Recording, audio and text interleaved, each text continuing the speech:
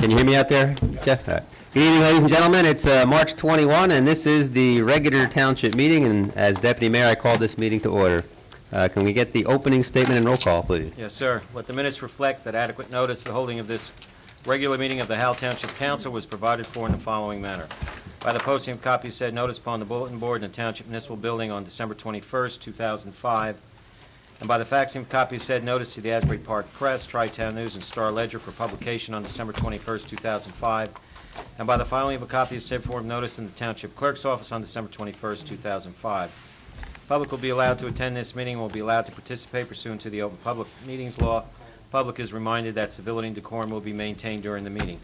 Any contracts awarded at this meeting or between now and the next meeting will be required to comply with requirements of the Public Laws of 1975, Chapter 127, NJAC 17:27. In addition, this meeting was also advertised for 6 p.m. in accordance with the Sunshine Law on Friday, March 17th. In accordance with the Fire Prevention Code, be advised that this facility is designed with 3 emergency exits for your safety. The locations are as follows. Upon exiting the meeting room to the rear, there are to immediate left and immediate right, in front of the meeting room to the left of the dais. Furthermore, smoking is not permitted in the municipal building. Please take note that this meeting is being videotaped for future broadcast on Howell Township TV 77. Roll call, please. Mr. Malabay? He's absent the chamber, but will be here shortly. Mrs. Showmaker? Present. Mr. Tabasco? Present. Mr. Walsh? Present. Mayor DeBella? He's also absent the chamber, but will be here shortly. Here we have a reason to go into executive session, Mr. Davis. That is correct. Would you like me to read the... I would like you to go ahead and read that Okay. information. Whereas Title 10, Chapter 4, Section 13 of the New Jersey Revised Statutes require that the public should not be excluded from any meetings of a public body unless a resolution authorizing such exclusion is adopted at a public meeting, and whereas the Township Council of the Township of Howell has determined that such a closed meeting is required to discuss certain matters which are exempted from consideration with the public in attendance of the New Jersey Revised Statutes 10:4-12, namely personnel, contract negotiations, litigation, and acquisition of property. Now therefore be it resolved by the Township Council of the Township of Howell that the public shall be excluded from the next portion of this meeting, and that the Township Council will reconvene in public session thereafter. Be it further resolved that minutes will be kept of the meeting in closed session, and the time and the circumstances under which the discussion conducted in closed session can be disclosed to the public cannot be determined at this time. Need a motion and second. So moved. Bob? Second. Roll call. Mrs. Showmaker? Yes. Mr. Tabasco? Yes. Mr. Walsh? Yes. Okay, so do we need a motion to adjourn regular while we go into executive? I just got a motion to go into executive session. That's what we did already, so we're okay then. All right, so we'll be in executive session, folks, till probably about 8 o'clock. See you then. All right, good evening, ladies and gentlemen. Welcome. I'm going to call the meeting to order. This is the March 21st regular meeting of the Howell Township Mayor and Council. I asked Mr. Davis if you would kindly read the opening statement, please. We did that, Mayor. All we need is the pledge. You want to do it again? We satisfied it earlier? Yes. Yes. Okay. I'd ask everyone please rise for a pledge of allegiance. Pledge allegiance to the flag of the United States of America and to the republic for which it stands, one nation, under God, indivisible, with liberty and justice for all. I'd ask that everyone remain standing for a moment. 2 comments. Last week, we had the passing of a gentleman named Michael Vina. Mr. Vina's firm and Mr. Vina personally served the municipality for more than 3 years in a variety of roles, primarily in engineering and planning, and did so most admirably. He leaves behind a wife and children. He was only 52 years old. I'd ask that we please have a moment of silence in thought and in memory of Michael Vina, and also that, as always, we please have a moment of silent observation in thought of all of the troops that are defending this country all over the world.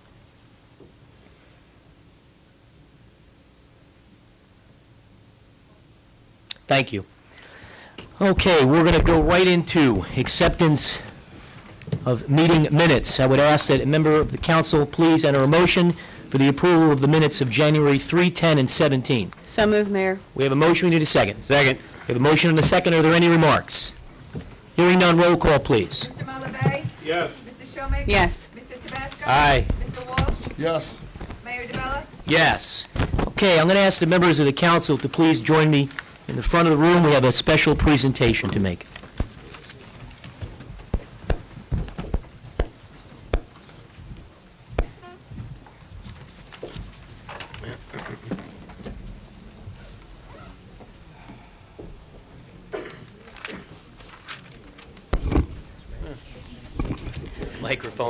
The microphone holder. Good evening again, ladies and gentlemen. I'd like to ask that we have come forward the Honorable Mr. Powers, the recent freeholder director, Thomas J. Powers, in fact. Mr. Director, would you please come forward? For those that probably don't know, or I should say many might not be aware of this because the name is so synonymous in Monmouth County, but Tom Powers recently retired as a member of the Board of Chosen Freeholders. And as the largest municipality in the county of Monmouth, we thought it was most appropriate and most fitting that we recognize the freeholder director for his many years of outstanding service to Monmouth County. Oftentimes, people who are public servants do their business, they do so quietly, they give of themselves, they take time away from their families, and then they sort of go into the next phase in their lives, and I don't know that we often do enough to say thank you. And so Howell Township wanted to recognize, in a very special way, a very special individual. And so we have a proclamation honoring Thomas J. Powers, and it reads as follows. Whereas for a near quarter century, the Honorable Thomas J. Powers served the people of the county of Monmouth as a member of the Board of Chosen Freeholders, having done so with distinction, honor, integrity, and foresight. Elected to 8 consecutive terms, Freeholder Powers culminated his illustrious career as the director of the board. And whereas during his tenure as a member of the Freeholder Board, Director Powers was involved in virtually every major accomplishment in Monmouth County from 1981 to the present. During his term, the county park system flourished. Open space and farms were preserved at record rates, and the county bond rate was one of the finest in the nation. And whereas Director Powers was personally responsible for overseeing major portions of the county government, including public works, engineering, the Division of Highways, Bridges, Buildings and Grounds, Traffic Safety, the Central Motor Pool, and the Shade Tree Commission. And during his tenure, the county infrastructure flourished, ensuring that the people of Monmouth County and Howell Township were well protected, served, and represented. And whereas prior to serving on the Freeholder Board, Director Powers was local mayor and councilman in Matawan Township. And whereas aside from his elected office, Director Powers gave of himself in a variety of groups and civic causes. This includes membership of the Bayshore Mayors Association, the Human Services Advisory Board, the International Association of Approved Basketball Officials, the Knights of Columbus, the New Jersey Association of Counties, where he was president in 1992, the North Jersey Transportation Coordinating Council, and the Brookdale Community College Board of School Estimates. And whereas Director Powers served his country in the United States Army in the Special Services Unit, and whereas Director Powers is a devoted husband, father of 6, grandfather of 17, married to the lovely Barbara for 45 years, Director Powers has been able to have a successful career in private industry, in public service, and still have time for his family being at the center of his life. And whereas Director Powers is very engaged in the Irish-American community, anyone could guess that, right? In the Irish-American community of central New Jersey, as a member of the Friendly Sons of St. Patrick, he was named Irishman of the Year by the Friendly Sons of Shillelagh. And whereas over the course of his distinguished career as a freeholder, Director Powers supported many projects that were beneficial to the people of Howell Township. And throughout his tenure, Director Powers was an advocate for Howell Township, its residents, and worked to advance the issues important to our community. Now, therefore, be it resolved that it is fitting and appropriate that the largest community in Monmouth, in terms of, obviously, land size, second in population, hereby thanks and pays tribute to Director Powers for his extraordinary accomplishments and devotion to the people of the County of Monmouth and the Township of Howell.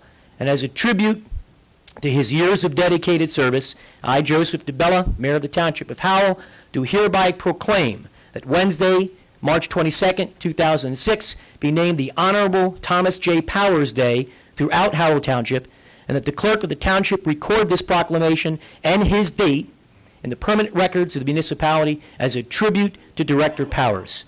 Mr. Director, thank you very much for your years of service. say something if you like.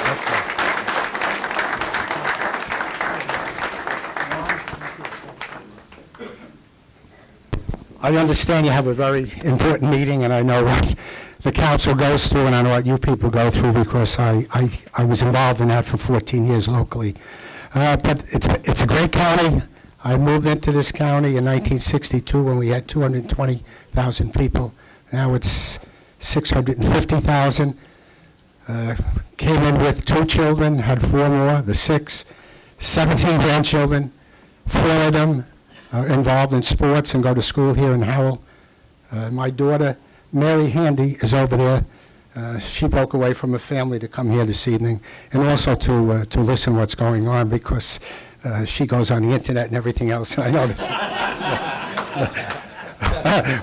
Fortunately, when I was in local government, we didn't have that, at that time. But it's been a pleasure to serve the county. It's been a pleasure to be involved with the people in Howell Township. You were very good to me, very good to me. Every time I ran, I won by a large margin, and it's because of you people, and I thank you, and I thank you for everything you're going to do in this town for my grandchildren. Thank you very much. Thank you very much.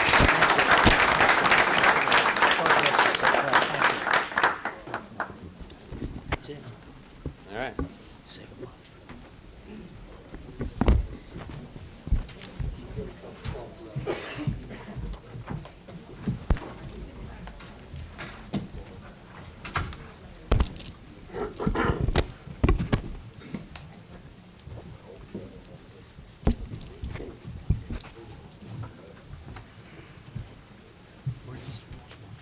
Want to get coffee? You right now.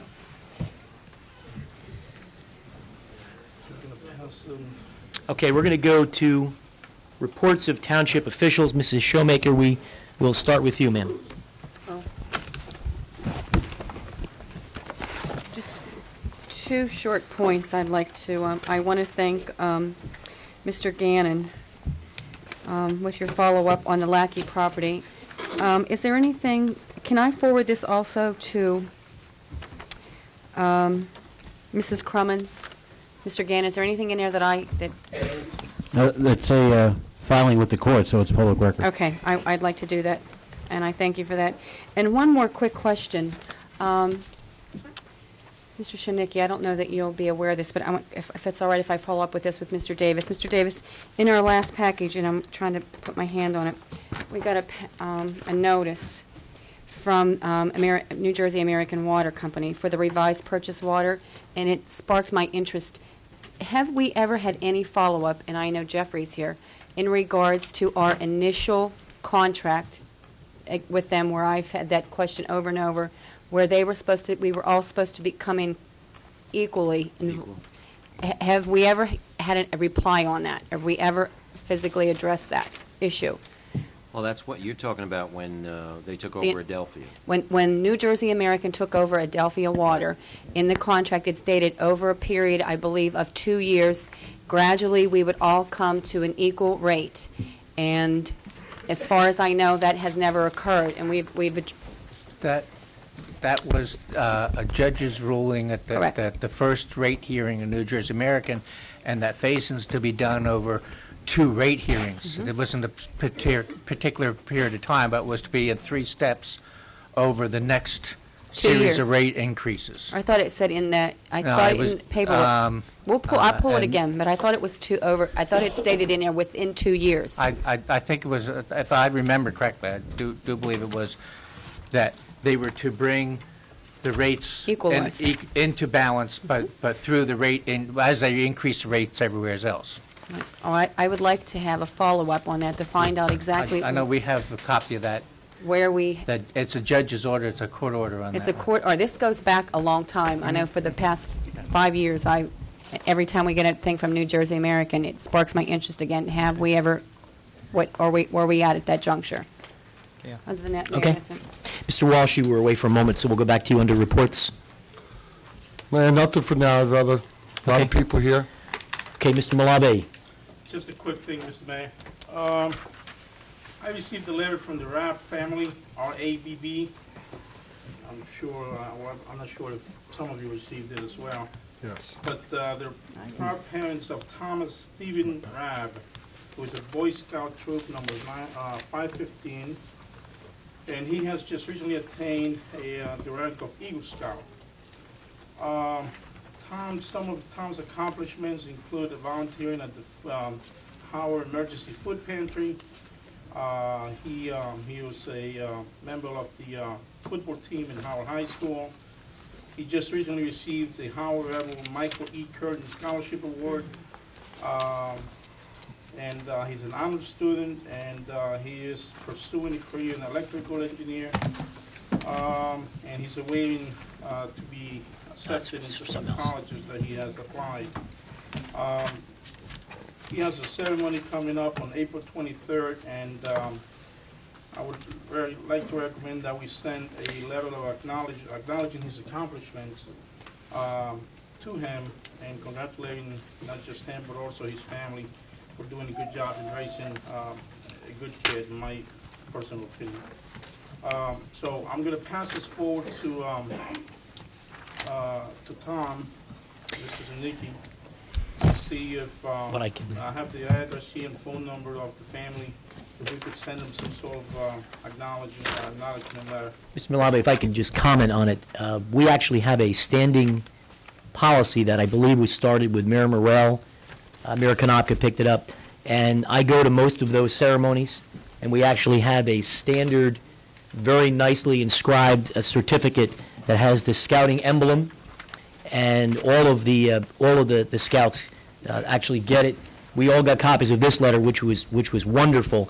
In fact, this month alone, we have 4 young men who actually attained the rank of Eagle Scout, and we present all of them with a very nice certificate on behalf of the township, and in many instances, they ask one of the members of the governing body to go, and we got the letter from Steve and Colleen Rabb, and we're going to be absolutely certain that that young man, along with, if I could, Robert and Karen Maney, wrote about their son Robert, also from the same troop, and also Peter and Mary Ellen Corona wrote about their son, Christopher, and a third, not to be outdone, Thomas A. Smith, also from that troop. So they had a great month.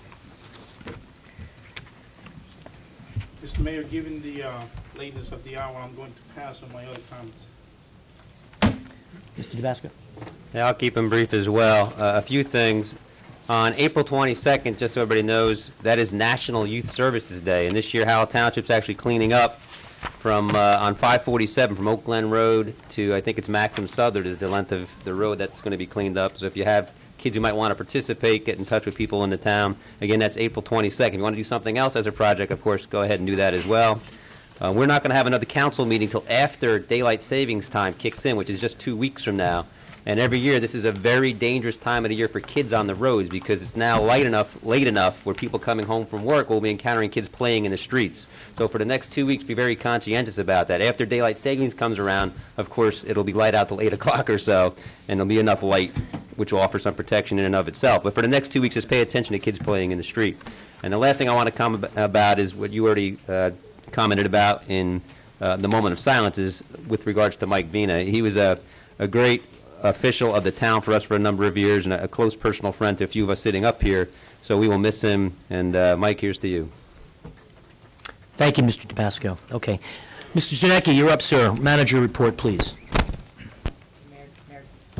All right, now it's working. There you go. Just a few house cleaning items.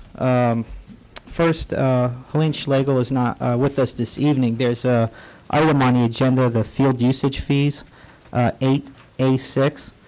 I'll give you, I've been asked to provide the council with some background on that for discussion purposes.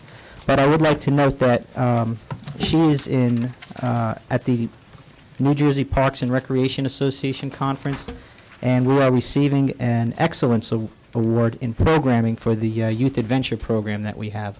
Great. So congratulations to that department and the Recreation Committee. The second item of housekeeping I just want to point out is council has, with respect to the hotel ordinance, council had indicated some changes last time at the public participation meeting, and there was some comment from the public, which may have resulted in additional changes. So nevertheless, because the attorney had indicated that those changes were substantive, that ordinance has to be reintroduced. We don't have an ordinance to reintroduce tonight. So should council proceed with the matter, it would be reintroduced in the April workshop meeting. Okay. So basically, tonight, once we get to that, I think the council's pleasure was to just receive more public comment on the item. In terms of the agenda, there's going to be a brief presentation from on your agenda from Tiffany Boland regarding the Environmental Center. She was not able to make it, but Imad from HACBM, the architecture firm working on that project, is here. He'll give a brief overview along with Mr. Davis, who initiated that project.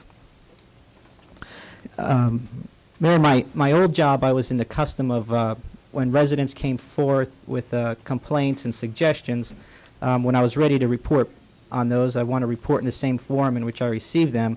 So if council doesn't mind, I'd just like to note a few things. Please. There was a request to add a programming calendar for public meetings to Channel 77.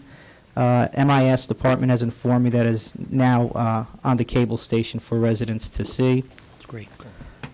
There was a complaint at the last meeting about the possibility of a supermarket in town not providing adequate handicap parking stalls. Based on our inspections, we believe that was a great catch by the resident, and we are setting up a meeting with store management next week, but we verified indeed that those stalls weren't to code. There was a concern about revaluation, consistency in terms of checking basements. Realty appraisal was asked to make sure all the inspectors paid close attention to having consistency with respect to inspections. I was shown an inspection card, and on that inspection card, there are certain systems that in some homes, even in the same neighborhood, might be located upstairs or in the basement, and on that particular inspection card for that system, they have to note it. So in some cases, I was told the inspector would go in a basement if that system, let's say a water heating system or something, was located there. So that may be one reason why, but nevertheless, they were told to please make sure they're consistent. And just a final point is that let council know that instructions for hooking up to the Route 9 sewer project have been mailed out to the impacted area. Wonderful. Okay, good. And that's it for my report. Thank you. Okay, Mr. Davis, you have anything under clerk's reports? No, sir, not at this time. Okay. So next up, we have 5B. This is a discussion, Green Acres grant the Howell Township Environmental Center. What's that? Do you have any comments on your own? No. Yeah. Okay, and you had said this Imad, yes, from HACBM is What's here. his last The What's his last name? Abu Sabi, correct? Okay. If you wouldn't mind, sir, if you just introduce yourself and benefit of the residents and, yes. We actually have the wireless. We have the wireless. Terrific. I think they got the 9-volt battery for it. There you go. Good evening, sir. If you just introduce yourself. My name is Imad Abu Sabi, Vice President of HACBM. We're architects and engineers.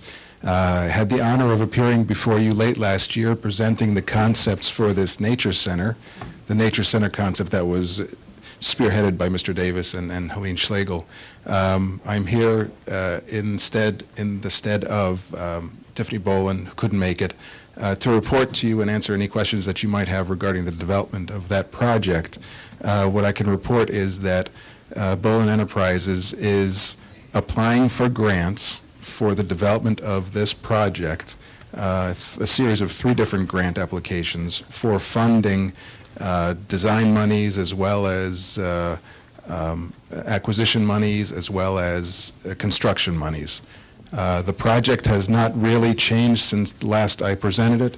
It's a building of about close to 10,000 square feet. We prepared elevations describing the general configuration of the facility to be located near Echo Park. That is very correct, Mayor. What is required tonight, the reason it's back on the agenda is that since we are applying for a Green Acres grant, part of that process is we need a public hearing on this particular grant application for this facility.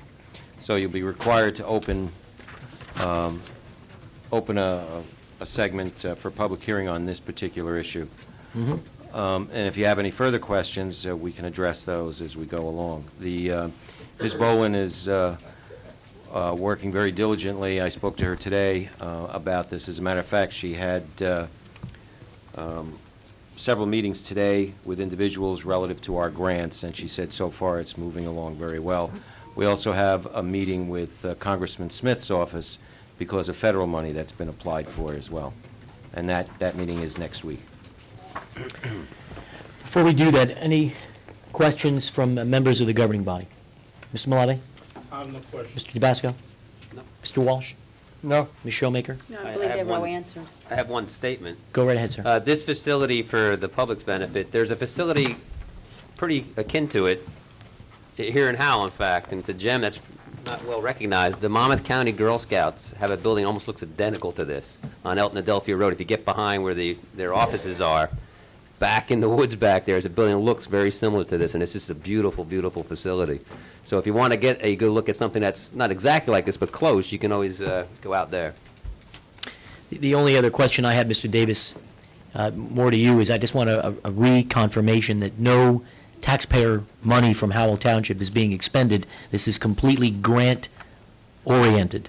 That's the way we're going. Okay? If we, at a future date, if we've exhausted all possibilities, we'll come back to you and let you know then. All right, so for the now, benefit, I'm sorry. The plan is grants. So for the benefit of the public, the hearing is on a grant application of how much, to whom, and for It's what to Green portion of the Acres. project? It's to Green Acres. I believe this grant application is $75,000, and I think that's for the design and specifications of the building, and that's what we're applying for. And there's no matching requirements? No, sir. Okay. So we're going to have a public hearing on the Howell Township application to Green Acres, in the amount of $75,000 for design and specifications in conjunction with the proposed Howell Township Nature Center. So I'm going to open the meeting to the public. Anyone who'd like to be heard for or against this particular grant application, please come forward. Anyone who'd like to be heard, please come forward. Okay? Welcome. If you just give us your name and address for the record, please. Suzanne Weitengruber, 25 Princeton Drive. Welcome, Mrs. Feldman. Was this advertised as a public hearing tonight?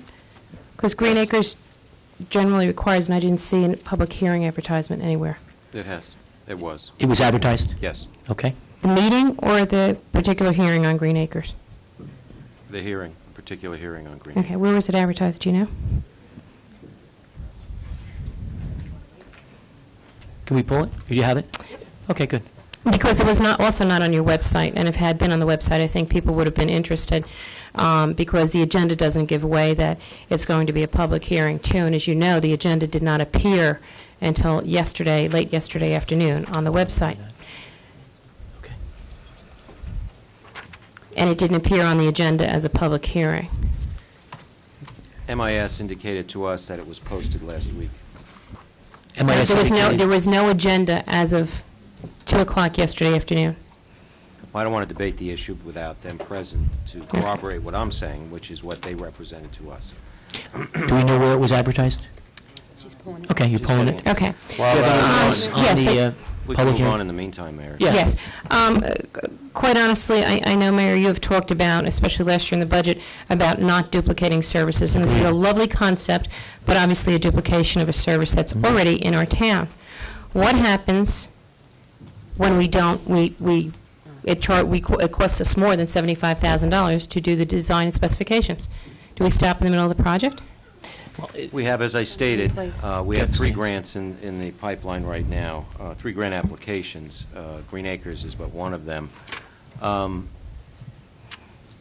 What happens when you don't get the grants to build this and the taxpayers have to come back and pay for Well, a duplication of services? I think I said... You said you'd come back. We will exhaust all grant opportunities. If we find that the grants that we can secure are insufficient, we will come back to the council at that point in time. Okay, but you could see it conceivably start, do a design, maybe even have a cost overrun on a design, could start building, have cost overruns, and then somebody's going to have to pay, otherwise we're going to have an empty building. I think it behooves the council to make sure that all those things are in place before you start. It's one thing to apply for a grant, but before you start doing designs and specifications, make sure you have the actual money to build it, because it all comes back in the form of principal and interest on our debt service. What kind of calculations have been done, if any, on the cost of maintenance as well as the labor cost to run this? If I can interject one moment, Mr. Davis, you may want to get the minutes from the meeting where Tiffany Bowles was here and gave all that presentation and answered most of those questions in writing. I think Mrs. Schlegel did as well. Yeah. She was also present. Well, Mrs. Weingruber's here now in the Well, public this is a hearing. public hearing. So We'd like to hear in the response answer. to her question with respect to anticipated expenses for management of the building, cleaning of the building needs to be open. Maintenance, Granted, I air know conditioning, many things, paint. Mayor, but I do not have that at the tip of my tongue as to what the cost and maintenance. It's a public Okay. hearing, I shouldn't have to pay for the information to get it. I didn't say you had to. No, I would I be think... more than You happy do to request supply it these to you. days, you have to pay for it. I'd be more than happy to supply I it think to you. that as it relates to the hearing, it's on whether or not we should continue to go for this $75,000 grants. All of Mrs. Weingruber's questions are appropriate. They're all questions we've all asked along the way. Right. And I don't want to speak with the council, and speaking for myself, I've made it pretty clear that if there isn't grant money, I would not vote for a single nickel of taxpayer dollars to go for it. If you get this So- grant before you get the other grants, are you going to proceed with the design and specifications? You have to have it. Well, I think we, go ahead, Mr. Davis, I this is your think that's project. the plan. So to We have a proceed with the grant. design and specifications, whether or not you get the other grants? Well, it's good to, wouldn't you think it would be a good idea if we have grant money to pay for that we get the design and specs done? Well, if you even don't we have the money get- to build it, it makes very little sense to, because most That doesn't Green mean we will Acre, never have and that. this is a grant, not a loan, correct? It's a grant. And most grants still require a 25% match. Yeah, this one did not require any matching. Okay. But I think in fairness, from a process perspective, we're going to pursue this grant money before any shovels were to go in the ground, which is a very, very long way off. We need to have absolute confirmation that the next levels of funding that did not come out of the tax rolls of Howell Township would need to be secured in the bank, ready for checks to be written before anything further would proceed. Okay. And not to belabor the point, but why the duplication of services? What's the duplication? I don't. The fact that the county has, we talked about this, the fact A that the mile county away. has their center at the reservoir. I mean, I think there were some differences. In fairness, and you're closer to this, I think there were some differences in terms of the services that would be provided here, but you should elaborate, Mr. Davis. Right, there are facilities there. We're also, the plan is to partner with Rutgers for an environmental laboratory and to have various programs in conjunction with Rutgers for school children, as well as offer that same laboratory to our Environmental Commission, which serves two purposes because they were seeking a laboratory of their own for stream Test lab. testing. And it's to assist in showcasing Echo Lake. And it's a balance to the other side of the lake, which has the other building. I think the other piece that, you didn't mention, but it's important, is we've gotten a lot of feedback from the Grange. I was just going to say, I would Yeah. hope that if you're Yeah. going to partner with all those, you would think about partnering with Yeah, the Grange This first. includes having a public gardens for... And give them in some fact, office for that space or purpose. whatever they need. That's correct. One at a time, one at a time. So the intent is, in fact, if you can look at the front of that Right. visual, all of those As green I said, boxes... I won't belabor it, but I'm glad to hear that it is, that you're thinking about giving space to the Grange. Mr. Davis, can I have those reports? And you assure me I don't have to pay to see them, since it should be That's fine. information? And Yeah. you will get them out in the mail to me tomorrow, Yes. the next day? Yes. Thank you. Terrific. Thank you, Mrs. Weingruber. Anyone else who'd like to be heard on this grant hearing? Ms. Woolman, did you happen to locate where this was published? Would you please? It's okay. Go I ahead, sir. have it. Asbury Park Press on March 6th and Tri-Town News on March 2nd. Thank you. I don't think she heard you. She Ms. Weingruber, it was advertised in the Asbury Park Press on? March 6th and March 2nd in the Tri-Town. Terrific. Thank you very much. Hey, Ms. Woolman, Bruce and Ms. Davis. Penny, what's the ordinance number going to be for this? 06-21, 06? What are we going to call this? Just a resolution? Yeah, it's not an actual ordinance, it's just a hearing. No, of we the just grant need the hearing. application. Right. Okay. Anyone else who'd like to be heard on this grant application, this Green Acres grant application that you just stepped inside for $75,000? Okay, seeing no one else, I'll close the public portion. Mr. Davis and or Mr. Zanicki, what action do we need to take? Do we need a roll call? Motion in a second? You conducted the hearing, you properly opened it and closed it. I would like a motion second, a roll call, basically giving us authorization to apply. Okay. I'd ask a member of the council to introduce a motion authorizing Township of Howell to apply to Green Acres for a grant non-matching requirement of $75,000 for design and specifications for the potential nature center. So moved. Second, We have Mayor. a motion and a second. Are there any remarks? Hearing none, roll call, please. Mr. Malabay? Yes. Mrs. Showmaker? Yes. Mr. Tabasco? Yes. Mr. Walsh? Yes. Mayor DeBella? Yes. Okay, we're going to go to hearings of citizens. This is on non-agenda items. Could somebody grab the sign-in sheet? Mr. Nunziata, would you mind terribly just grabbing the sign-in sheet for us, or whomever? Got up, Tate.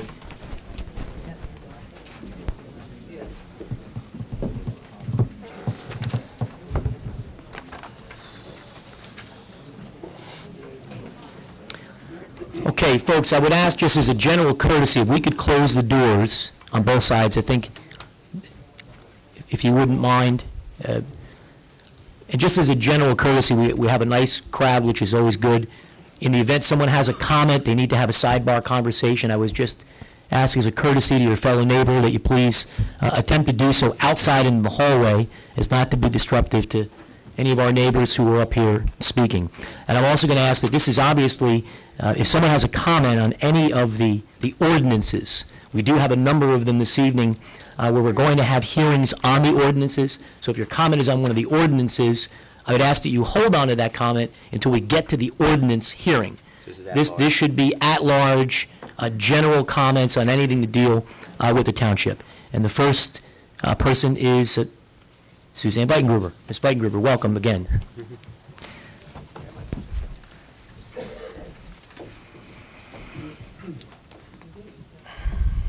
And for the record again, Suzanne Weitengruber, 25 Princeton Drive. I have three very quick issues I'd like to address tonight. First one is on FEL, and I have several questions that I don't know, perhaps maybe the manager or attorney want to answer at the end.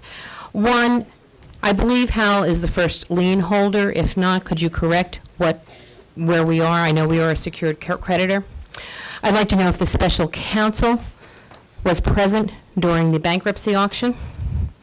And if he was, did he have the authority to bid the lien up to the $4 million?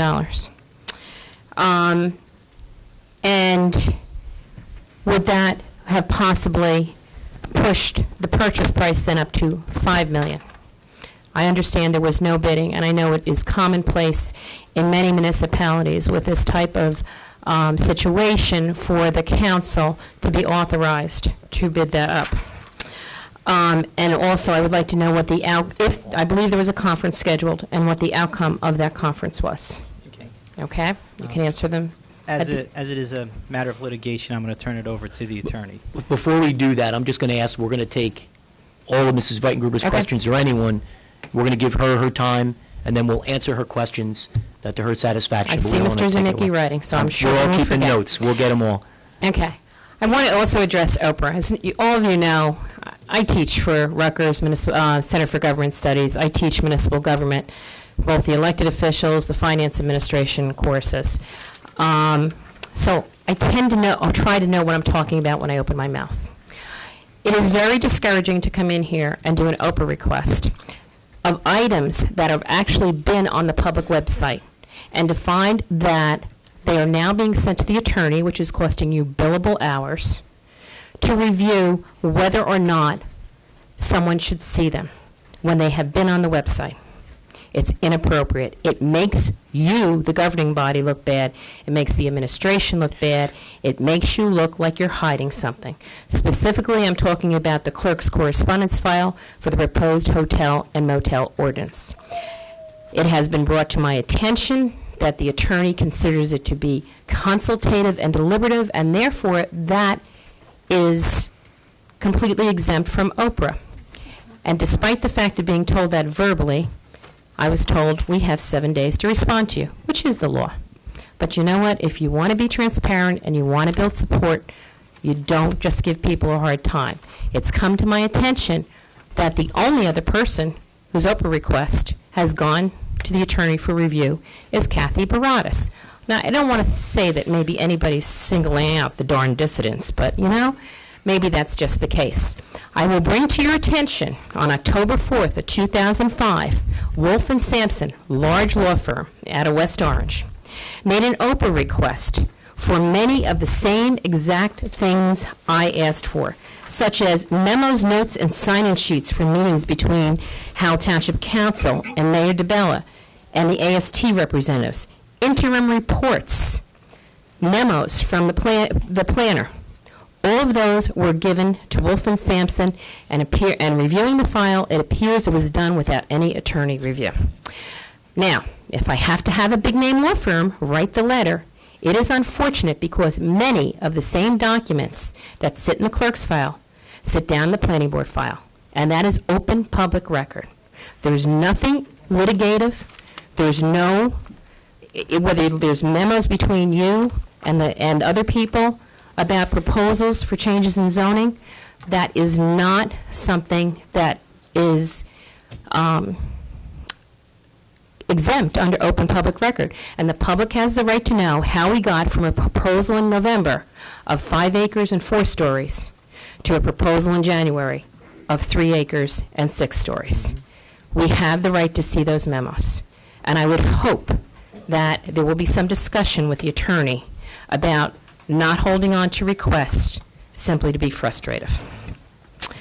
And I hope that request will be promptly answered because I can come in and read it tomorrow. Finally, I have something that's of a little bit difficult nature. We had a discussion on Friday, Mayor, on the phone between you and I. There was a very unfortunate incident about a month and a half ago at this point of an email. And in that email, not only was an accusation made against Mr. Walsh, but there was an accusation of an unnamed, politically active, unnamed female who has great influence with the police. I believe that's the way it was worded. Some individuals have suggested that there's very few politically active females who are also close to the police department. And I probably fall into that, maybe one of 3 people. I asked you a question, and I'd like you to answer it in public. And I asked you who the unnamed female was. You stated to me that it was not me. Would you please repeat that for the public? It was not you, Ms. Weitengruber, and this is not the Thank you. forum to talk about it. Now, let's get back to, do you have any other questions? Still my time.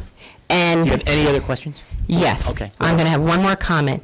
It is appropriate because the public has a right to know, and I have informed the appropriate parties that should my name be included in that report, and it is released, I would like it released unredacted, and I would have no objection to the report being released, because obviously, if it is, I'm not going to be a happy camper.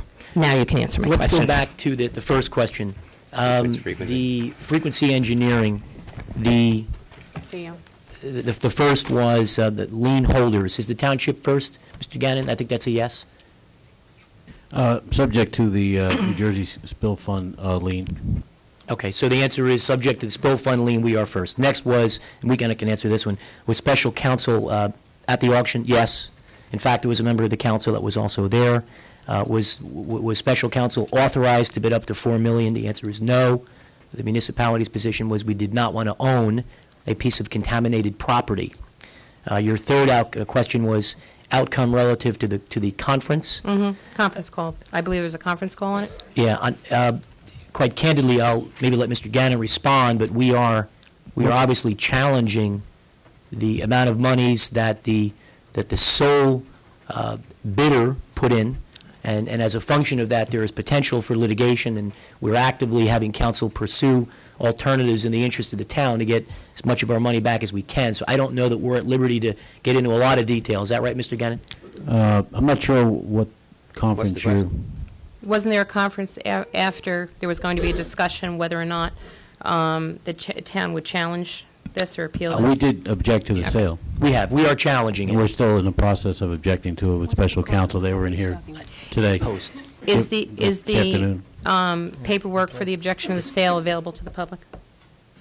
Yeah, I would Maybe believe correspondence, I mean, I could go to the bankruptcy court if and it's get it. filed with the bankruptcy court, it's a public record. Okay, Okay. but can we get it here rather than riding all the way over Trenton?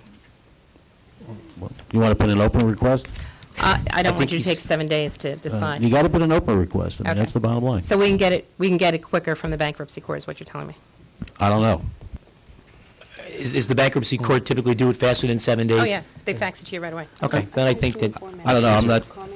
I'd like to get a bankruptcy judge in here to swear to that, but I don't. when they're you know. done, Okay. when we're done. All Okay. right. And then the last is, Mr. Davis, I'm not certain if you're prepared to respond to it tonight. Perhaps you can look into it and get back to the council on your decision. We're not involved in that, but the clerk's decision with respect to what's permissible to be released, what's not. I'm certainly. It's not in the clerk's hands, it's in the attorney's hands. And Okay. quite frankly, you have a clerk of 25 years who does know his business as a clerk, and he should be able to make that decision without being subjected to sending it over to the attorney. All right, does the council agree we should have Mr. Gannon, Mr. Zunecki, Mr. Davis talk about this particular inquiry and report back to us on our process and management and when it becomes public and when it's It not? was forwarded to me today, Okay. and I believe, I didn't know exactly what the request was, so then it had to be sent back to me, and I'm going to review it. And I have to review all requests where the clerk has a question with regard to whether there's a document that may prejudice, say, litigation, a document that is... There is no litigation. I hope. Well, that's incorrect. Hold on, Hold let's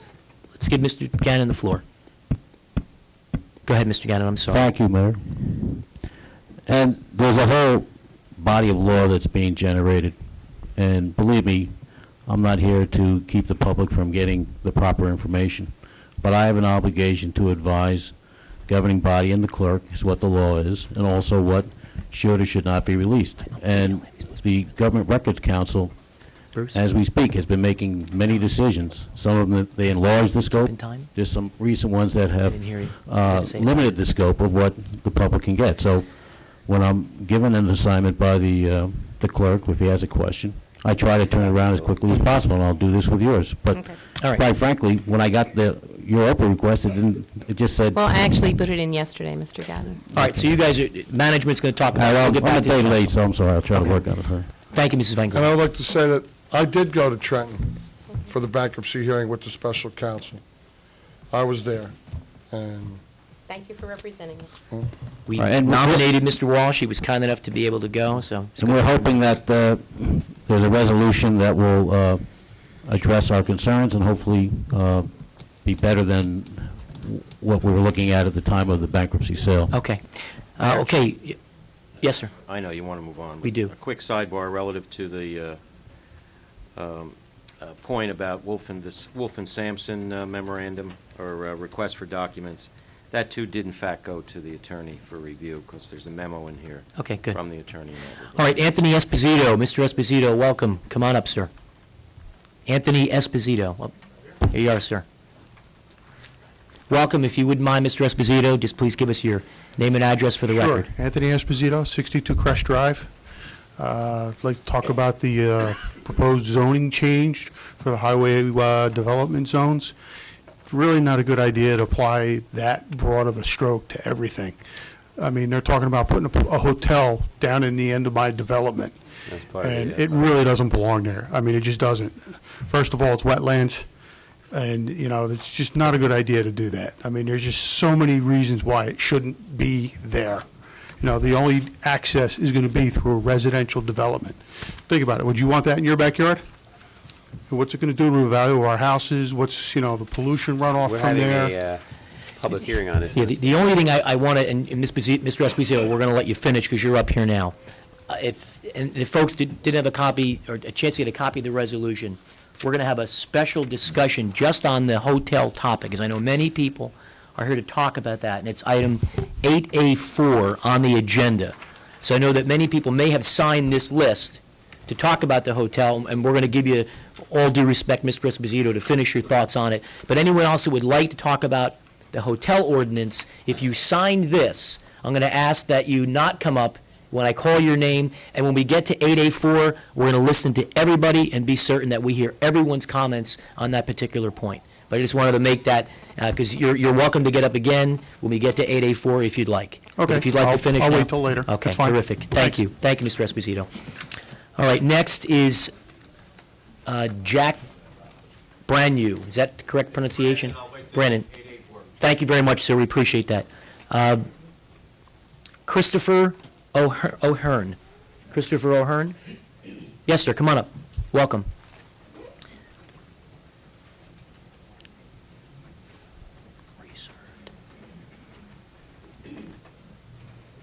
Good evening, Mr. O'Hearn. If you wouldn't mind, if you'd just give us your name and address officially for the record, and thanks for coming out. My name is Chris O'Hearn. I'm at 22 Hearth Court. I wanted to talk about the hotel, but I also wanted to talk about, I guess it's at the end of this month that you're going to put the barriers in place in the Winston Park. Winston Park. That's right, sir. Can I ask you a favor, Mr. Hearn, just so the people in the back can hear, if you'd pull that microphone as There you go. close as Okay. possible. Thank you. And at the last meeting, I read in the Howell Times that folks in Candlewood would like something similar done in Glen Arden development, which is off of Aldridge Road. The Glen Arden Horseshoe is just like a racetrack. It's not much different than what goes on in Winston Park. And there was talk a while back about putting in a stoplight at Glen Arden and the road right across going. If you put that stoplight in and put up a barrier at the other end of Glen Arden, it can keep people from using Glen Arden as a racetrack. Or put more police out and issue more speeding tickets. The speeding ticket on the speed limit on Glen Arden is 25 miles an hour. Very few people, unless they're walking, do that. You're right. If they're coming from Jackson to get to Route 9 and skip the bottleneck, if they're going less than 40, I'm surprised. So I would like for the council to consider that. Put the stoplight in at one end of the horseshoe and block the other to, for the same reasons that you're doing it in Winston Park. Okay. Thank you, Mr. O'Hearn. Mr. Zunecki, would you please have a conversation with traffic safety on Mr. O'Hearn's observation? Will do. Terrific. Okay. Mr. Carl Wisner. Welcome, Mr. Wisner. You got it. Thank you, sir. Ms. Wisner, the same. Okay. Albert Hurley. Same. Mr. Hurley. Tim O'Brien. Okay, thank you, Mr. O'Brien. Constantine Vasilis, and I apologize if I'm pronouncing that wrong. Constantine Vasilis, perhaps? Probably on a hotel, too. Okay, if he's outside, okay, it was on the hotel issue, so we'll come back. Mr. John Librio. Welcome, Mr. Librio. Come on up, sir.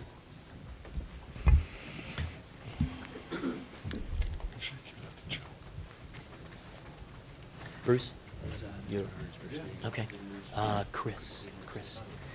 Good evening, Mr. Librio. Welcome. Hello, Mayor. Just please give us, as always, your name and address for the record. John Librio, 35 Starlight Road, Oakland Community. First of all, Mr. Zanicki, thank you for being so expedient on my suggestions. I appreciate that. Thank you for bringing them up. Thank you.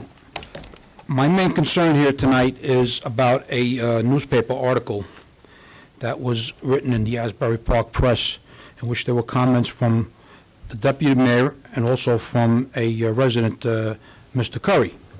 I'd like to speak about Mr. Curry first, being that he's a representative of this town as a planning board member and as a committee person on the Gypsy North Committee, okay, and making those comments in the paper about residents, calling us naysayers, lunatics, and fools is uncalled for by a representative of this town, Mr. Malave.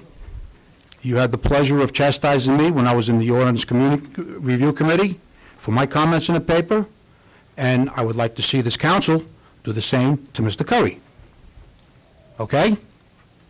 What's good for one is good for everybody else. And as far as your comments, Mr. Deputy Mayor, could you please elaborate on what you meant by your statements in that? Sure, I'll first ask you to finish whatever Yeah, the else only you thing, might have, and then I'll... what we're going I'll to try and do, Mr. Librio, is, in deference to you, all your questions, we're going to answer them. We want to give you time to get all your comments out. When you're finished, we'll then answer each of your question one by one to your satisfaction. I'm done. Okay, so your question is to Mr. Tabasco then? Right. Terrific. Just to stay in context, what that discussion was about that night, just like we're doing now, is with regards to at-large comments, not necessarily to hearings of ordinances. And what we were talking about is the fact that this is a business meeting, and we are elected to represent the majority of the 52,000 people in this town. And Joe had brought it up that night that it maybe isn't in the best interest of everybody here in Howell Township for us to be making major decisions at 12:30 in the morning, or 1 in the morning, or 1:30 in the morning. So the discussion centered on how do we get a handle on reducing the length of the meeting. So we discussed it amongst ourselves, and first and foremost, people have to understand that this is a business meeting. This is where we do the business of the town. So yes, the public does have a right to participate in each and every meeting, but that does not mean that each individual has the right to make the meeting longer than it necessarily needs to be. And it's specifically to at-large comments.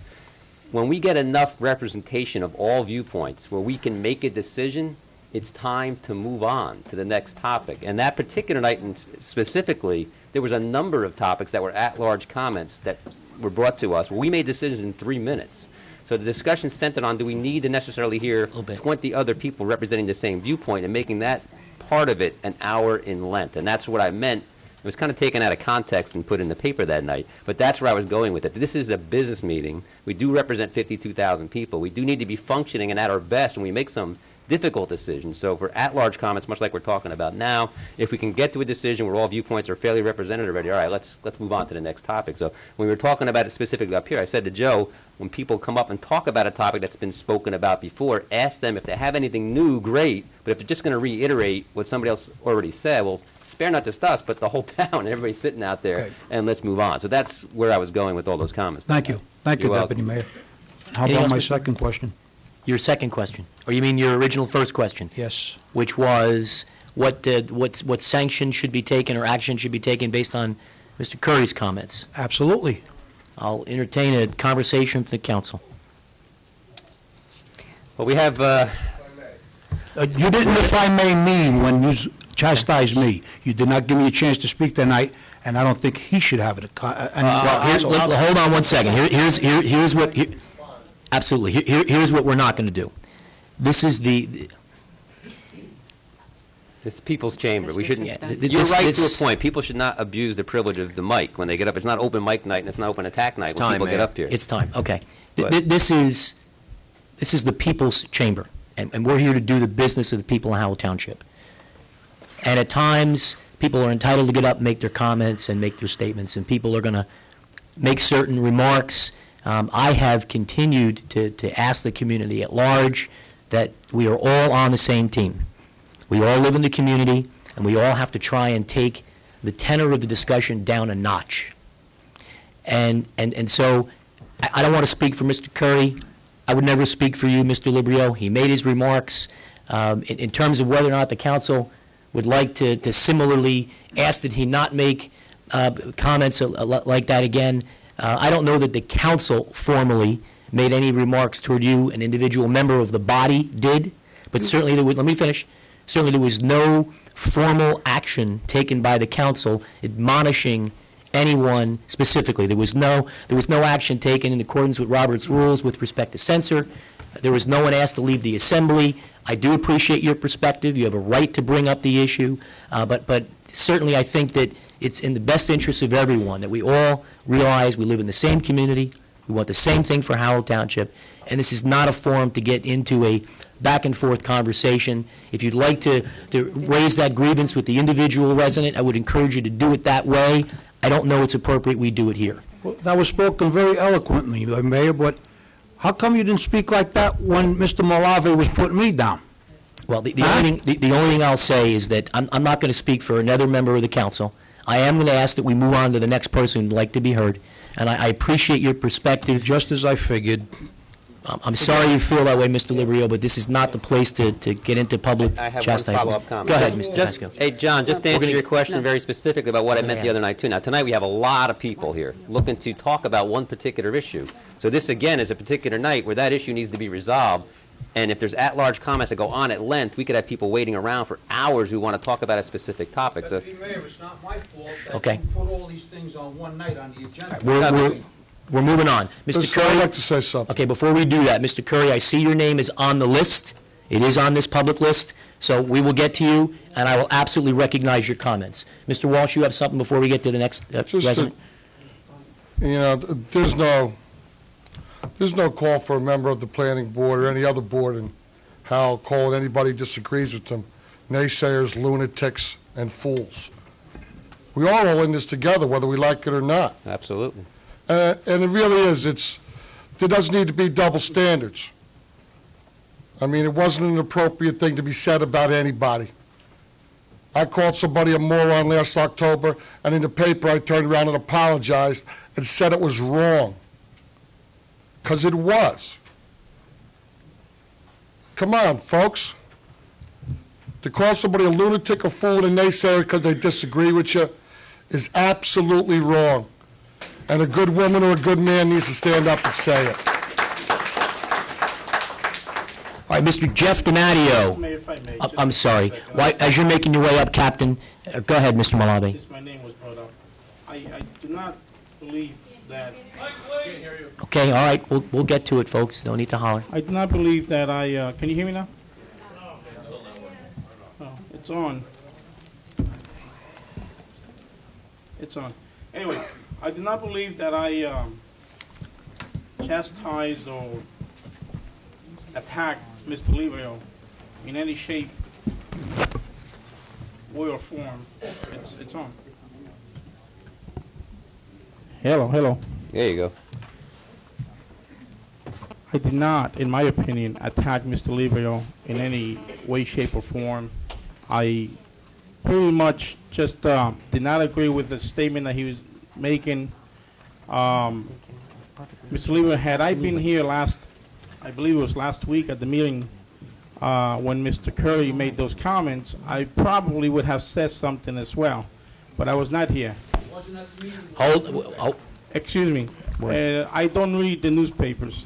I stay away from especially the Tri-Town and the Asbury Park Press. So I do not read those newspapers. I have no reason to, other than the sports section, perhaps. So had I been here present when those comments were made, I might have said something.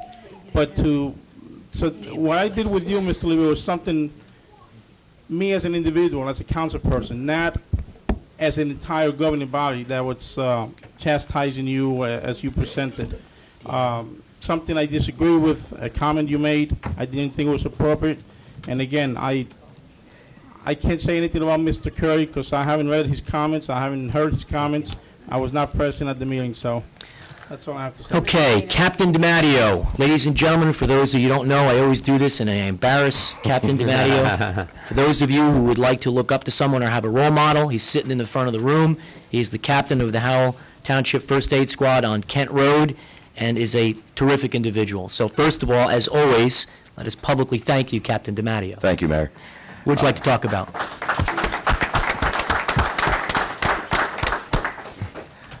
I had something to say on ordinance concerning the first aid squad. We already have one first aid call going. I might have to leave if we get We another one. understand. So then your case, I'd like permission just to say. Go right something real ahead. quick.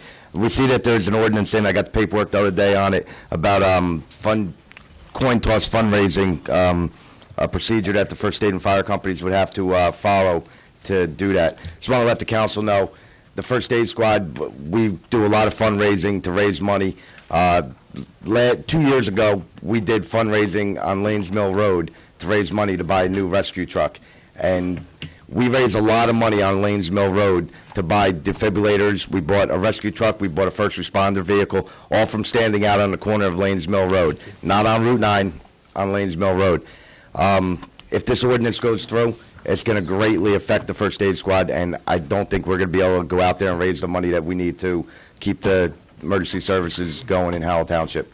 Last year, we raised about $28,000 there.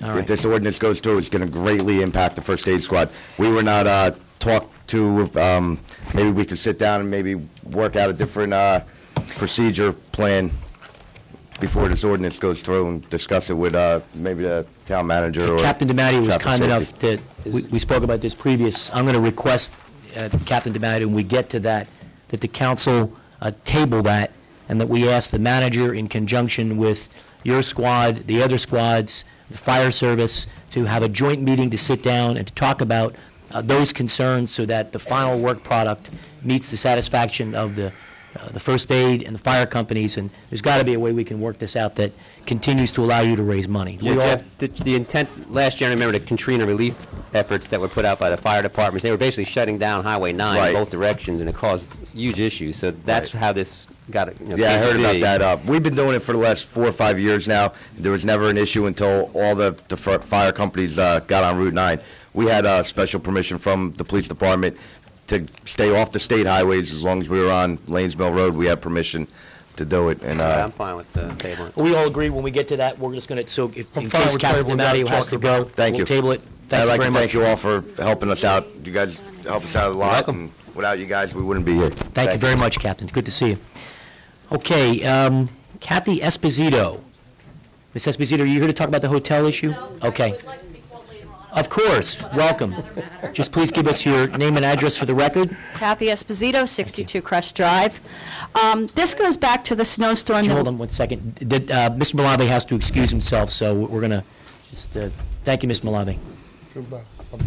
He's feeling under the weather, so he came out here tonight to make sure we had a quorum, so hope you feel better, Mr. Malave.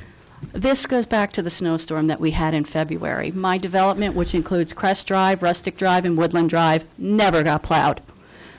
And it seems like we have a lack of services in that development, whether it be snow removal or whether it be the condition of the roads. Your patch and Band-Aid job is not going to work much longer. Those roads are atrocious in there. You've got little children that ride bikes. Yes, the patch job has just been done recently, but you know what? Frost heaving's going to pull it up. It's not going to last long. Somebody's going to hurt themselves. Not only that, there's an issue where there's several water covers are missing in that development. They have been missing for several years.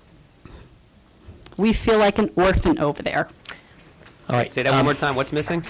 Well, what's missing? There's covers to the water that's in the middle of the street. I don't know whether they're water, gas, or sewer, Okay. but, thank you. Water shut-offs. Let's get to those issues. Mr. Davis, this is prior to Mr. And not Smith. only that, I also sent an email to you and made phone calls without a courtesy return phone call, and I find that a little offensive. We're taxpayers in the town just like everyone else, and we deserve the same service. There's no question you have to be responded to. As it relates to I'll go the out there snow tomorrow. issue, you'll go out there tomorrow? I'll go out there tomorrow. I would appreciate it, you coming by my house, because I want to personally walk you around that neighborhood. What is your... Can we 62 go, Crest Drive. can we go back to how is it that Crest Drive didn't get plowed? The whole neighborhood. There are three. Hold on, Mayor, folks. Hold on. I can't answer that without checking. Okay. Mr. Nunziato, do you have any... I mean, we didn't set out to say. I'm we're not sure all plowing of your Crest developments Drive. got plowed, right? Okay. Can we please elaborate on the process so people have an understand? Like that was if you're talking about the 15-inch storm, first, we do the major arteries, and then we progressively work It'll our way still be down to the done. lesser roads. So just go All through the the roads would process, be maybe. done. Can I add another comment, too? Wait, just let him answer that one. You just did go through the process. We start with the main roads, the main All the main roads are plowed. arteries, and then we do the secondary roads, and then the development. So where roads. does, just for home benefit, where does Crest Drive fall in that? It's a development road. So that's a third tier? Okay. I mean, it's unacceptable. Your road and your development has to be plowed. There also is another problem, because we're directly off of Highway 9. When the state goes through, they plow us in. Mm-hmm. And we really have no way of getting out. Can we get an explanation to the council in terms of what happened in that development Well, this I past wish we snow? would have known this the night of the, or the day of the storm. We I would have- called. The problem was you all were closed for Lincoln's birthday. Another one. Okay. All right. And then there were no. All right, so the two takeaways, Mrs. Zunecki, you're going to go to 62 Crest Drive tomorrow and walk the area with Ms. Esposito, and we're going to find out what happened in this past snowstorm. It'll Fair probably enough? be... Well, the third takeaway on that is there needs to be a better communication process. I agree. Yeah. So Tom can work it out offline with whomever. Sure. Just two things. One, Ms. Esposito, would you, maybe not announcing it publicly, but give me your phone number? We have it on the sign-in sheet. Okay. We do have it on the sign-in sheet. Secondly, it'll probably be in the later afternoon, if that's okay. That's perfectly fine. And I would like to be called for the other ordinance. Absolutely. Thank you. Thanks, Ms. Esposito. I'd like to ask a question. Go ahead, sir. Is there a way for residents to get a hold of the DPW during a snowstorm if it's on a weekend? Well, that's what I meant by communication process. There's got to That's be what some he's kind of talking process. But is there Yeah. now? Or Just- is there now or no? Well, I don't know, but there's levels to it, and I guess the first level is, and all the residents should be mindful of this, if it's a public safety issue, there should be no hesitancy to dial 911. If it's really a public safety matter, if it's gotten to that point, the police should be notified of it, and I believe standard operation in most municipalities is the police can direct public works to a particular area. Let's say, for example, a neighborhood is particularly shady, and so it's icing over at a quicker rate than someplace else. And police usually have the authority to make that change in standard operations. And again, something I hope to implement over time, and I worked very well in a number of places, is we list the routes. Well, he's going to get on. On our website, where first of all you list the philosophy as to what roads get done first and why, and then you list the routes, and then you list the streets in the routes. So, typically residents then can look out the window and sometimes see more or less how far away they are and track it online. Okay. And that often addresses a lot of questions That's a and great idea. explains a lot of issues. So that's something I hope to implement as we improve the website. Okay. But I don't, I think sometimes the role of the manager is to give you bad news too. I'm not certain, and nor had enough time to fully evaluate appropriate staffing levels for the desired level of service. I haven't had an opportunity to evaluate the condition of our equipment and plows. All those things come into it, and quite frankly, if I find that we're short in that area, sometimes my response is going to be, we simply don't have the resources at this point, but based on the complaints and the input, which are important to receive, we track the numbers we have. That forms the basis of my capital recommendations in the following year. Right. So what I'd like to do is essentially track the number of complaints we have year to year and snowstorm to snowstorm, so we can show progress that are in line with capital investments we make. Okay. Very good. Thank you. All right, Robert Henry. Mr. Henry, you here? Okay, 884. Thank you, sir. All right. Barbara Barbado. 884. Okay, thank you. Mr. Frank Lynch, Friends of the Howell Library. Mr. Lynch, welcome. We got a nice letter from him. Yes, we did. What do you want? Yeah. Welcome, Mr. Lynch. If you'd just give us, please, your name and address for the record. Frank Lynch, 4 Hampton Road. Last week, I sent an email to you, Mayor, and the members of the council. Yes, we had a nice email exchange. I Okay, thank you for your comments. I'm not sure Mr. Walsh got it, because I got email back saying it was undeliverable. Oh, okay. If it's all right, I'd like to give you all copies of printouts Sure. of it, so we can... Bring it right over to... Yeah, just hand it to Mr. Gannon, and he'll pass it down for you. Did you get the email, Mr. Walsh? I did it. Are you getting I email? got a whole bunch of emails. I got one back that said undeliverable, and I replied and it came back. He's funny. Okay. Okay, Mr. Lynch, what would you like to talk about? Recently, a group of Howell residents formed a Friends of Howell Library group. Okay. And in the letter, I explained what the purpose was. And I had asked that if there was a contact person in the council that we could deal with regard to some of the issues in the library. Yeah. One of the biggest ones that hit us right out was there's no baby changing station in the restrooms in the Howell Library. Yes. Now, we have men's, ladies' rooms, but we have a child's restroom. And we feel it'd be appropriate if there was a baby changing station put in that children's restroom. Yep. We also had vertical blinds that need to be repaired and replaced. carpet clean, track lighting on a 911 memorial wall that was supposed to be promised by the council, and quite frankly, I don't know who promised it, but it's not there yet. And You some mean of for the New York Times plate? Yeah, the plates. Yeah. Right. And also, there's a problem with the heating and air conditioning. I've spoken Which to we're the aware of. branch manager there, and it gets hot on one side of the building, and it's cold on the other, and they can't seem to regulate it. And I was told, quite frankly, that there's no way to fix it by someone there, and I don't believe that, not as long as you have an engineer. There's also the possibility of putting exterior lighting on the rear of the library building, because that hill is so dark, especially Sleigh riding. when the children are sleigh riding. Yeah. And for security, for people, walking back there when you're having those activities.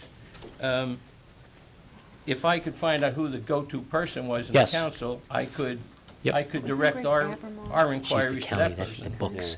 Your go-to person, although she may not recall, but the person responsible as the liaison for administration, finance, which would include the library, is in fact Mrs. Showmaker. And we'll certainly let you guys work offline, perhaps inventory the different comments. We are going through the capital budget now.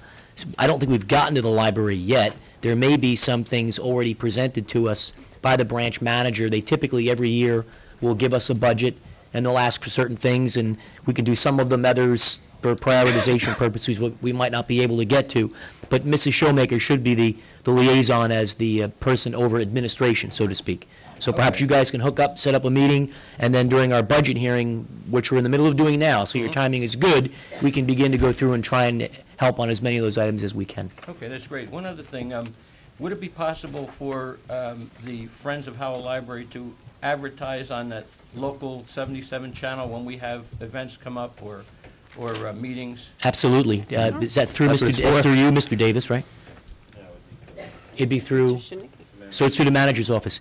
Yeah, yes, I mean, the station is for exactly that reason. So community groups, it's yours to advertise, it's the town's, the public's channel. So put together the content of what you'd like, get it to the manager's office. MIS may contact you with questions, and they'll put it out. Okay, one last thing. It is my understanding that the township owns the library and the grounds, and so they're therefore responsible for all the physical plant, and the county's responsible for the computers, the staff, the books, the videos, et cetera. That is correct. You are correct. Okay, You are correct. thank you very much. Thanks, Mr. Lynch. Nice to see you. Okay, Harry Angrasani. You want to talk about the hotel?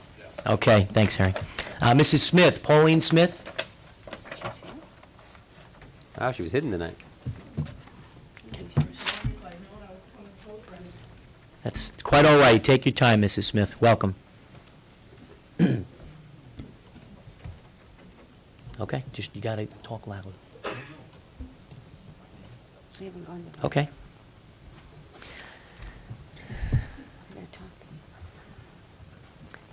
Hello, Mrs. Smith. If you would, just your name and address, please, for the record. Pauline Smith, 54 Vanderveer Road.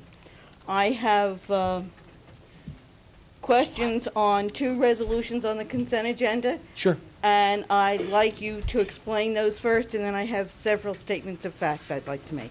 Okay, which item would you like us to comment on first? 9B25, please explain that. 9B25, okay. Mr. Nunziato, I'm going to turn this over to you, sir, please. The Renaissance. The Colts Neck Crossing project, Centex Homes had posted the bonds earlier on when we had started the process. In light of the litigation, they had considered requesting the return of those guarantees.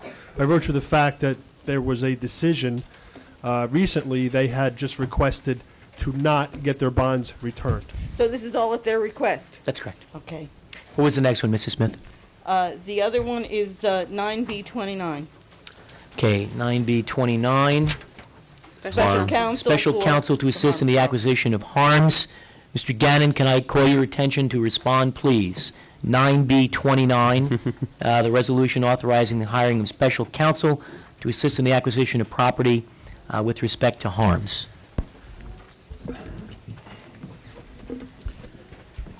This was brought to my attention from the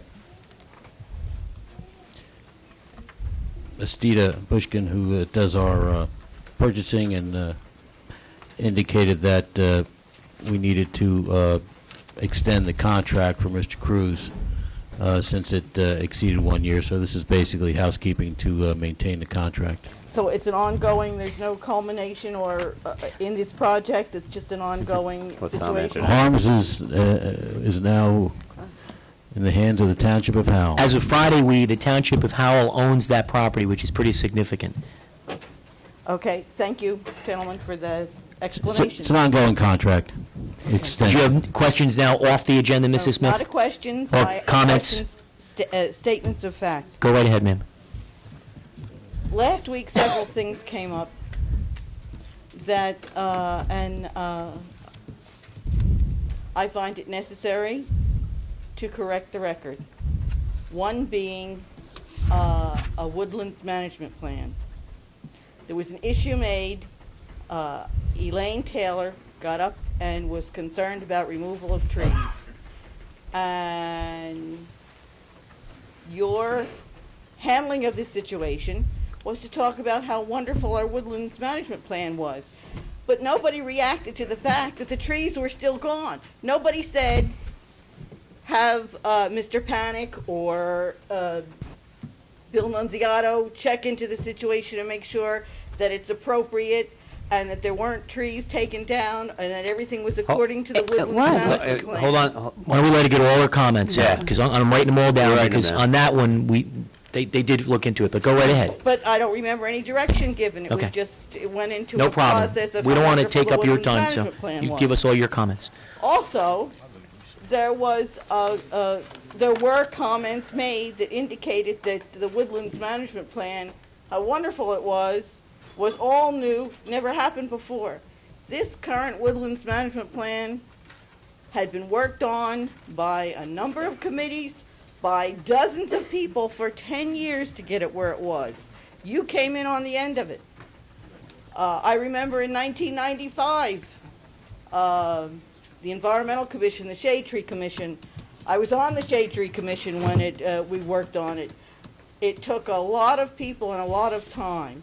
And also, it wasn't made clear that we did have a woodlands management plan and process before. This is upgraded. I don't know whether it's better or not. It handles more things, and that's fine. But we have had a woodlands management process in this township for at least the last 35 years that I know of. It's not as though we're ignored. And I just want that record straightened out. On another subject, that same night, and I only mentioned Mr. Curry because he brought it up. No comments on what he said, although I was surprised because I consider him a gentleman and courteous. In the discussion on Fell and the possible intention of redevelopment or whatever, to me, my understanding of what you were saying, and not all of you, but that the people who objected to the redevelopment plan were responsible for whatever the situation is or isn't now. You're responsible. You rescinded it. You rescinded the direction to the planning board. And I just wanted to clarify that. Whether it was as a result of what people said, and Mr. Tabasco seemed to give, to me, Pete, I understood you to say, because you the council, not you personally, you allowed the public input. That's time, Mayor. It's And time, okay. reacted to the public. Okay. I'll make That it 37 you- comment. We'll let her finish. Go ahead, That finish you- your statement. I will. That it was basically the public's fault. Well, I would want to remind you that the process of a possible redevelopment area is initially for you, the council, to give direction to the planning board. You're right. To make comment and have public hearing. It's a legal issue. The public has a right to speak. And then, if it goes to that process, the council has to have a public hearing on ordinance. So it's the public's right to speak. That's what I want to make clear. Okay. You weren't giving anything away. You didn't do anything wrong. Whether it was the right decision to rescind it, I'm not questioning.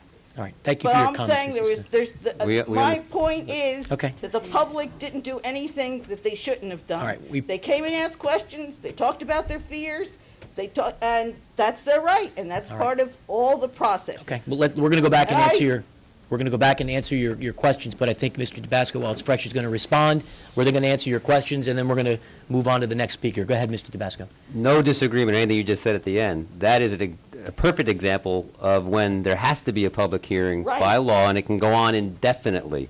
Now, the unfortunate situation there is that bankruptcy date for the hearing of it was February 14. We started that discussion in a public hearing matter way back in 2000. I think it was actually in October. So it just dragged on and dragged on. We eventually rescinded it because we ran out of time. And that was my comment. That filibuster went on for 4 months of public hearing where we had that option to actually do what we needed to do taken away from us. Now, it hurts because we had to go through it, just like you said. We had to go through it. So we had an option removed from us by the length of that filibuster, and that's what I was referring to. And there's nothing we can do about it, because it's the law. That's not what it Okay, sounds all like. right. Here's what we're doing. I want to get back to your questions, Mrs. Smith. The first one was regarding the comments that were brought up on the trees. I do believe that we did ask management to look into the Ruby Tuesdays and Rite Aid properties at the corner of Route 9 and Lanes Mill. And was that on the follow-up, Mr. Zanecki? I believe so. Can you comment, Mr. Nunziata? Personally, I don't believe, and really, because I blame myself too for this. Yeah. When Ms. Taylor said that, we really did not respond to that exact one. We went right over it to the other development where they're going to build around the trees that they're preserving. Okay, and I blame myself for that too. Sure. The only thing I recall was that Mr. Nunziato made some sort of a comment. They were going to send somebody out and look at it. So we may not have said do it, but I think he commented before we had a chance to. So what can you report? Well, I normally do take the notes anytime it doesn't, in fact, either involve my department or Mr. Panic. And what I normally do is I'll ask my inspectors to do, in their normal routine inspections, to take a look at it. And if they see anything that they feel is above and beyond what may be indicated on the plans, that they do, in fact, have Mr. Panic get involved. Okay. And I did have them look at that. They didn't. I don't have the reports with me, but they did look at. So they did go out to that property? They did look at, yes. Okay. And I will have the reports if you like for the next If you'd get meeting. it to the manager, Sure. and he'll get it to us. And we appreciate your comments, Mrs. Smith. Thank you very much. Mrs. We have Smith, a comment, one Mrs. quick Schulman. comment to you, and I mean no disrespect to any council members up here. I do not consider public input as filibustering. I think it's incumbent Thank you. upon us to listen to every comment that you make. So I don't know that that was the correct word. I have to Please. comment to that. Go ahead. That goes right back to the heart of my discussion before. Once all views have been fairly represented, to stretch it out indefinitely is absolutely, if we heard all sides of that, and we had very good testimony, very good input from paid professionals about an option where we would have had an opportunity to have $4 million already. That was removed from us because we kept hearing the same view represented over and over and over again. I don't disagree with Pauline, and I don't disagree with you. The public has absolutely a right to speak at a public hearing. But when that view has been presented, and because it's presented over and over and over again, and we lose an option, that is absolutely a filibuster. I don't care what anybody else says out there. All right, A Mrs. Smith, we... filibuster has to have an intention. And I Well, there was absolute intention All right, there. thank you, Mrs. Smith. We're going Could to... I please, 30 seconds more, on a whole separate other thing No, that I keep... Mrs. Smith, in fairness, and there's other people that we want to I get know, heard. but this If we isn't get an done... ADA thing. Okay, if we get done before the 1 hour... Buzzer by the ADA door. Okay. There should be one in case All they right. forget to Can we open it. check into the ADA to make Right. certain there's a way for somebody to get in? But it's, Okay. it's not All right, there. Mr. Eric Haba. Mr. Haba. Thank you, Mr. Haba, appreciate it. Mr. Robert Fayas, you're going to wait, it says hotel, okay? Mr. Warren Curry. Welcome, Mr. Curry, please come on up. How many more are there, Jim? Mr. Curry is the last person before we're going to get to the agenda. Good. Ready? Good evening, Mr. Curry. Good evening. Warren Curry, Georgia Tavern Road. Absolutely. When I spoke I did so under the portion of the meeting called Hearings of Citizens. I took that to mean, as a citizen, I was being heard, not as a member of the planning board or any member of anything else. I spoke as a citizen, which I have a right to do, and not as a planning board member. And I refer to my comments at a previous meeting that were referred to by a previous speaker tonight. And the previous speaker who disagrees with my comments indicated it was directed to, and I quote, us. I didn't mention any names, so if the shoe fits, what can I say? My concern was with the efforts to shoot down anything the council considers as a possible solution to pay for running this town. And in particular, the plan they were considering to recover the $4 million in back taxes owed to us by the frequency engineering facility. But the outcry of they want to put housing there alarmed possibly half the population of Farmingdale and Howell and scared them to death. It's funny that anything the mayor and council are considering that would help to pay for the guerrilla budget they have inherited is opposed by the group I refer to. But they don't offer a plan for how to pay for it. For anyone who characterizes me as having insulted the citizens of Howell, you have it wrong, baby. I'm only intending to insult you who continually find fault with, misinterpret the intentions of, and condemn the council and the planning board for your interpretation of what their intentions are. As for the citizens of Howell, I greatly respect them. I'm voicing my opinion of the damage to and the cost to the citizens in taxes that the people I refer to as the naysayers and lunatic fringe have caused by their single agenda to seize. He's out of order, Mr. Mayor. Gentlemen, I'm going to ask you both. I didn't interrupt you when you spoke, Mr. Librio. I won't interrupt anybody else. Mr. Curry, I'll ask you to just get to your point. I don't know why he's insulted. Does the shoe fit? Mr. Curry, let's just avoid, all right, we're going to avoid any personal exchanges. We're going to avoid any personal exchanges. What I speak are facts, okay?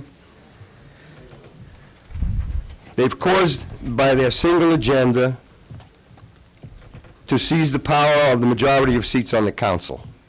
My hope is that I have shown them for what they represent to the people who are not aware, and that I have properly insulted them. You know who you are, okay, and anyone who wants to know who you are have only to look at who is angry with me. Mr. Walsh condemned my statements and feels I should stand up and be a man and apologize. I am a man, and I've proven it on many occasions. So I'm standing up for what I say. I stick with my statements, and I hope that I have properly insulted the us who Mr. Librio refers to for causing great amounts of taxes, for causing great amounts of taxes. Hold on, everybody stop right now. Hold on a minute. Mr. Librio and Mr. Curry, I'm going to ask the both of you, stop shouting back out. Mr. Curry, let's keep people's individual names out of it. No more references to anybody's names. I refer to causing great amounts of taxes to be lost to the township. All you people will have to pay for them. There's a small note at the end of my statement. The foolish recall of the mayor will also cost all of you over $50,000, if I'm not mistaken. Is that not true? $57,000 to recall the mayor, and they won't even give a reason why. Thank you very much. Thank you, Mr. Curry. We're going to take a 5-minute recess. We're going to come back. Something, Mayor, if I could. Okay, Mr. Walsh. I referred to myself. I used myself as an example. I said the wrong thing about a man, Give me a minute. and I apologized. That's how I was brought up. When I stick my foot in my mouth, I owe it to that person to say I am sorry and I am wrong. If the shoe fits because somebody else says what they said was wrong, then so be it. I used myself as an example. And I will do that time and time again in life. because it's I who did wrong. Thank you. Come on up. Just give us your name and address for the record, please. I'll give you my Howell Township affiliation. That's fine.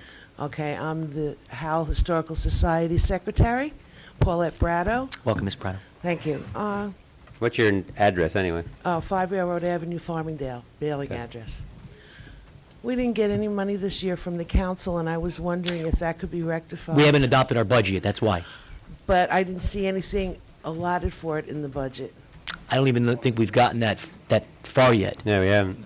Yeah, not that nothing has been allotted, I just don't think we've gotten to that Okay, I point. just wanted to make sure that we weren't overlooked because Of course. there's so many new school children Yep. that we might have to expand our third grade program to all the new children that moved in and filled the other schools that have never been in Howell Township before. Mr. Zunecki, would we just please make sure, duly noted for the budget hearing, we want to talk about the funds for the Howell Historical Society. Thank you. All right, great, thank you. Folks, we're going to take I didn't realize. come on, Ms. Wisner, sure. Ms. Wisner, your last speaker. Thank you. I'll make it Go very ahead. brief. Okay. Elsa Wisner, 376 Conover Street.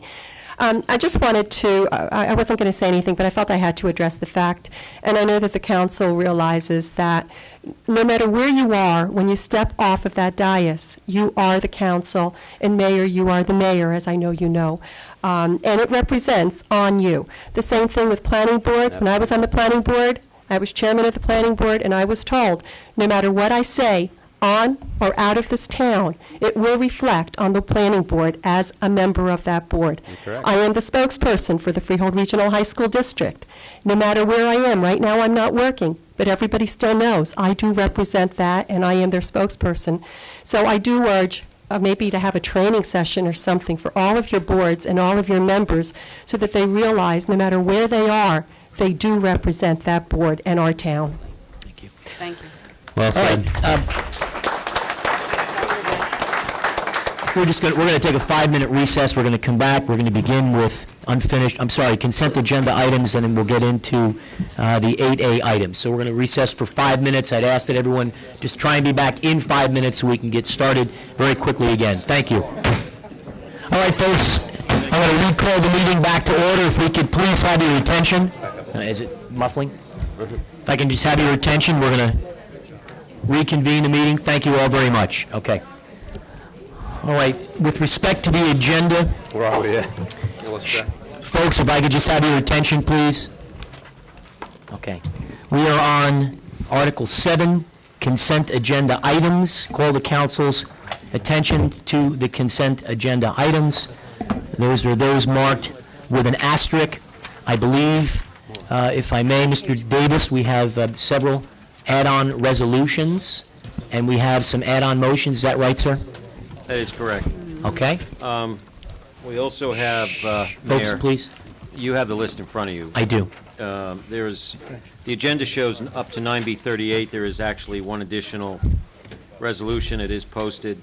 9B39, authorize mayor to sign New Jersey DOT forms, street intersection for Roars Nursery, Route 33. Okay. That is on my sheet. It's on the sheet, but it's not on the agenda. Okay. So do we need to first ask that someone a motion to add 9B39 to the agenda? That is correct, sir. All right, I would ask the member of the council, please make a motion, okay? Second, Mayor. We have a motion and a second to authorize the mayor to sign New Jersey DOT forms for street intersection at Roars Nursery and Route 33. We have a motion and a second. This is a roll call to add to the agenda. Roll call, Hold on a please. minute. Oh, Hold I'm on. sorry. You may have to amend that. We have to amend it? Yeah, I need you to add on, in addition, it would be 9B31 through 39 resolutions. All right, I'd ask Mr. Tabasco, would you amend your motion? And the I would motion amend is it. 9C1 through 9C12. I would amend it, but I also have two more things that we might need to add in part of regular session, which is what we're in now. But we need to nominate some positions to the planning board and also to the rec advisory committee. All right, why don't we do those right at, Let's do all this first and then go. let's do the add-ons, and then we can get to that right at Article 11. Is that all right? Okay. Okay, so let's, we have a motion, we have a updated second. This is to add on the following items for the benefit of the public who might not have this in front of them. Does the public have these? No, sir. All the items are listed on the agenda with the exception 9B39. Go ahead, Mrs. Shoemaker, what was your question? Mr. Davis, on 9C, 10, 11, and 12, do we need to name those individuals at this time for the motion? No, these are accepting the, Is there just, yeah. these are accepting the resignations. Oh, no, it says appointments. No, these are appointments. These are appointments. I'm For sorry. unexpired terms. You could do Who are we that appointing now. to the You're planning adding board? these items to the agenda, then you're going to do them on Right. consent. Correct. Okay. So this is a motion to add them to the agenda right now. Okay. Yeah, we're going to add these to the agenda. All right, so we're under remarks. Are there any other remarks with respect to adding these items? We're merely adding them on to the agenda. Let me read them for the benefit of the public. 9B31, authorize a waiver of the road opening permit for New Jersey Natural Gas at the intersection of Ramtown Greenville Road and Western Drive. Authorize amendment to Resolution R06-131 to waive tentative and final sewer approval at Eagle Oaks Golf Course. 9B33, authorize acceptance of the performance guarantees of Pine Hill 3 sewer improvements at Aldridge Road. Authorize acceptance of performance guarantees MSC Enterprises site improvements on Pine Street. Authorize execution of sanitary sewer service agreement with Christ Church of Freehold, 1260 Highway 9 in Howell. Authorize cancellation of outstanding checks. Authorize amendment to the annual Township Council meeting notice. Declaring the gypsy moths as a public nuisance for 2006 Gypsy Moth Month. And authorizing the mayor to sign the NJDOT forms. Street intersection, Rohr's Nursery, Route 33. Under motions, we have a taxi and limousine driver application for David Swineford of Concord Limousine. Also of Concord taxi limo driver application, Adel Pauls. Coin-operated game license at Tom's Tavern, On the Fritz Bar and Grill, Howell Lanes, Scooters Cafe, Mulligan's Bar and Restaurant. We have a raffle license request for ticket raffles for St. Veronica's and North Howell Youth Sports Association. And then later to be talked about, we're going to add to the agenda the capacity to discuss appointments to the Economic Development Committee, the Rec Advisory Board, and the Planning Board. So we've had a motion and a second. We're under remarks. Are there any additional comments? Yeah, one, very briefly, Mayor. 9C, 10, 11, and 12 should be added to the agenda but not put on consent. They have to be dealt with individually. They will be dealt with individually. Yes, sir. Okay, so we're going to add those comments on. Roll call, please. Mr. Malabay? He is now absent the chamber. He left earlier. Mrs. Showmaker? Yes. Mr. Tabasco? Yes. Mr. Wolf? Yes. Mayor DeBella? Yes. All right, I'm going to ask that a member of the council please move the consent agenda items accepting 9C, 10, 11, and 12, which we will have to individually discuss. In addition, if any member of the council would like any individual vote on any of these items, please say so now. I make a motion to move forward. All right, we have a motion for all consent Second. agenda items and a second accepting 10, 11, and 12. Motion and a second. Are there any remarks? Yeah, just one.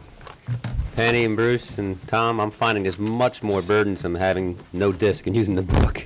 It really slows down the process. So I would love to get back to where we have discs. Well, can I just say that I need consensus then from at least 3 out of the 5 of you. When did we make this change? I asked for a book because my laptop never worked.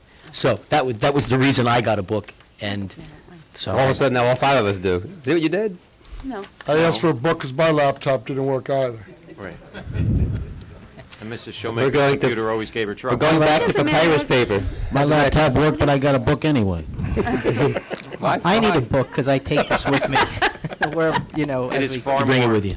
It is far more labor intensive. So for anyone that wants a disc, you'll get them a disc. Anyone who wants a book, you'll get them a book. And anyone who wants a laptop fixed, you'll get it fixed. Well, I do, in all We should all have 'em. we should all, in all seriousness, this, Go ahead. in all seriousness, this creates a lot of work, I'm sure, in the admin staff room, too, as opposed to just creating a 60-second burn a disc thing. One of the observations that I had to the MIS department was the technology now exists where you can actually write on your screen so that your comments and notes can be made in your notes. Because part of my personal frustration has been when I have the disc and I'm going through the material at home in preparation for a meeting, I have to keep a separate notepad, and I typically would like to write in the margin so that as I'm making my comments as I'm going through it, I can refer back to them. On the disc, the software does not allow you to write within your document. There is software available that enables you to go in and to actually write in the document. So I had asked, and I know MIS is exploring it, to determine to make that utility more effective for all of us if we could do that. So I don't know where they are with that, and maybe you guys can check with them, but it's clearly we need the laptops. I'll talk to you offline on. Terrific. Okay, good. Just to show everybody, I mean, this is what this is a workout for Cynthia, I'm sure. Come on. 2 of these, yeah, you can do 5. Any other remarks? This is to add these, I'm sorry, this is to approve. We have a motion and a second, so roll call, please. Mr. Showmaker? Yes. Mr. Tabasco? Yes. Mr. Walsh? Yes. Mayor DeBella? Yes. All right, I'm going to ask that we hold and do 9C, 10, 11, and 12 further back, because we have many people here who would like to obviously speak to the ordinance issues. So the first, Do you want to go right to that one first? No. let's bang out the other easy ones. Let's go through them. Because there could be people here for the first. So the first one is 801. We have the introduction on February 21st. We have a public hearing and adoption this evening. 801 is a vacation of the old conservation easement. Planning Board case number SD 2800 and SD 2863. Bartholomew Romano, Centex Home. And let me just open up my own material.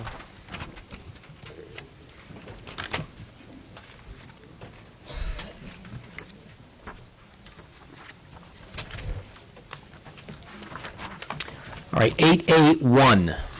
Ordinance number 006 is introduced and passed on first reading on February 21st, 2006, and published according to laws now being taken upon further consideration of public hearing. Affidavit of the publication of this ordinance in the Asbury Park Press issue of 2/24/06 is submitted, and is noted that a copy of the ordinance has been posted on the bulletin board in the municipal building, and the copies were available to the general public upon request. Mr. Davis, would you please read the title of the ordinance? This is for ordinance number 006-5, an ordinance of the Township of Howell, Monmouth County, New Jersey, authorizing the vacation of all of the right, title, and interest in and to the public and the township in a conservation easement located upon property known as Block 175, Lot 23.36, as the result of the alignment of said easement area. Okay, I'm going to open up the meeting to the general public for a hearing. Remarks for or against the final adoption of this ordinance. Anyone who would like to be heard, please come forward, introduce yourself. That would be the time to do so. Anyone who would like to be heard, please come forward. Okay, let the record reflect there was no individual asking to be heard on this particular ordinance. I'm going to close the public hearing. Motion that ordinance number 06-5 be finally passed and adopted, and that notice of its passage and adoption be published in the March 24/06 issue of the Asbury Park Press by reference to its title only. We have a motion. We need a second, please. We have a motion and a second. Are there any remarks? Are there any remarks? Hearing none, roll call, please. Mr. Showmaker? Yes. Mr. Tabasco? Aye. Mr. Walsh? Yes. Mayor DeBella? Yes. 8A2, vacation of existing drainage and conservation easement, Wawa Food Markets, Route 33, Howell Road. Ordinance number 006-6, introduced and passed on first reading, and on February 21st, 2006, was published according to laws now being taken upon for further consideration and public hearing. An affidavit of the publication of this ordinance in the Asbury Park Press issue of 2/24/06 is submitted, and it is noted that a copy of the ordinance has been posted on the bulletin board in the municipal building, and the copies were available to the general public upon request. Mr. Davis, please read the title. An ordinance of the Township of Howell, Monmouth County, New Jersey, vacating all the right, title, and interest in and to the public to an existing drainage and conservation easement located on property known as Block 175, Lot 4.02, as a result of the redevelopment of said property.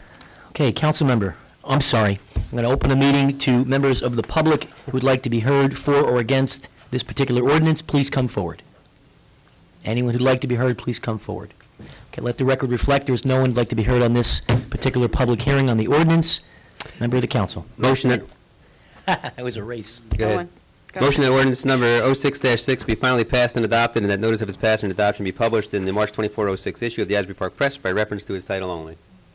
Okay, we have a motion. We need a second, please. Second. We have a motion and a second. Are there any remarks? Hearing none, roll call, please. Mrs. Showmaker? Yes. Mr. Tabasco? Yes. Mr. Walsh? Yes. Mayor DeBella? Yes. Okay, we're going to move on to 8A7. Residency... 8A3. 8A3, what did I say? You skipped a page. I skipped the whole page. That's right. It's ordinance number 7, but it's 8A3. Ordinance number 8A3. Okay, this is residency requirement. Ordinance number 0067, introduced and passed on first reading on 2/2106 and published according to laws being now taken upon for further consideration in the public hearing. An affidavit of publication of this ordinance in the Asbury Park Press issue of 2/2406 is submitted, and it is noted that a copy of the ordinance has been posted on the bulletin board in the municipal building, and the copies were available to the general public upon request. Mr. Davis, would you please read the title of this ordinance? An ordinance of the Township of Howell, Monmouth County, New Jersey, establishing and implementing a third-party payment plan for emergency medical services. Okay. I'm going to open up this meeting to members of the public who would like to be heard. Comments for or against this particular ordinance, please come forward. Anyone wishing to be heard, please come forward. Okay, seeing no one, let the record reflect. Closing the public portion. Member of the council. Motion that ordinance number 06-7 be finally passed and adopted, and that notice of its passage and adoption be published in the March 2406 issue of the Asbury Park Press by reference to its title only. We have a motion. We need a second, please. Second. We have a motion and a second. Are there any remarks? I just want to note that the verbiage has been changed to indicate within the Township of Howell Police Department, which is what we had requested. Great. Very good. So That's this does not correct. apply to Thank you. our emergency volunteer That's correct. squads. Good job, Councilman. All right, so we have a motion and a second. Are there any additional remarks? Okay, hearing none, roll call, please. Mrs. Showmaker? Yes. Mr. Tabasco? Yes. Mr. Walsh? Yes. Mayor DeBella? Yes. Okay, next, ordinance number 0068, introduced and passed on first reading on 2/2106, published according to laws now being taken upon for further consideration of public hearing. An affidavit of the publication of this ordinance was in the Asbury Park Press issue of 2/2406, is now submitted, and is noted that a copy of the ordinance has been posted on the bulletin board in the municipal building, and the copies were available to the general public upon request. Mr. Davis, would you please read the title of the ordinance? An ordinance of the Township of Howell, Monmouth County, New Jersey, amending Chapter 188 Land Use to establish a hotel and/or conference center conditional use in the Highway Development 1 and Highway Development 2 zones. Okay, so I'm going to open up the meeting to the public for comments on this. I'm going to try and get to everybody. I'm going to ask that folks try and sort of line up on either side. I had one individual asked to go first because they have a commitment where they need to leave, so I'm going to recognize that individual first, and then we're going to go on either side. So come on up, Tim. That's fine. You just come on up to the microphone. As you're approaching, I just want to make a couple of brief comments on this. As was reported in some of the media outlets, the council has elected that we're not taking action on this decision tonight. Under no condition are we taking action. We do want to get the public's comments. We happen to have our township-appointed engineer, Mr. Charles Newcomb, here this evening. And so certainly Mr. Newcomb can provide any technical explanation and give any background comments. We want to listen. If I could just have everyone's attention, folks, please. We want to listen to what everybody has to say. I certainly respect the fact that at times people can get passionate and can get excited on this issue because it impacts people's neighborhoods, it impacts their quality of life, it impacts the business community, it impacts everyone. And what I just want to encourage people is to please remember, we are all on the same side. And what we all want is what's in the best interest of Howell Township. So let's listen to one another, let's be respectful of one another. When someone's making a comment, if you happen to agree with it, you can certainly nod your head. If you disagree with it, I would ask that you also just nod your head, but let's all be respectful of whoever has the microphone at the time that they're up there so we can have the best possible hearing among all citizens on this particular issue. There is no monopoly on wisdom. So let's try and work this out together, and hopefully when we're done after a long public process, then we can put something together that will be for the best interest of the town. So I'm going to start with you, sir. Thank you. Go ahead, sir. I'd like We just need your name and address for the record. My name is Tim O'Brien. I'm at Watson Court in Howell. Welcome, Mr. O'Brien. Thank you. I'd also like to mention that Eric Lava is here as well. The two of us had some brief comments to make on the ordinance that followed the hotel, and you were gracious enough to give us the opportunity to speak. So if Mr. Lava could do it. Come on up, Mr. Lava. Thank you. I'll be brief. I want to thank the council for the opportunity to speak. I'm here representing Pinelanders. Make sure you have that mic real close so you can talk the whole time. Okay, usually they tell me I'm too loud, so I got to back off. I'm here representing Pinelanders. I'm here on behalf of the president of Pinelanders, Ken Kanelski, who cannot be here tonight. We're commenting on the ordinance on usage fees. Basically, we think it's a good ordinance in terms of its spirit. However, the application is flawed and needs some revision.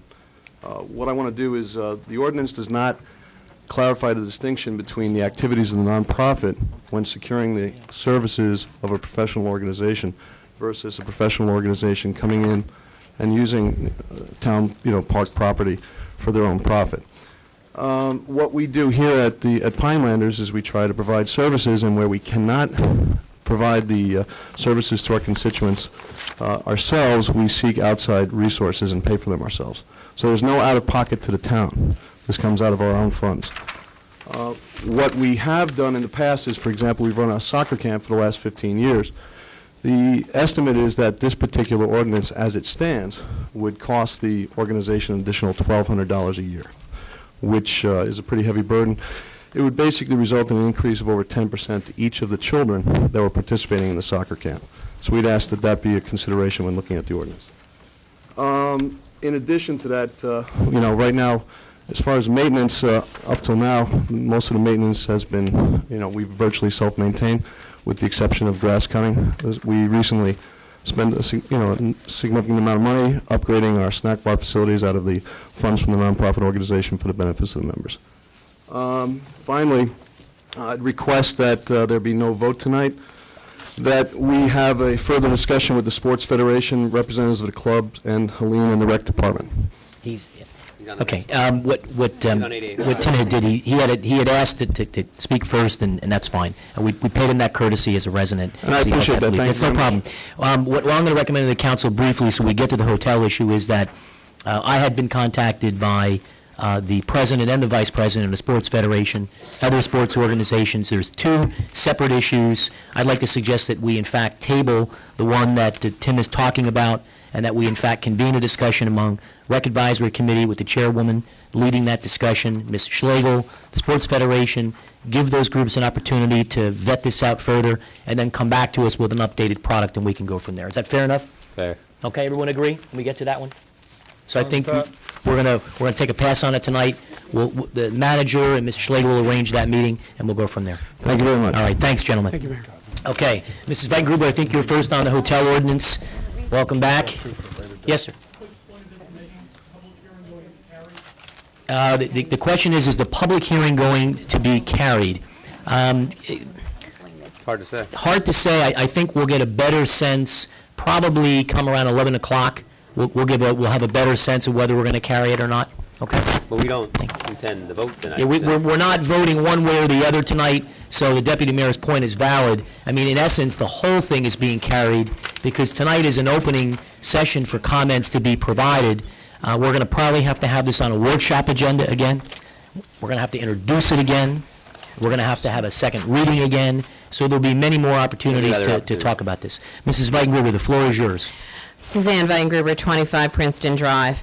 And yes, I have spoken on this twice before and find myself very disappointed to be back here because the council indicated that they were in agreement with a lot of the issues that I raised, both in November when I said that 5 acres and 4 stories seemed a little too intense, only to find that it was brought back in, I believe it was February that it was introduced, as 3 acres and 6 stories. Somehow, I think we went the wrong way. But the planner works for the council, so I'm going to assume that the planner got his direction from somewhere. Because if the comments and the council agreed that 5 acres and 4 stories was too intense, I think we need to understand, and we'll do that through getting all the reports of Mr. Newcomb, how he got back to 3 acres and 6 stories. Well, let's take these one at a time, if you don't mind. Mr. Newcomb, can you perhaps address that topic? We've gotten a lot of inquiries from residents. The first draft having it certain conditions, and we want to clear up any ambiguity about, did the council tell you to do something? Did the clerk tell you to do something? Where did you get this from? Okay. The council, first of all, did not advise me in terms of any change of acreage or anything like that. And also did not advise me in terms of the number of stories. The master plan subcommittee, of the planning board basically discussed the issue of hotels and conference centers back last spring, and, included it as a part of the land use plan, in terms of a recommendation, all right, as a conditional use. And if we understand conditional uses... I understand conditional use. You don't Well, have to maybe the educate me. public doesn't. Okay. Okay. Conditional uses are uses that require the applicant to meet all of the conditions that are basically identified for the applicant. If he does not meet those conditions, he must then file an application with the zoning board to obtain a use variance, what is referred to as a D3 variance, on those conditions, and that requires a 2/3 majority vote on the part of the zoning board in terms of that issuance. The master plan subcommittee, basically, like I said, included it in the land use plan as a conditional use, all right, in the 2 zones that basically have been identified. In turn, what we had proposed in our contract with the township was that we would simultaneously not only do the land use element, but that we would basically, for the planning board, we would develop an ordinance package which basically explains the recommendations of the land use element, how in essence they would be implemented, through ordinances.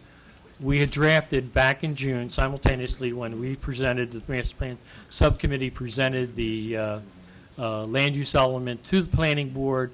All right, there was a package which included the hotel and conference center ordinance, which you have before you at this present time. When was that date? Back in June 21st. Then that should be somewhere in somebody's files, and I have not seen that, The including the planning board files. secretary It's not in would the have a planning board copy. files.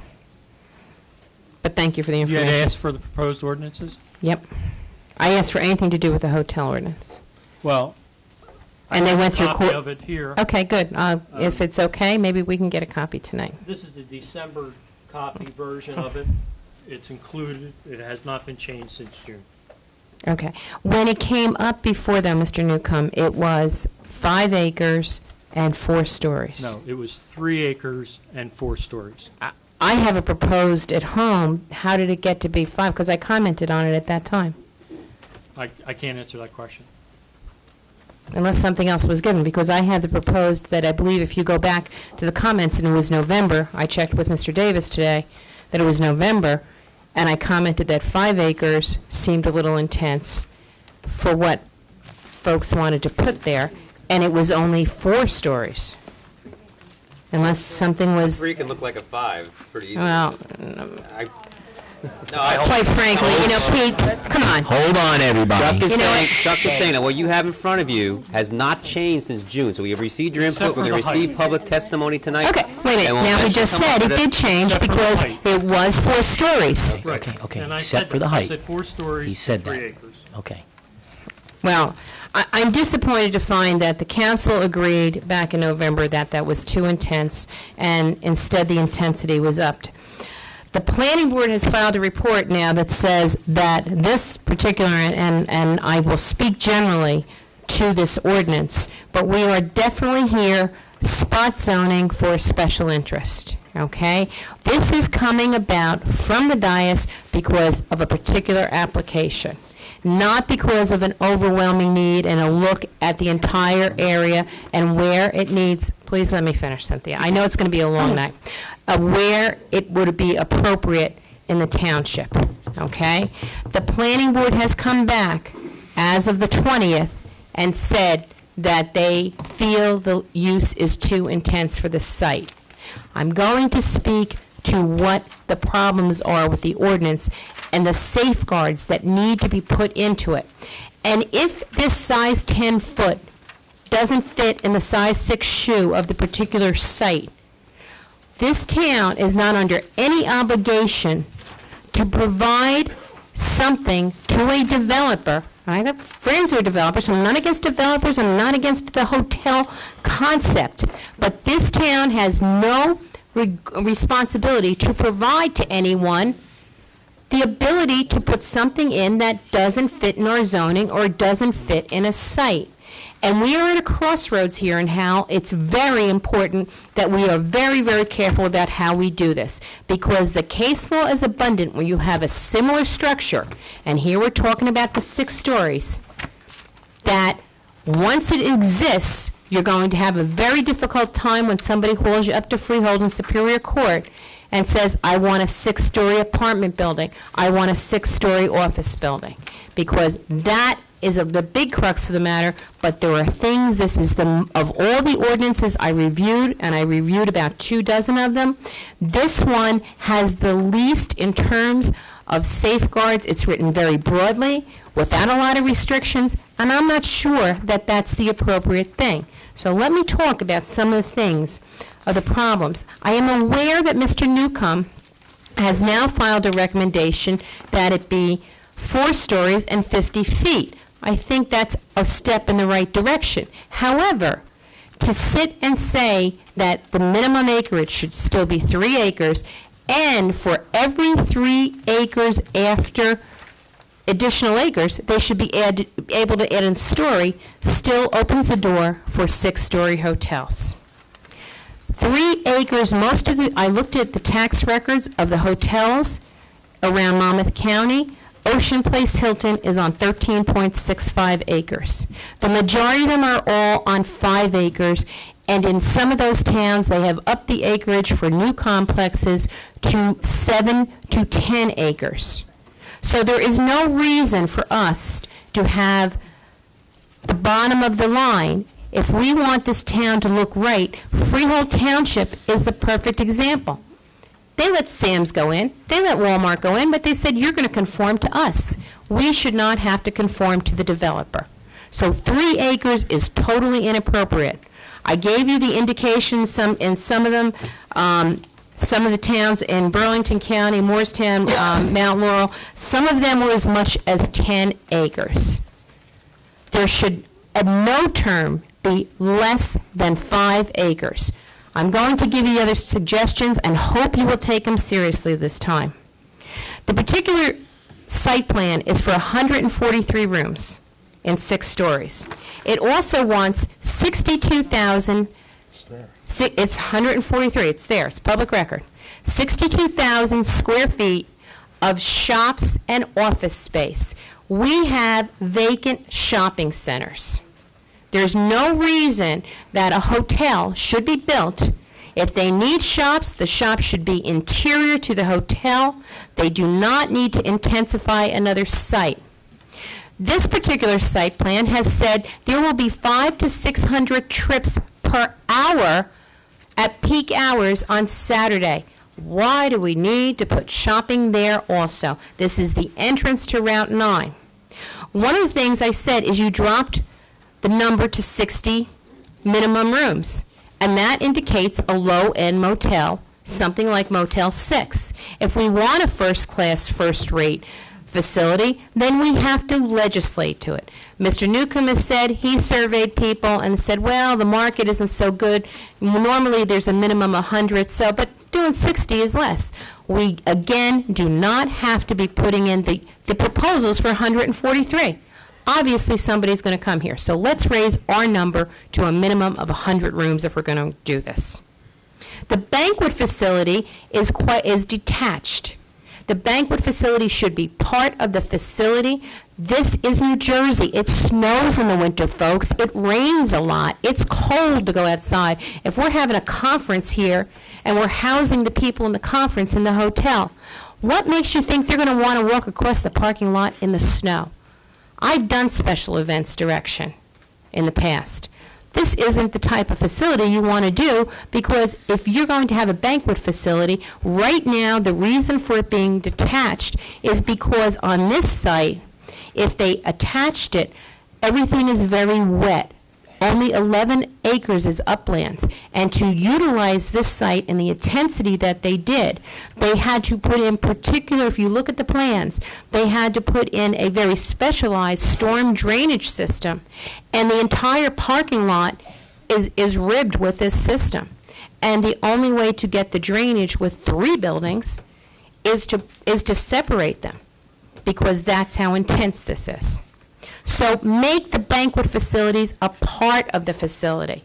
They should not be detached. What happens if the banquet facility goes under? It's owned by a separate owner. Now we have a hotel, no banquet facility? If it's one building, it has a better chance to be a profit-making activity. Any retail use should be interior to the building and should be nothing more than shops. Those are contained in most of the ordinances around this state. And Ocean Place Hilton, beautiful hotel, small gift shop. It's not Ocean Place, it's not Hilton anymore, but Ocean Place. Every single one of these hotels that we looked at around Monmouth County, if they had any shops, they were interior. There's plenty of shopping in Howell. We have the mayor proposing that these big box stores not come in. We don't need another big shopping center that is going to adversely impact the rest of our area. We have vacant buildings that desperately need to be filled. We don't need to add another 62,000 square feet of space. We have vacant office space. We don't need to add another 62,000 square feet of office space. There is any hotel ordinance should have an access from a main highway, not a residential area. And again, we're talking in broad terms because this is an ordinance. Once you put these things in place, if you put it in place the way it is now, somebody who has a 3-acre spit of land thinks they can put 6-story building on it, legislate it, and they will come. The current plan and proposal that is going to come once you pass this ordinance proposes taking out the on-ramp to Route 9 from Northwoods Place, realigning the drainage, and putting the entrance into this property from the on-ramp. People will have to turn onto Northwoods, have to turn onto the access. If people are going north on Route 9, can you just imagine the mayhem? There is no direct access from Route 9. Your ordinance and the majority ordinances we looked at, in fact, every ordinance I looked at, required access from a major road, not an on-ramp. There should be in Howell's ordinance access from Route 9 or Route 33, because that's the only places you have highway development. And I note that the master plan is proposing extending highway development down, I believe it's Locust Avenue or Lanes Mill Road, down Lanes Mills Road. So remember, you put this in highway development as a use. Theoretically, there's land down there. There's 3-acre pieces of land. You could have hotels being built on Lanes Mills Road, theoretically. So there needs to be access and appropriate access. There needs to be prior DOT approval. Nobody can find the DOT file and report. The information, and I'm trying to track it down, so we'll leave it out there to be confirmed, is that DOT has not allowed them access, so they have to go through the neighborhood. As I said before, the majority of the acreage is 10 acres. There are some places out there that require 12 and 15 acres. We're not an urban area. There's many places in this town that this particular proposal could go and benefit the town, not at 6 stories. Parking. I spoke to parking before. Parking, there is still in the ordinance no requirement for employee parking. If you look at this site plan, the entire place is ringed with the maximum they can get on there. And I believe it's only 457 parking spots. This is going to be a 17,000 square foot banquet facility, 143 rooms, and a 62,000 square foot office retail complex. Now, I don't know about you, but I don't know of any trains. Yeah, there's a few buses go by, but the thought of somebody coming to Howell on a bus to stay in the Holiday Inn is pretty far-fetched, okay? At least in my book. I mentioned to you Evesham, one room, one parking space for every room, plus one per employee, plus parking for any ancillary use is added onto it. The way this is structured, if you take the retail complex and the hotel complex, the retail complex and the restaurant complex, and then add in the hotel, you are really short on the own ordinances that you have right now.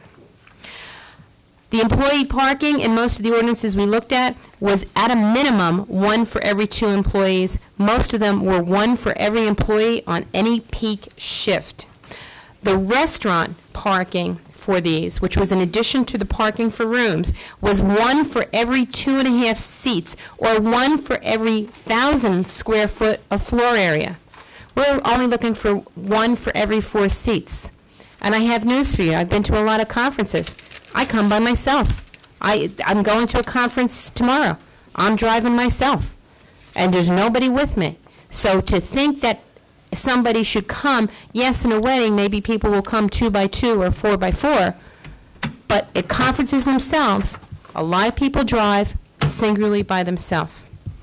The parking stall dimensions. Our particular ordinance only requires 9 feet. The majority of the ordinances were 10 feet. Your ordinances should be upped to be 10 by 20 feet. And parking aisles have to be a minimum of 25 feet. Because if people are coming out of a party and they can't pull in, has anyone gone over to some of the parking garages, like at the Marriott Yard? You know how hard it is to park in there sometimes? Because the stalls are too narrow and the aisles are too narrow. We do not have to build a Hyundai here. With all due respect to anyone who owns a Hyundai, I'd rather see us build a Lexus. There is no requirement, specific requirement for a hotel for a berth, a loading berth. In fact, their report, believe it or not, says they're really not going to have that many deliveries. And in fact, their site plan that they are proposing will have the loading berths and the dumpsters face Route 9 and the on-ramp to 195. Now, won't that be an attractive introduction? The majority of the ordinances that we faced, I'll let you finish, Mrs. Shoemaker. The majority of the ordinances that we looked at, the compaction was interior, so that there would not be that type of disarray and paper flowing all over. And I mentioned last time that garbage and compaction should be interior to the building. I talked about signs, and the loading dock should not be facing Route 9. I'm sorry, those are not things there is. If this was not such an intense use with 3 buildings, you would have a lot of room to do a 4-story, probably 200-room hotel and still have your 17,000 banquet facility if you weren't trying to squeeze so much on.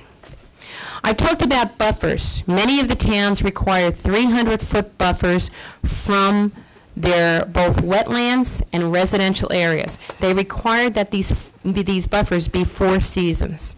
This particular plan is going to take down over 2,000 trees. Mr. Gruber, I just want to interrupt you one quick second. The only concern I have, and your comments are terrific, and we've said that, and they've all been very helpful. I'm not done. I know you're not, but the reason I asked you just to take a pause for a moment is we're not looking at this per se. This is the reason we're here. I understand that. But I just want to remind everyone, because there has been some concern among the public. People have called and emailed me and other members of the council wanting to know about the application for this particular hotel. And I think what would be helpful, and your comments are on the mark, how can we make this ordinance better? I will continue when you let me. Okay. How can we make this ordinance better as it relates to sort of the issue in totality, not just looking, for example, at the one that has been talked about or reported near 195 and Route 9? May I finish? Go right ahead, Mrs. Thank you. Very. The reason is this particular proposal here is an ordinance, and I'm sorry you're shaking your head. I can shake my head too. But I'm sorry that let's get back to you're annoyed. But the reason we have no, this... time out. We're not annoyed. The reason we have this ordinance... Hold on. I was asking for the benefit of the public that people not get confused, because we're not talking... confused. Mrs. Weitengruber, I know you're not confused. Everyone except Mrs. Weitengruber. I was making the comment so no one would be confused that we're not talking about a specific application. We're talking about an ordinance. Okay. Okay.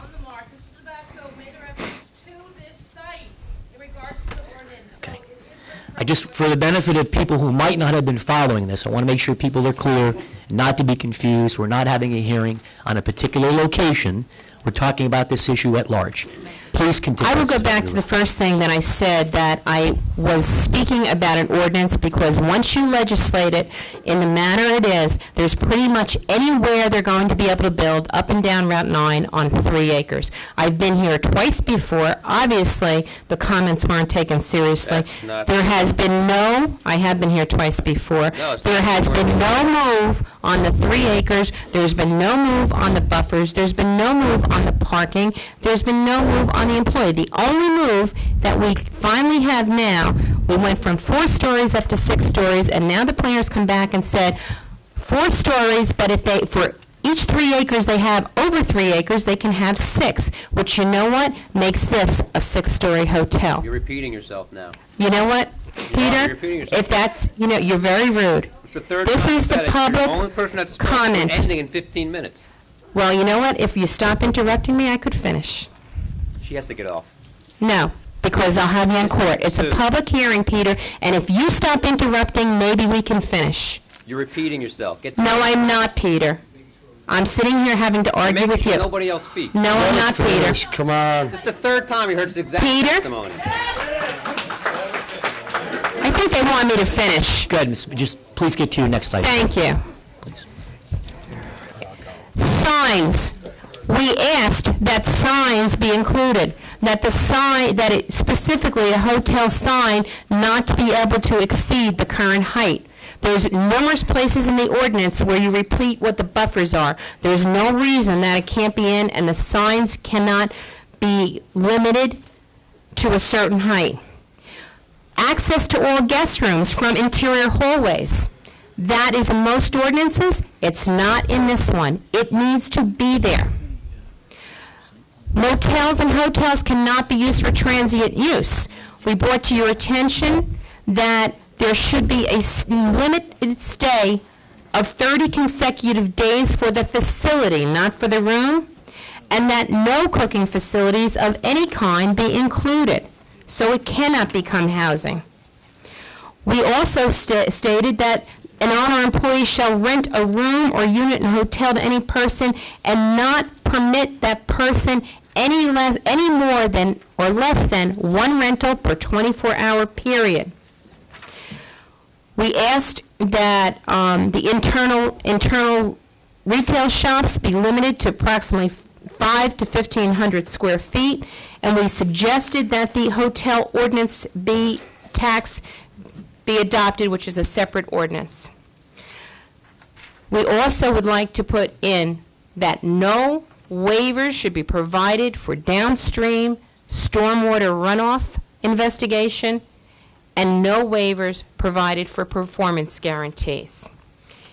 In addition, they should be required to do noise mitigation because there will be deliveries. I know there's others that have a lot more to say. It would be nice if you started to take some of the things, not only I, because other people have expressed the same issues, seriously. Because since November, the only thing we have seen change is the height. We saw it go up, now it's down, but it really isn't down. 3 acres is too small a piece of property because I went up and down through the tax maps, and you don't want to know how many hotels people will be able to meet this specific thing. And there's no saying that you're not going to get a inexpensive fly-by-night place. If you want something nice, then make it nice and start thinking about the people who live there. Thank you, Mrs. Van Gruber. Appreciate your comments. All right. Sir. Oh, you not want to be heard? Okay. Everyone's on this side. Okay. You know what? Would you mind, ladies first? No, actually, Jack has more. You sure? Yes. Okay. Come on up, sir. They're all on one side, I think. My pleasure. Good evening, sir. If you'd just give us your name and address for the record, please. Jack Brannon, 16 Woodland Drive, the Orlando Pines development, Welcome, which Mr. Brannon. is actually where this proposal is just north of. Okay. To say it bluntly, I'm against the amendment the way it stands right now. It's a very broad and sweeping amendment. If you look at the HD1 zones, they run the gambit of basically Route 9, the Route 9 corridor.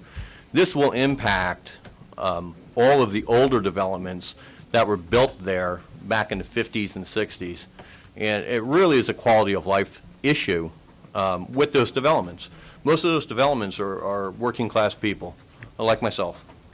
And you have to take into consideration when you rezone something like this, exactly, it's, as she said, it's 3 acres and 6 stories at this point. With that type of an area, you're going to have impact to the residential community around you. Mm-hmm. A lot of these communities still have well and septic systems. They don't have public water and public sewer. And that's going to really impact. You're going to have runoff. You're going to have light pollution coming off of the lighting facility around these buildings. You're going to have water, as I said, water runoff that could contaminate wells. The septic systems, if you change the water strata or level of water, you're going to have septic systems failing. They already are failing in certain areas of the town. This can compound that situation. And the other issue is you're going to have traffic problems. God's sakes, drive down Route 9 after 2:30 in the afternoon now. We know. I mean, anybody in this room, everybody takes the back roads. 24 Why? hours. Everybody avoids Route 9. If you're going to add this many parking areas, or I think it was 500 to 600 rate, I can't remember the exact figures she used, per hour access at certain times, I mean, without redesigning the Route 9 corridor at that point, you're asking for an absolute nightmare. If you attach this facility that she was referring to that empties out to Northwoods Place, you're dumping the facility onto a residential neighborhood road. It just doesn't make sense, okay? If you just generally look at these neighborhoods, most of these neighborhoods do have kids. Mm-hmm. I know our neighborhood, the kids ride around, anywhere from 3-year-old on up. People are going to try jumping through the neighborhood. They're not going to wait at the light. They're going to try to come down through these neighborhoods and make shortcuts. You have a problem right now with that in Winston Park. We do. You're going to compound, again, that problem. Now, I'm not saying a hotel facility shouldn't be looked at. Maybe just not a broad sweeping amendment to the zone. Let that builder, if he wants to come in, leave the zoning the way it is right now. Let him go through the variance process, all right? He has to submit detailed plans at that point. I think it has to go in front of the Board of Adjustment at that point. That's correct. It has to go in front of planning. It has to go in front of zoning. It has to go in front of you, the public. It has to be posted in the papers for the variance to be approved. I'd rather see it just left that way at this point. But I can't see making a broad zoning change that will impact the quality of life of the people who live in those adjoining neighborhoods. All right, thank you for your comments. Thank you. We appreciate it. Yes, ma'am.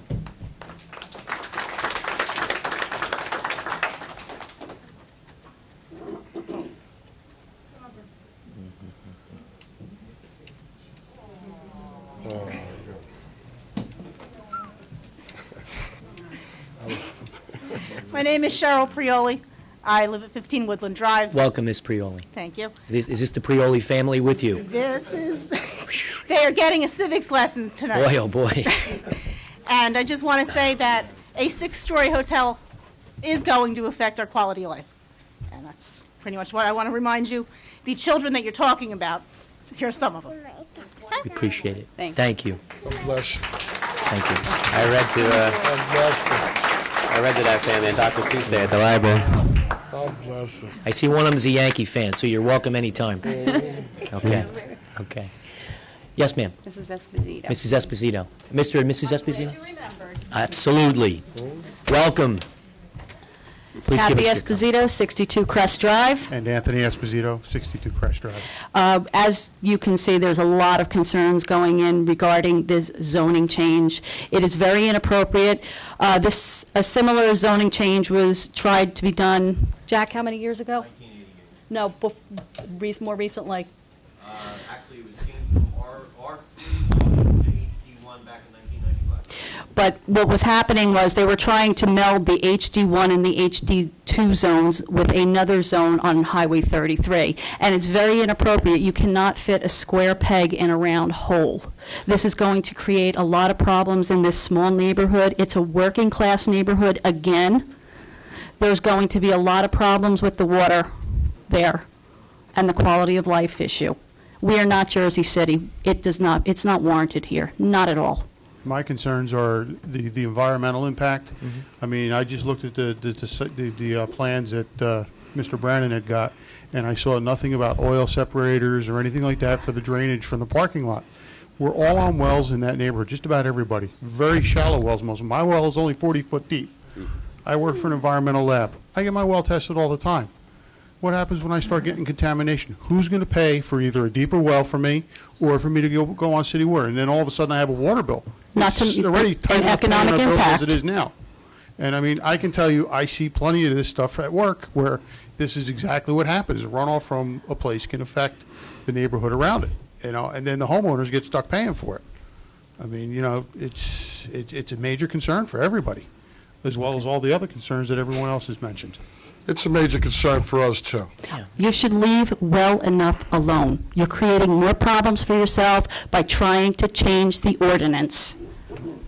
Okay, we appreciate your comments. You're getting a lot of people that are really disagreeing with your views and what you want to do for the township. Keep one thing in mind. This is a discussion. There's nothing I that's been understand it's a finalized, discussion. And your comments are going to be, everyone's comments are going to help us hopefully make whatever updates and alterations are necessary so we do what's in the best interest of the entire town. I tell That's you why the what, I'll make comments a are deal with you. You come over and spend a weekend over in our development, and then you'll get a full feel of what the impact will be. But have you ever known anyone that lived on a dead-end street? Sure, we all have. It's a totally different way of life when you live on a dead-end street.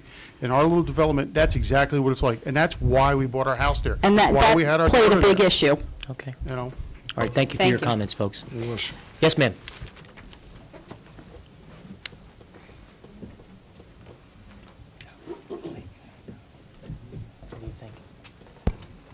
Hi, my name is Barbara Barbado. I live at 21 Woodland Drive. Good evening, Ms. Barbado. Welcome. Good evening. I do respect you specifying that this is not dealing with that site selection in particular, but unfortunately it is brought in because the Chamber of Commerce has more or less endorsed it, as well as the council members have. So in a sense, it is appropriate for tonight because although this may not be the site, it is what the ramifications of this site is what will affect the general. And I have to appreciate Mrs. Vettengruber because she did a good summary of so many of the issues that need to be addressed. And this is what I was going to say before I saw that. Okay. I just want to clarify with the ordinance as it is now, it's either no hotel or a hotel that's could be 6 stories.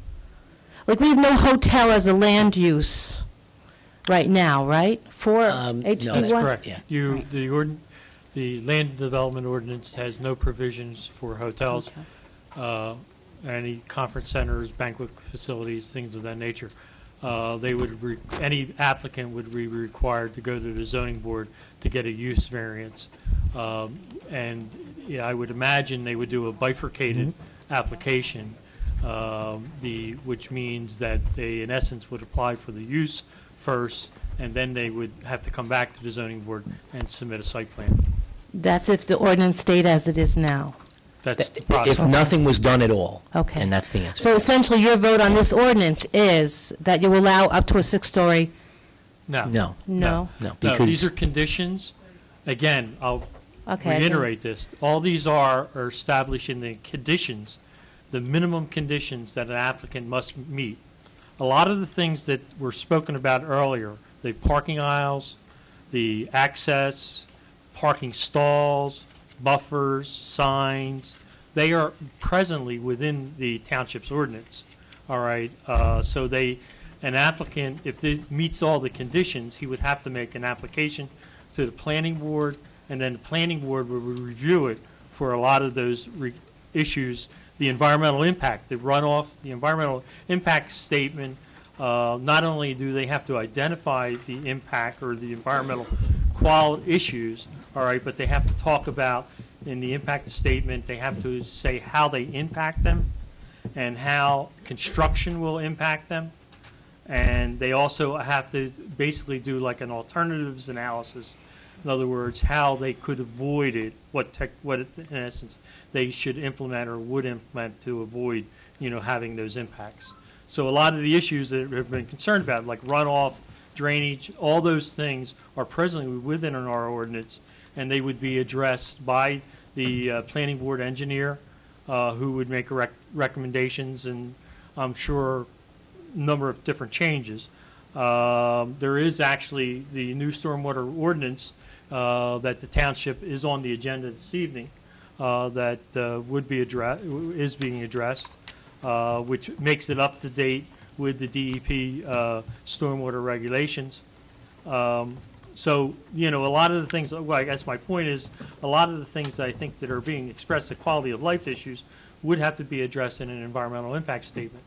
Now, you know, out in understanding the concerns people have in terms of the site specifically, the planning board would in essence deal with those things. And I don't know if Mrs. Smith is still here, a former member of the planning board. I see some other actual members, Mr. Burgess, members of the planning board. They would basically, you know, hear from you and take those factors into consideration. What I don't understand is how can a place put a site application in for a structure that's not allowed now on the books? Well, they were directed, they filed it for completeness in terms of the application process. In other words, you have to, you know, submit certain papers, documents, things of that nature to deem your application complete. And Mr. Steger, the board engineer at that time, if you read his memo back to the applicant, he says that, you know, you don't meet the requirements. There is no requirements for or no conditions or permitted use in the HD1 for hotels and conference centers, that you have to basically go to the zoning board for a use variance. As far as I understand, okay, I guess we're doing sites specific, I'm sorry. Well, but they haven't gone to, as far as I know, they haven't gone to the zoning board. zoning board. They Well, they continue. also were told that there was a number of incomplete issues, all right, in terms of their application that they needed to do, even filing with the zoning board, because we use the same checklist. The zoning board and the planning board basically use the same checklist requirements. But why would you continue to pursue and allow this development? And again, it's site specific, but it's not really, because you're forcing an issue. Why is this allowed to continue? Why wouldn't you just deny his application straight out? Because it's not appropriate for the zoning board. It has been, in essence, it's not a complete application. All right, so it has been denied. It has been denied. It is No not board has jurisdiction at this point. Right. in time, There's nothing anyone because can do He on hasn't it. even filed the right papers. And let me be clear, and I appreciate your comment that we want to try and keep it on the ordinance. Quite frankly, talking about a site-specific issue would be inappropriate for us. We have to look at this and how it would impact the entire community, the provisions along Route 9, areas along Route 33, certainly all of the areas in question. And certainly, all of your comments are helpful as we try and address ways to make certain that this is an appropriate mix in any area in the municipality. So we're not catering to any particular developer, any particular applicant, any possible application. We're trying to look at what's the best ordinance that we can write, the best law, so that it will best manage any venue like this anywhere in Howell Township. I'm very glad you're making that statement, only because of the quote, and I'm not totally involved in this until this last week, the quote that you had said in the paper about the North Woods, or the off of North Woods. So I would say council does have to be careful, because you have already, in a sense, addressed it. And, okay, simple. Do you have any other comments? Because I want to make certain we get to I the know, points. but at the same time, if it gets carried over, it will get carried over. Yeah, I would like to ask some. I already addressed what, just so I'm specific, so that I know what you think I already addressed. Not you. You just said the council already Somebody from addressed. a council person was quoted in the paper, and they specifically mentioned North Woods. I didn't see that. You said North Woods? Okay. I have all the articles here, but... Well, All right, well, let's not go Mr. there. Grabowski just Let's- acknowledged that he was the gentleman who said it. Let's keep it on point to the Well, ordinance. I am going to acknowledge, I have to address this. Go ahead, Pete. Go ahead. It is important, It's very important. yes. We have 52,000 people in town. We have a tax crisis in town. We have an absolute need for banquet and hotel facilities here in town. So let me finish. Folks, come on. Let me finish. Let's be fair. I started on the EDC in 1999, January 1 to be exact. So this issue existed even before I was on the EDC. It's been around for about 10 years. We, as a council, tasked our planner and said, look, we have an absolute need in this town. Come up with something that's universal for the entire town. We had Days Inn and the Comfort Inn looking at Highway 33. This was a Hilton at one time looking at the spot you're talking about right now. It's now a Holiday Inn. We tasked Chuck to come up with a universal first shot at an ordinance. And what he used was pretty much the state standard, if I remember right, as the genesis for the beginning of this ordinance. And we wanted to go through the planning process. He already mentioned it went through a master plan subcommittee. It went to the planning board. We do have this public hearing going on. All this input will be taken in. Now, as to your comments about my comments about a very specific site, that site has been talked about for the better part of 10 years. If there were going to be something going there, we want to make sure, and I'll say this again because I always say it, our first responsibility up here on the council is the health, safety, and welfare of the citizens of this town. You heard at the very beginning of the meeting, the first thing I said was about the daylight savings time coming in 2 weeks. Now, this is a very dangerous period of time for 2 weeks. Well, again, that is our first and foremost responsibility as council members running our local government, is health, safety, and welfare. We also have other things we're tasked with, and one of them is to run the town, bring in revenues in a way that doesn't make everybody tax poor. So we do need, I'm getting tired. We do need economic ratables. This happens to be one that is a well-known need for the town, and we'll bring in ratables. As to whether or not that is going to be eventually at that spot, that's still to be decided. Am I pro having a hotel and conference center here in Howell? Yes. Is that a spot that's been considered for the better part of 10 years? Yes. But I'll go right back to what I started off this 5 minutes with, that this is really a universal ordinance that we're trying to have passed for the town. Because we have looked at Highway 33 over a lot of time, too. Some people have actually looked at Highway 547 in the past as well. So this is a universal ordinance we're talking about. Right. Did you have any other comments on the ordinance? I do appreciate it, because I also was discussing with people, there are so many people who are receptive to a 3-story hotel on appropriate acreage, but it's the point of a 6-story, which is, it's just overwhelming. All right, so your recommendations or comments to us would be an ordinance should be limited to 3 stories? Is that your primary? I'm If saying there's a it would hotel, it should limit it to probably- 3 stories. My personal opinion that, yes, 195 Route 9 area is ideal location for, Okay. but it's the appropriateness. It's limited. Right, okay, let me just read what this is, okay, Okay. and this is just what I was going to say. Sure. Okay, over the past year, okay, it seems to me that somewhere along the way, a grandiose idea was formed. Rather than seeking for a reasonable height hotel of 3 stories that is more appropriate to the highway development in Howell, the council is asking for a monstrosity that will be 3 stories above other buildings or treetops. This does not create a very nice image of Howell. Over the past year, comments have been made by the members of the Chamber of Commerce and several council members in regards to a hotel.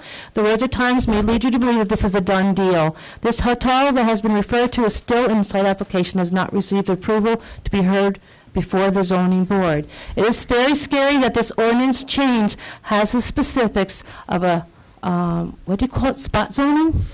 Spot zoning type of application.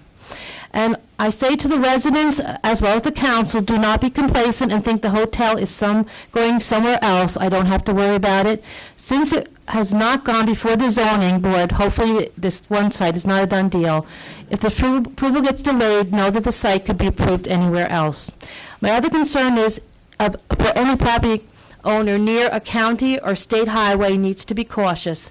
The master plan revisions in the future could change your zoning and place your own business or home in compromise.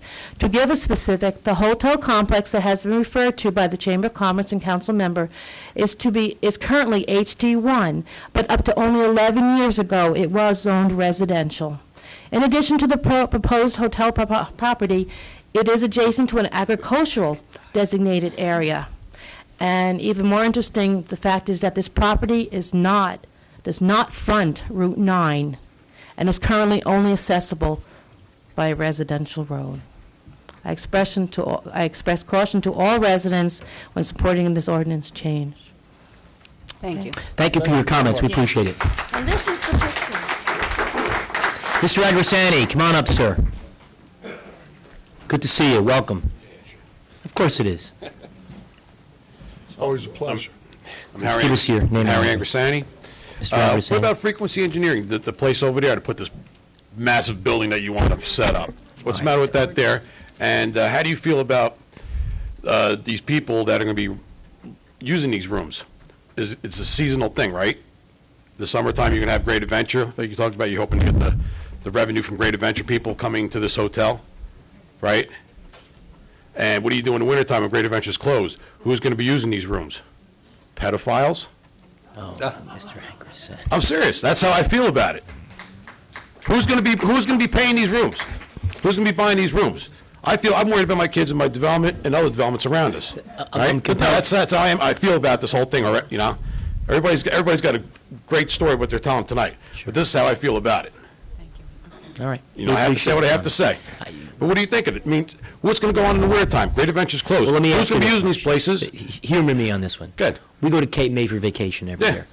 What happens in the wintertime in Cape May? They No close one down. goes down to the Jersey They Shore. close down. Everybody goes No. vacation there. No, people are still there. I can assure you that the hotels in Cape May are not filled with pedophiles. Well, Let's not touch, let's, All right. Yeah, let's, it's not good. I appreciate your comments. I see and the other we appreciate hotels your around us testimony. and stuff. I see what's up. All good comments. Thank you. No, it's... There's no one on this, actually, Ms. Wisner, you're next. We're going both sides. You're going to wait a while. Okay? Are we going to wait a while? Pedophile take drew you off, I House. think you got to make Mr. an Wisner. announcement. You had to make an announcement. You have to make an announcement. All right, we had, just, Mr. Wisner, if you don't mind, how many, by show of hands, who here would still like to speak on this, knowing that this is going to continue on for a few more minutes? So please, let me raise a hands, who would still like to speak on this issue? Okay. If you haven't raised your hand, then we're going to, those that have raised their hand, I'm going to ask on the honor system that those are the people we're going to hear on this, okay? And then we're going to try and get through the balance of our agenda between now and 11:30. So I would ask everyone to try and make their comments as on point as they can. Many people have made some extraordinary comments already. If the comment has been made, I would ask out of deference to your neighbor so we can hear from everyone that perhaps you not repeat the same thing someone else may have already said. Mr. Wisner, please. Carl Wisner from 376 Conover Street, Howell. Welcome, I'm Carl. going to try to be brief here. First of all, let me start by saying that I do support the idea in Howell of a nice hotel, a conference center, a banquet hall, anything of that nature. I'm not sure I'm real excited about more shopping centers and strip malls, but, you know, they're coming and Route 9's there, so we're going to get some of those too. But the point is, I think the overriding issue here is greed. And let me tell you what I mean by that. And I just want to sort of caution everyone about that concept, because we do need tax ratables. And I admit that, and I want them, because I'm a taxpayer as well. But I don't think we should jump into something that has such long-term possible negative ramifications for our town just to get a rateable. If you look at that, okay, that and other plans that could be presented like it, there's too much on 11 acres, and that represents greed to me. And I think if we approve something like that to get the rateable, that's also greed of another type. So I think we need to be rational, and we need to think what is going to be there for our children and generations to come. I truly believe if this type of thing, at this type of density was approved, and this type of height, that we're going to get that up and down Route 9 then, because there are going to be builder suits, and we are going to get other projects like it. I know there are people here who don't agree with that, but I believe that'll happen. I've seen it before, and I think that is how life works. I really believe the major issue here for me is the height, and I think the solution is already here in town. We have already rules in place that limit building to 35 feet, 3 stories, and keep it that way. There is no reason that a hotel can't be built on half of that land, if you will, or another piece of land that's 5, 6, 7, 8 acres. And I believe the size of the land should be backed out from our current rules on commercial building that would limit the number of rooms to 3-story buildings. Now, that's going to require more acreage than 3, obviously. It's probably going to get a 140-room hotel. I'm really not an engineer, but I'm guessing you're going to need 7 or 8 acres to do that. That doesn't bother me a bit. As a matter of fact, I think it's totally appropriate. So my biggest issue here tonight is to limit to the 35 3 stories that we have now. Okay. And I believe that anything we do beyond that, in my opinion, is greed, and that's one man's opinion. We appreciate your opinion. Thank you, Thank Mr. Wisner. Mrs. Wisner, are you ready to go now? Yes. Mr. Burgess. Come on up, Mr. Burgess, welcome. He's not prohibited. This isn't in front of the board.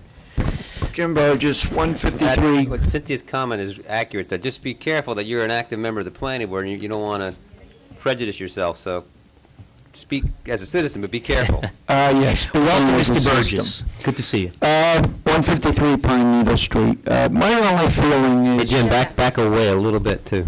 You know these mics, Jim. Come on. Come on, Bob. The 3 versus the 6 stories. My feeling is that if you limit it to a 3-story building, you then attract the low-budget hotels.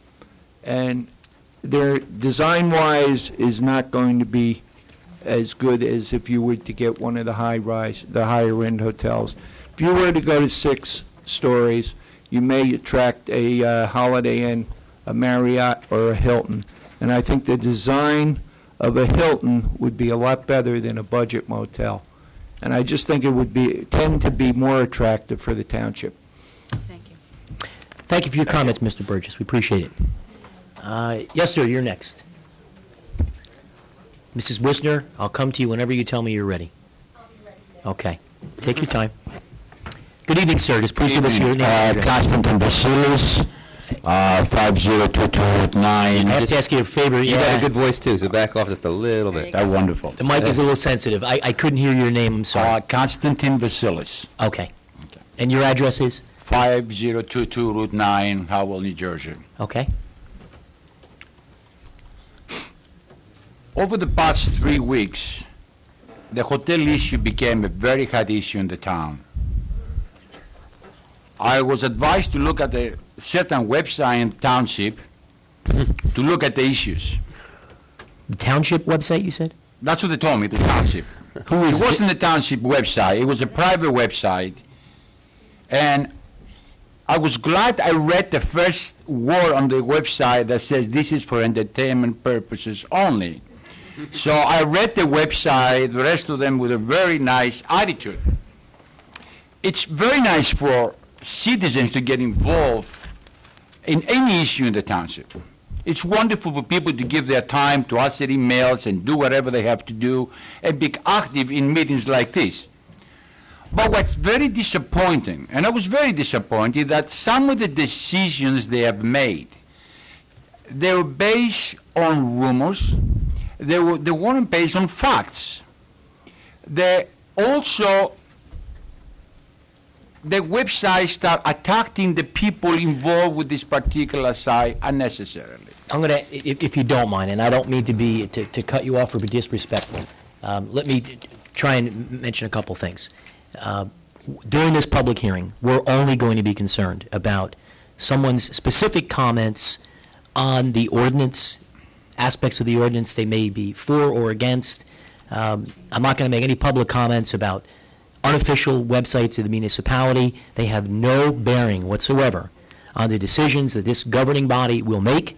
I can tell you comments that one may post on a board or bulletin room or whatever the case may be have absolutely no bearing on the decision-making process that we as elected officials have to make. Any of those comments are certainly, anyone is entitled to make comments either in public or private forums, but I can assure you, and I want to speak for my colleagues, and any one of them can chime in if they disagree, but comments on websites or what have you, no bearing. What matters is what's said in these chambers during public hearings. What matters is correspondence that we all get as elected officials, be it emails, letters, phone calls, any other business that is taking place outside of the forums that I've mentioned are completely irrelevant. So I want to put your mind at ease that we have to focus on the merits of the ordinances or whatever it is that's in front of us. So I'd ask that, and I please don't mean to be disrespectful. Not at all, not at all. But Thank you for clarifying this. The reason ordinance. is because some of the people that post this on the website that we hear from the board speaking today. And I'm not going to criticize them. I'm just going to give the people here in the room and whoever wants to know certain facts about this particular project, about the hotel. The hotel. So, well, what I would ask, Yes. and again, I take it you're involved with the hotel? Correct. Okay. What I would ask is that you speak specifically to the provisions of the ordinance. For example, and I'm going to continue to remind this of people, that's why I mentioned it when someone earlier was up. If you have a comment about the height, you have a comment about setbacks, if you have a comment about parking spaces, any of the things that make up the technical provisions of the law, that's what we need to hear. Yeah, but I can't comment on parking, I can't comment on things that the lady before comment, because the application is not complete, so how can I comment something that's so preliminary? It doesn't make any sense, I waste everybody's time. What I want to bring to this table in front of everybody right now, that the people that they're gonna operate this hotel, it's Sun Hotel Development, it's a big organization, they own 26 hotels over the state of. I hate to do this. No, just allow me this because you hear other people, and I'm done. Okay. The question is, whatever is 3-story, 6-story, the Holiday Inn requires 6-story to present this high-end hotel. If we squeeze it down to 3-story, we're gonna have a motel. We don't want a motel. We are concerned about the quality of life. We are concerned about the quality of the hotel. Folks, it's a Holiday Inn. It's not a Holiday Inn Express. It's a Holiday Inn. It's a full-service hotel, and that's why we bring it to the town. All right, so your comments on the ordinance is that your commentary is you believe that something needs to be greater than 3 stories. It has to have the elegance, it has to have the heights to make it become what it is. Okay. All right, we appreciate your comments. That's all. Thank you very much. Okay. Ms. Wisner, you're next. Come on up, ma'am. Mayor, Welcome. I'm sorry. Yeah, hold on one second, Ms. Wisner. Yes, Mr. Deck. I did note through the hearing that some people have walked in, and I'm not sure, maybe some might be here for the field usage fee ordinance. Okay. Maybe if you just announced that you've decided to. Thank table you, that. and I appreciate that, Mr. Zanecki. For the benefit of the public, anyone that is here on the fee issue ordinance involving recreational issues, the council has made a decision that we're not taking action on that this evening. That's going to be tabled. Mayor, the first one we are, the standard I'm sorry, fees. it's just 8A5. 8A5. No, 80, it's 6, field usage. 8A5 we are going to take action on. 8A6 is going to go back to the drawing board, so to speak. So if you're here on 8A6, you're certainly welcome to stay. If you only wanted to comment on that, we're not taking action this evening. Thank you for reminding Mrs. Zanecki. Ms. Wisner, welcome. Thank you. I just wanted to begin with saying, Mr. Tabasco, you made a comment about our town being in crisis. I think the entire state is in crisis. Absolutely. And especially fiscally with our taxes.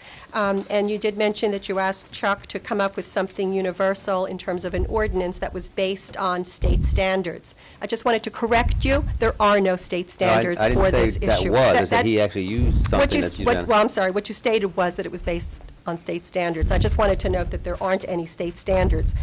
The majority of the ordinances in the state, though, do use a minimum of at least 5 acres or up for hotels. Hotels in Monmouth County are almost all on 5 acres, and the average, I think, for the state is about 4 stories. With that said, what I would like to say also is I think I agree with my husband in that we can probably use a hotel. I mean, I don't really know for sure, but we certainly don't have one. If we want to stay somewhere, when my daughters were getting married, our guests had to stay out of town. They had to go to Lakewood, to the Ramada, or they had to go to Freehold. It might be nice to have something in town. When it comes to having something, we do have, I think everyone has been running around saying there's no place in Howell to do anything. We have Our House Tavern, which is a lovely facility, and they do a great job, and I think they should not be forgotten. But we could probably use another center as well. So some sort of a facility, a banquet facility with a hotel, we could use that. Right now, we're going to the Ramada Inn. I know a lot of the different organizations in Howell, when they do have a function, they go to Lakewood to the Ramada Inn.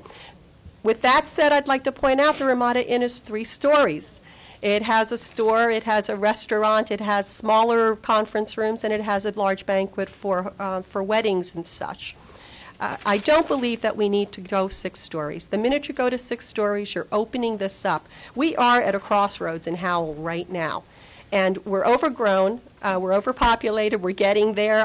Over the past, decade or so, Howell has probably doubled in size. I don't know if that's good or bad. It depends on who you talk to. I don't know what the future holds, but what you do hold, the 5 of you, and minus Mr. Malavi, who's not here, what you 4 and Mr. Malavi hold right now is the future of Howell and what it's going to look like for our children. And 6 stories is not what we want to look like. Between Woodbridge, there is not a 6-story hotel along Route 9 from Woodbridge all the way to Atlantic City. Why would we want to put one in the middle? The idea of bonus floors, I think we need to come up with an ordinance, which is what you're discussing, and that ordinance should be based on what Howell needs, not what any particular developer wants or would it be convenient for them with a hotel that maybe is on the plate right now. We need to come up with an ordinance that would dictate what Howell needs and what Howell wants. And I don't think the bonus floor should be included. We should stick to the 3 stories that we have now. I don't want to go any further, but let's stay away from the 6 stories. And I also wanted to mention the gentleman before me who did use Howell as an address. I believe it's his office. He does not live in Howell. But also Holiday Inn is building a new facility in Neptune, which is going to have facilities for banquets, etc. And I believe it's a 3-story. It's no more than a 4-story. Great. Thank Thanks for your comments, Mrs. Whistler. I'm going to go to Mrs. Dixell, and then we'll get to you. Mrs. Dixell, come on up. Just by show of hands again, who else would like to be heard tonight on this? 1, 2, 3. Okay. Now you could stay seated. 5, Joe. Okay. Mrs. Dixell, welcome. Just name and address for the record. Barbara Dixell, Howell Township, The Villages. Your comments on this ordinance? Yes. Okay. I agree. We need a hotel. We need a conference center. We need a banquet hall. As I said it previously, Route 33 down in front of the Turnpike Ramada Inn, 3 stories. They've got it all in there. It's all confined. It's all contained. I'll say it again. What Ilsa said. Don't let the developers dictate to us. We need to tell them what we want. They can't tell us. We need to go for what we need for our township and our people. They can't dictate to us. 6 stories is out of the question. I did say this before. I'm going to say it again. I spent all of today pulling stuff off something on the net called Life Safety Code 101. I'm going to give it to you. Okay. It's about fire safety. It's about fighting fires in types of buildings. It's about the need for how our firefighters are going to fight these things. Building structures, materials, hazardous materials, evacuating people with disabilities, the height of the floors, the type of equipment being used to fight these fires. If this is in a 3-acre or whatever small radius, before your time, Mayor, Adelphia Greens, you can't back a fire truck in there. There was terrible, there was a lot of discussion about that. How are you going to get a fire truck in something that has to evacuate people in an emergency? You're not going to get them into 5 acres or 3 acres. You need to have space to back up a fire truck, turn it around, hook up the ladders, hook up the emergency equipment. You're not getting, there's going to be loss of life in something like that. Okay. Exit doors, stairwells, sprinkler systems, special training for our firefighters. I said that once before. We have an all-volunteer firefighting department. I have great confidence in them. I just may feel that our guys may need some real extra training to deal with structures and buildings and roofs and trusses and collapses and stuff. And I'm going to give this all to you. Okay. And there's 1,340 websites on this. Please, you could spend days and weeks. Look it all up. It is very interesting, and it might be something you guys need to research before we make any big decisions on hotels, because fire safety, rescuing people, fire trucks, entrance, egress. It's got to be Okay. talked about besides the height of a building. We got your point on fire safety. Thank you for your Thank you, comments. Barbara. Thanks, Mrs. Titzel. Yes, sir, come on up. Welcome. Just give us your name and address for the record, sir, when you come on up. I would ask that, obviously, if anyone has, as more speakers come up, we've heard from a lot of people. If you have something that has not already been said, we would appreciate perhaps you enlightening us on any new comments would be certainly helpful. Leonard Solons, 15 Bleecker Street, Milburn, New Jersey. I'm probably the least popular man in the room. I didn't. Your name is. I didn't hear. Leonard Solons. He's the one who Okay. built the whole community there. I'm the least popular man in the room. Oh, I don't know about that. The Well- Sears Mall. You got I can stand next to you, Peter. Yeah, you got some competition. I've got some competition. I did not come to speak about site-specific issues. I know that there are some, based on having listened for the last 3 hours, about the comments in the room. My issue is with respect to an ordinance. I do not believe that it is necessary to have direct Route 9 access, U.S. Highway 9 access I property. Actually, DOT prefers that it doesn't, just to keep traffic moving. Right. Okay, go ahead. That was one issue that was brought up earlier, and I think it should be reconsidered if it was taken as a be-all. I think you have various locations that have traffic control signals that have been designed by the New Jersey Department of Transportation that should be taken into consideration when making site selections. I believe that you should follow state standards for determining the zoning constraints as it relates to a hotel and conference center. And I believe you have the professionals and expertise to make those determinations. And it's those professionals that both the public and the owners of property rely on when making applications. There was comment earlier with respect to spot zoning. If this application was approved by the planning board and variance is granted, and I'm doing this for information purposes only, it would have been spot zoning. The appropriate mechanism to ensure that you don't have spot zoning is have an approval of an ordinance consistent with a master plan that has been approved by the public body and the public, everyone in the room, to meet the needs and desires of the town. And Exactly why we're doing it. you know, I'm just restating this Right. because when an application comes forward, it should be such that everyone's on board with it. Thank you. One second. With respect to height and a conference center, I've been doing business in Howell for 25 years myself. My family's been in this town probably 60 years. We've seen the evolution of this municipality, and we're pleased to see the people and a lot of the changes that have occurred in this town. We take first and foremost public safety and the public interest. It is important to create a destination location that will enhance business and economic opportunities in this municipality. Back in '86, we put up some office buildings in town, and it was very hard to attract businesses, larger businesses, to this town, largely because we did not have a hotel and conference center. At that time, we did not own any property that was consistent with a zone that would provide for that. There still exists no zone. If you want to build your rateable base, if you want to attract businesses and ensure the survivability of this municipality, it's important that you create a destination location, a place where people can stay, people can be educated, where people in this town, members of this community, can celebrate weddings, bar mitzvahs, christenings, without leaving the town. These are all benefits. And you have to take this into consideration when you adopt this ordinance. It's imperative that you adopt some form of hotel/conference banquet center, because it's to the benefit of everyone in this room and everyone in this municipality. That's all I have to say. Appreciate your comments. Thank you very much. Are you next? Okay, Mr. Days, come on up, sir. Welcome. Just give us your name and address for the record, please. Hello, Bob. Good evening, Councilor.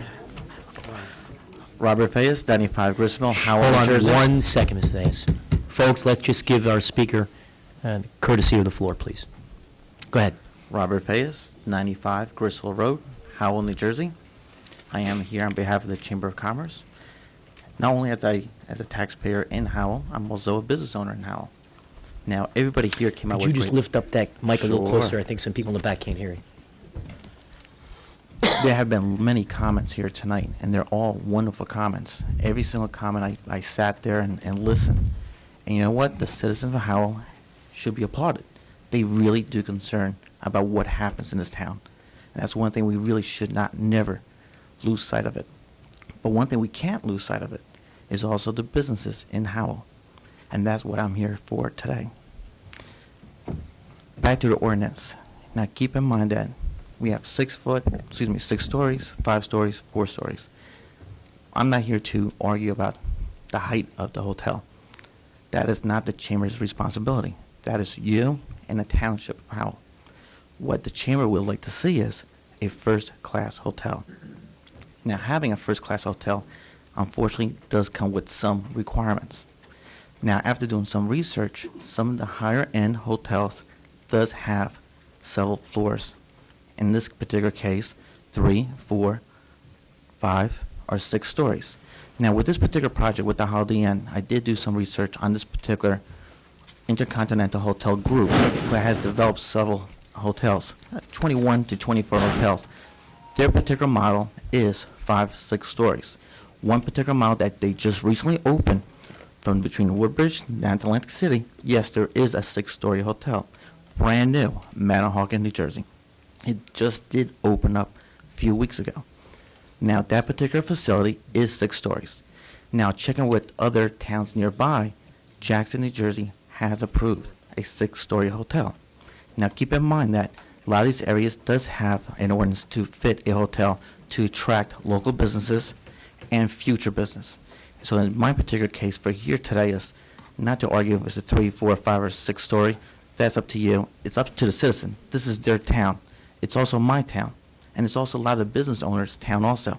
What we're here to tell you today is that we're looking for a first-class establishment that will attract more business for the local businesses. And that's all we want to say today. Thank you. Okay, thank you, Mr. Thais. Appreciate it. Anyone else on this side? I guess not. Okay, Mr. Smith, welcome, sir. Come on up.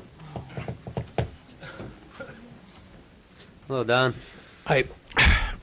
Don Smith, 54 Vanderveer Road, Howell Township.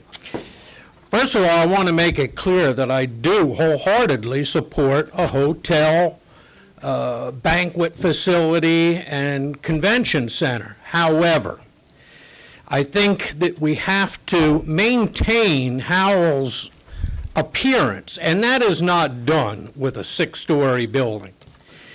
If a developer or an applicant wants to come in with a hotel, let him meet our standards. The other thing I have a big problem with is the 3-acre minimum.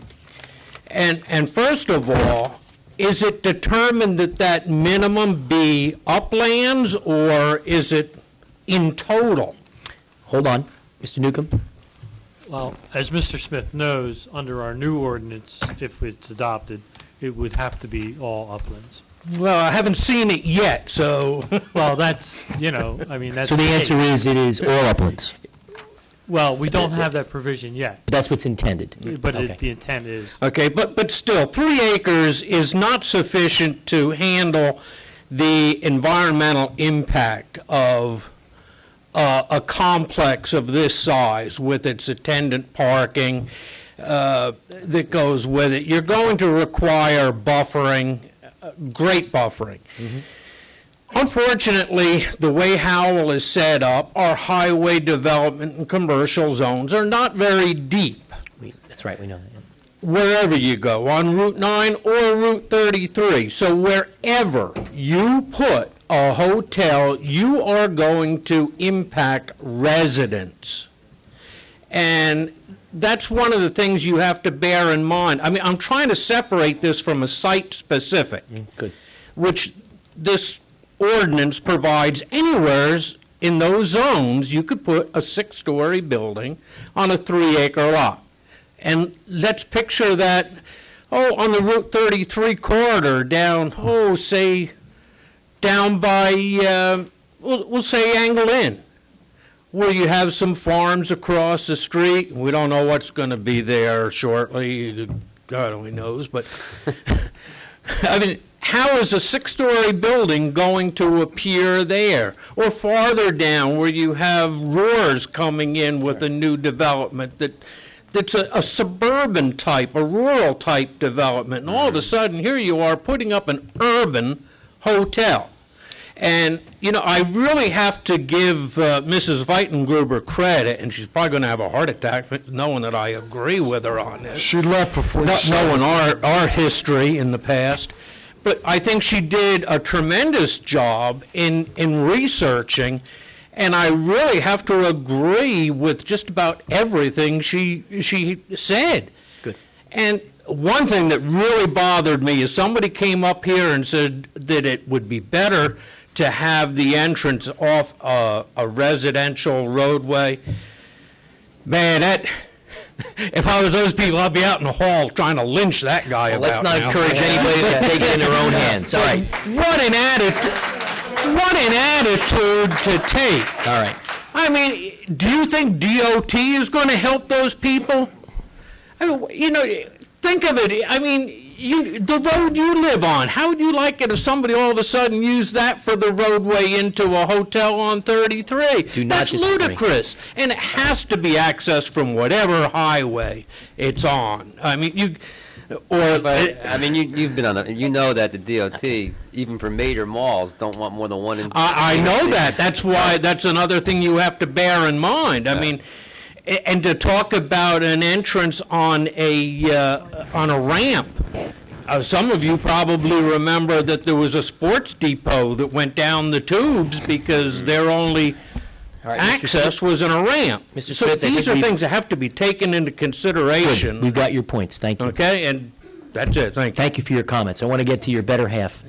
Mrs. Smith, come on up. We say that in a most complimentary way. You're his equal. Come on up. That's right. Okay. Mrs. Smith, if you don't. bosses in our house. All right. Who has the 50? Oh, yeah, we do. Who has the It's four 51% on legs. decisions, The though? dogs. The dog? Okay. The dog's the boss. All right. If you wouldn't mind, obviously, comments on the ordinance and something that hasn't, if you can add to what has not already been said, we would appreciate I it. think I can. Please. Or put it in a Okay, go right ahead. Pauline Smith, 54 Vanderveer Road. Firstly, I'd like to make a suggestion with no insults to anybody. Throw this ordinance out, and I'm not opposed to a hotel. I'm just opposed to this ordinance. I would strongly suggest that we take what we the people, we the professionals, we the council, planning board, master plan. I would like to clarify, Mr. Newcomb mentioned the master plan committee, but we didn't dwell on this. We were inundated with people who wanted to do age restricted, and we had all these presentations, so we barely touched. And we didn't talk about 6 stories, that's for sure. As a matter of fact, I can remember reacting to 4, and Mr. Newcomb reminding us that there was one already approved, the fountains. And I said, that's an exception because that's a COA agreement, we'll have to look into that. We never looked into it because we were concentrating on age restricted. And that's just for your information. But I would suggest that we take what people have said tonight, and I'm going to emphasize a few more quickly. Just make the list of what we think is important for Howell. Give it to Mr. Newcomb and Mr. Gannon in his office to make into ordinance form. Don't look at other people's. What's good for Howell? Listen to those people that back up to it, because they've been there for a long time. The zoning that provided for the residences along Route 9 and Route 33 was put into place and acted upon long before anybody dreamed of our section of Route 9 and 33 being developed the way it is going to be. So we have to, well, who Nostradamus? You know, I mean, that's quite a while ago. So please take in consideration these people. And we look at, and I say we, not me, and by the way, this isn't for me. I agree with the need, but I don't need it. I believe in taking care of family. In my little house, if I had 50 people, relatives or whatever, they'd be sleeping head to foot on the floor if they had to be, and be fed and taken care of and loved, because that's the way we people of Howell are. People who have moved in and require different services need to be tended to, but please don't forget, everybody doesn't need it. Okay, we'll accept it, but we don't need it. Thank you, Ms. Now, I'd like to emphasize a couple of things that I think are really important. And as far as looking at it as a rateable, whether it's 3 stories, 4, 5, or 6, 3 or 10 or 15 acres, we're going to need more services to provide for these people. This will be our responsibility.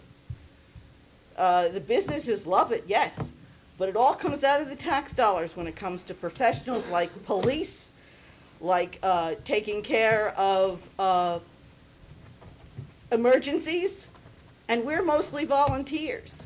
And if we have to buy another ambulance, if we have to buy another fire truck, take that all out of what you're considering ratables. It all cost. And now I don't want to take any more of your time, but I'd like to make a quick list of what I think is important in the ordinance that I'm proposing that we develop. No more than 3 stories. No less than 10 acres. No less than 300-foot buffers to the residents. I mean, that would account and allow for what somebody might consider extra acreage. But it is a quality of life, because they probably don't need this either. All right, so keep going on your list. You're doing Okay. good. I'm writing them. And we know that We're all right now. Looking at Mr. the Newcomb's parking, collecting it too. as Mrs. Weitengruber suggested, because vehicles, especially vehicles that would be catered to at a banquet facility, are larger than the average, and the average large now is way bigger than me, and I drive a Crown Victoria, and I have to sneak between the SUVs, etc. So I think that's an important issue. Also, the interior shops are very nice. We don't talk about it, but Don and I have traveled a lot through our lives. And very few tall hotels. You go to Memphis, you go to New York, you go to Philadelphia, you go to Nashville. They have tall hotels. But I'd say 9 out of the 10 hotels we've stayed in have been 3, 4 stories, not above that. So I think it's what we need, what the people require, and if the applicant doesn't want to cater to that, they can go someplace else. Somebody will come along. We have to think of our people. If I think of I know that I had a longer list, and I'll whisper in your ears rather than take your time now, but please take my suggestion. Let's get the list We of certainly Chuck. will. Okay. Okay. Thank you, Thank Mrs. you. Smith. Thank you. Last speaker. Last speaker. Ms. Migliaccio, I think you're the last person to speak on this. Come on up. Welcome.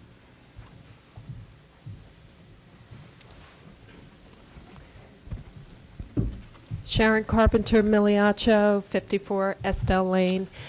I want to touch on the phrase conditional use, because I don't want anyone to be confused about that phrase, certainly no one in the audience.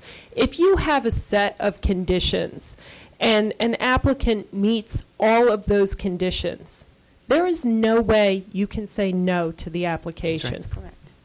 So, you know, it's you need to make that very clear to these people, and I don't think it was very clear with everything. Excuse me, I don't want to interrupt you, but you might have missed Mr. Newcomb. He did try to define all that, because he wanted to make that clear. Actually, I was listening, and that's why I'm going back to it, because to me, I don't think he made it clear at all. I don't think anyone in the audience was clear on what that was, because he actually said, well, if you have concerns about your neighborhood, we'll take that into consideration at the planning board. But you really can't unless it's something that's specifically not in the conditions of the ordinance. So it's unfair to lead people to believe, especially the people in that community, that because they have issues with traffic, I've never seen an application turned down because of a traffic issue. Certainly because someone went the wrong way to get out the exit, they're not going to turn that application down. So if it meets the conditions, it will be approved. I live on a dead-end street. We had an issue with zoning with my next-door neighbor, that at the same time this was rezoned back in the 90s, he was rezoned to highway development to give them a nice big 10-acre piece right on the highway. He has no highway frontage, and during the Route 9 sewer discussions, we had that changed back to ARE3 as per his request because he is a qualified farm. So there are certain pieces in this township, for whatever reason, in the 90s, were zoned for highway development, and the neighbors were not notified at the time. They didn't have to be notified at the time. So they may not have been aware. You know, that's neither here nor there. But certainly, maybe this site is not the best site for a hotel. There are plenty of 10-acre pieces. I have 2 across the street from my road on Route 9. You won't see me back here if someone wants to propose a hotel for one of those pieces. I don't really have a problem with that. It's on a jug handle. It'll have highway access. Now, that's not to say the people behind it may not have a problem with it. But certainly, it's right on a highway. It's in a highway development zone that has been a highway development zone since they've had that zone. An appropriate place for it. So we really need to look at this ordinance again. Also, just to touch on another thing, we're kind of getting also into a discussion which came first, the chicken or the egg. The business community would like to say we need a hotel to grow in the business community. I would like to point out that the Eatontown Sheraton was built after the industrial park was pretty much full. And that's a beautiful hotel. But certainly the business community was there to allow that hotel to flourish.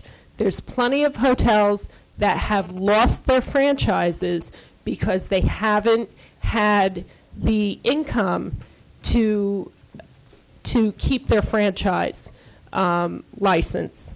So that's another thing. Just because we're proposing a Holiday Inn right now doesn't mean in 5 years it's going to stay a Holiday Inn. Ocean Place Hilton is no longer a Hilton. Freehold Sheraton is no longer a Sheraton. And the one right on 36 at the Parkway has been 3 different franchises over the years. So these are things to consider. And I'm not against a hotel, but we have an ordinance. It's 3 stories. If they want to build 6 stories, they need to go to the zoning board. That's the proper place where the zoning board can listen to the positive and the negative criteria or conditions, and then make a determination on that specific site whether it's appropriate to put a 6-story building. And I really do feel that is the proper venue for issues like that. Okay. Thank you. Thank you, Ms. Migliaccio.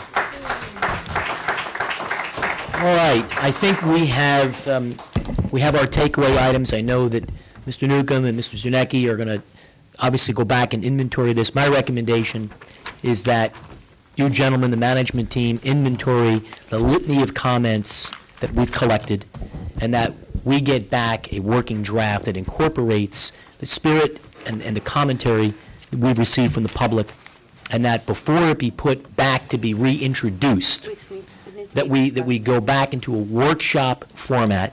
We'll put this on a workshop agenda, and that we have an opportunity to work the detail now that we've heard some preliminary comments from the residents, and then that we can then go back and revisit this once we have incorporated and gotten all the comments. To Mr. Davis's credit, at the meeting on March 13th, Mrs. Feitengruber had given us similar commentary as she did tonight, and to Mr. Davis's credit, we have an absolute near verbatim set of notes that Mrs. Feitengruber had taken. One of the things that we did have a chance to say at the front end, one of the things we didn't have a chance to mention at the front end was that we didn't begin to make changes to the ordinance in light of those comments, knowing that we wanted to hear more commentary tonight. Exactly right. So it didn't make sense, for the benefit of the public, for you to know this, it didn't make sense to go in and start addressing these because we expected to get many more comments. So we do have the inventory of many of the issues we've gotten this evening.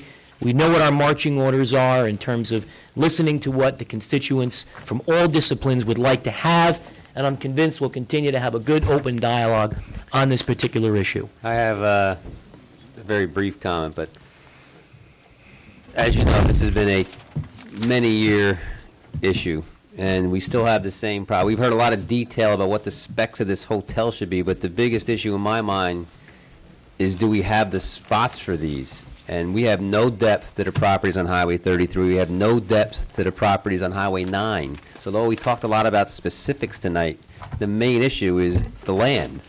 There just isn't spots, or there aren't many of them, where a hotel can fit. And just to give you some perspective on this, there's been many times the Howell bowling alley has actually been addressed by hotel chains. And every single time, it's been shot down because of no depth. There's been many times people have looked elsewhere on Highway 9 or Highway 33, and the same thing, there's no depth. So although we're now tasking people to go back and look at some of the specifics that came up tonight and some of the specifics that were brought up by, Sue the last 3 times and tonight again, Folks? I'm not comfortable that we're really addressing the main issue, which is, are there places we can put a hotel and banquet conference center of the type that we would like in town, of the type that we can have a nice banquet facility, and and actually still be a good rateable. That weighs on me a little bit. We can come up with these specs as to whether it should be 6 stories, 4. They're all red herrings in my mind, because first we got to find the spots, and I don't know if we have them. The opinion that is not the best spot for a hotel. There's pros and cons. I mean, it's perfect that it's on 195 and 9, but it also has the residential community there. The town was not planned right many years ago. And we're feeling the negative of that nowadays. And I heard, folks, come on, out of respect. We're having a debate. It's 12 o'clock at night. Just respect for a minute. So,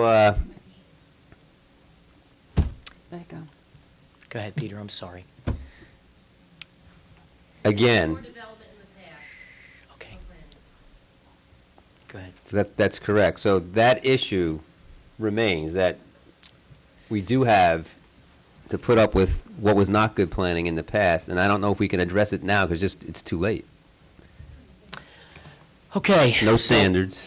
How much time do you gentlemen need to come back to us for a workshop? Is this a May, what's,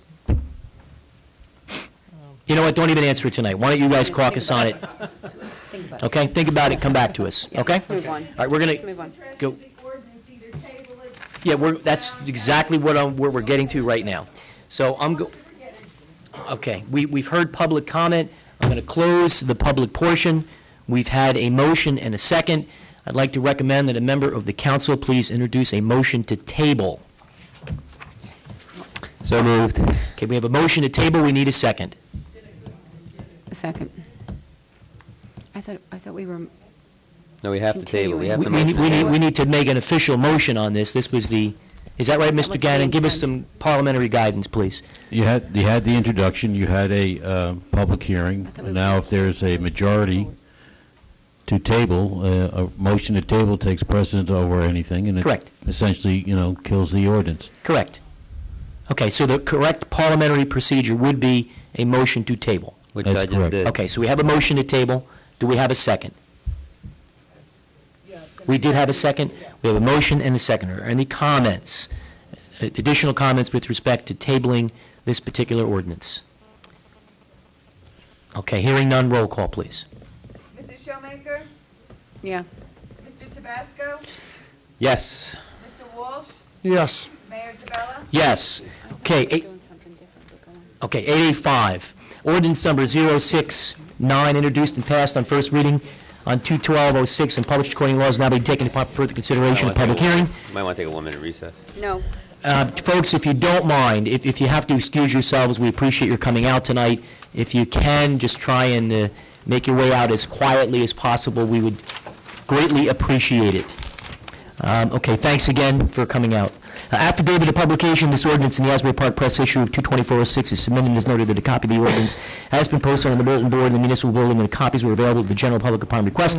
Mr. Davis, would you please read the title of the ordinance? An ordinance of the Township of Howell, Monmouth County, New Jersey, amending Chapter 2, Administration of Government, Article 6, as it applies to fees charged by the Department of Recreation. Okay, I would ask it, can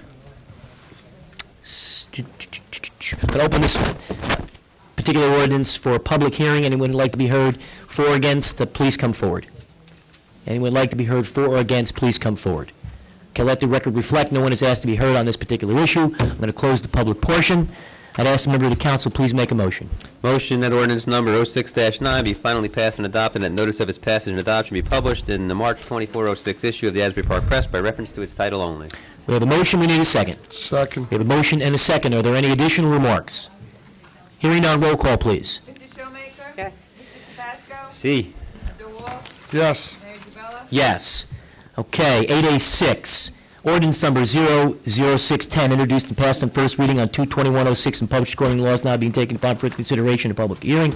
Affidavit of publication of this ordinance is the Asbury Park Press issue of 2/24/06 is submitted, and is noted that a copy of the ordinance has been posted on the bulletin board in the municipal building, and the copies are available to the general public upon request. Mr. Davis, would you please read the title of the ordinance? An ordinance of the Township of Howell, Monmouth County, New Jersey, establishing fees for the usage of township recreational fields and facilities by organizations.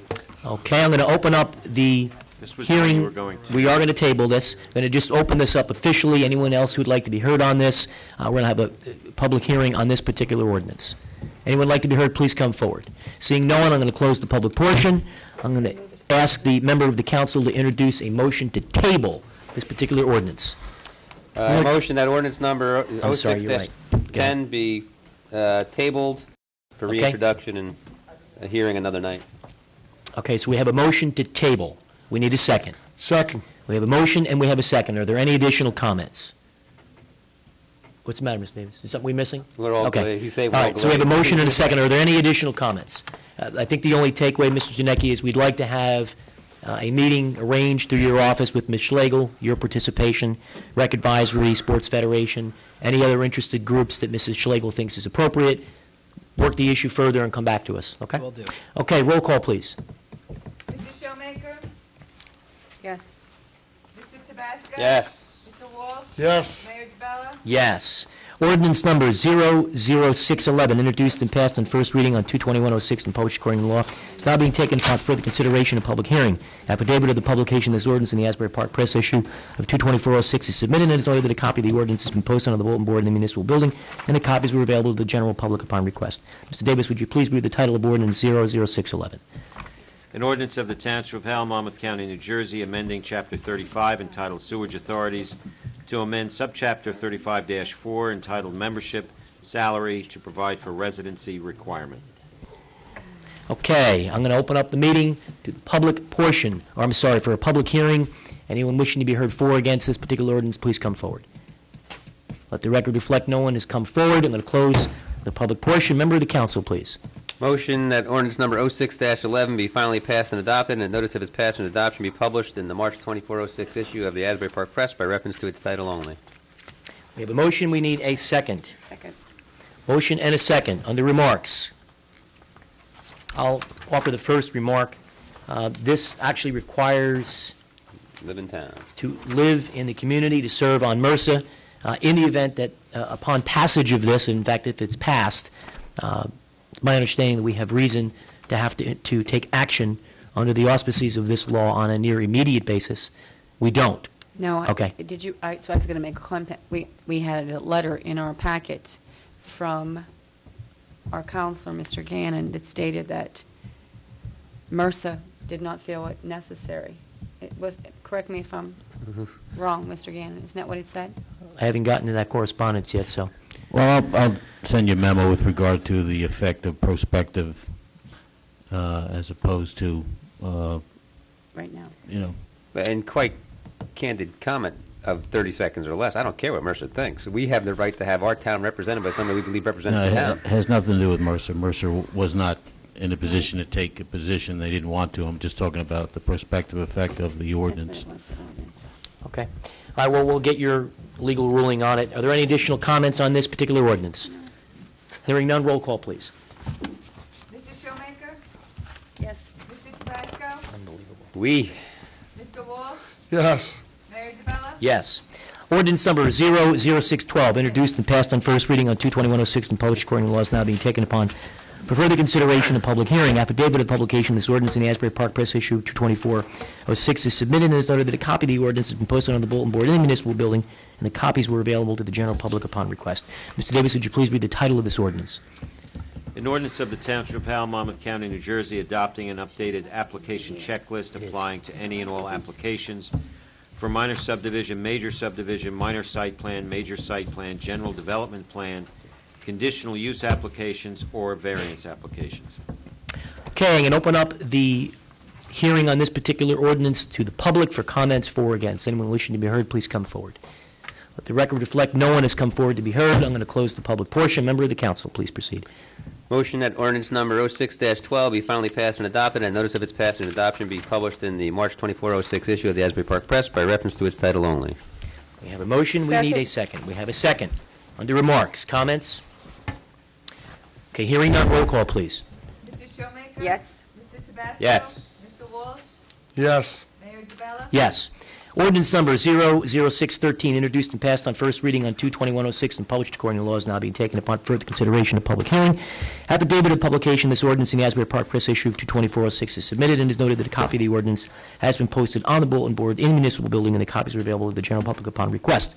Mr. Davis, would you please read the title of the ordinance? An ordinance of the Township of Howell, Monmouth County, New Jersey, providing a procedure for Howell Township volunteer fire departments and first aid squads desiring to hold coin toss fundraising along roadways within the township. Okay, I'm going to open up the discussion on this ordinance to members of the public. Anyone who'd like to be heard for or against, please come forward.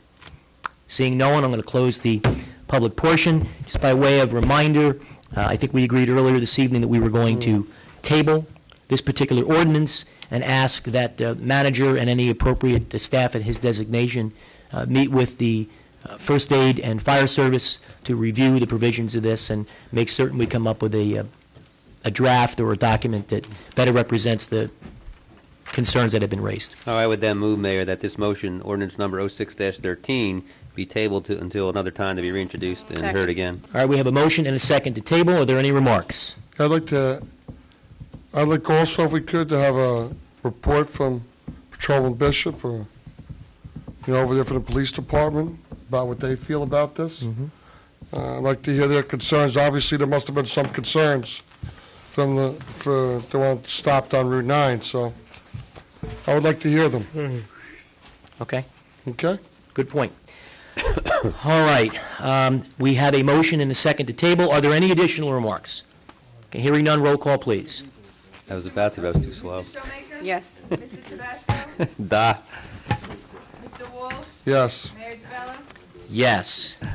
Okay, moving along. Ordinance number 00615, introduced and passed on first reading on 2/2106 and published according to laws now being taken upon further consideration in public hearing. Affidavit of the publication of this ordinance in the Asbury Park Press Issue of 2/2406 is submitted and is noted that a copy of the ordinance has been posted on the bulletin board in the municipal building, and copies were available to the general public upon request.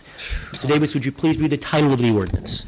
An ordinance of the Township of Howell appropriating $17,000 from capital fund balance within the general capital fund and authorizing $17,000 for capital improvements in and by the Township of Howell and the County of Monmouth.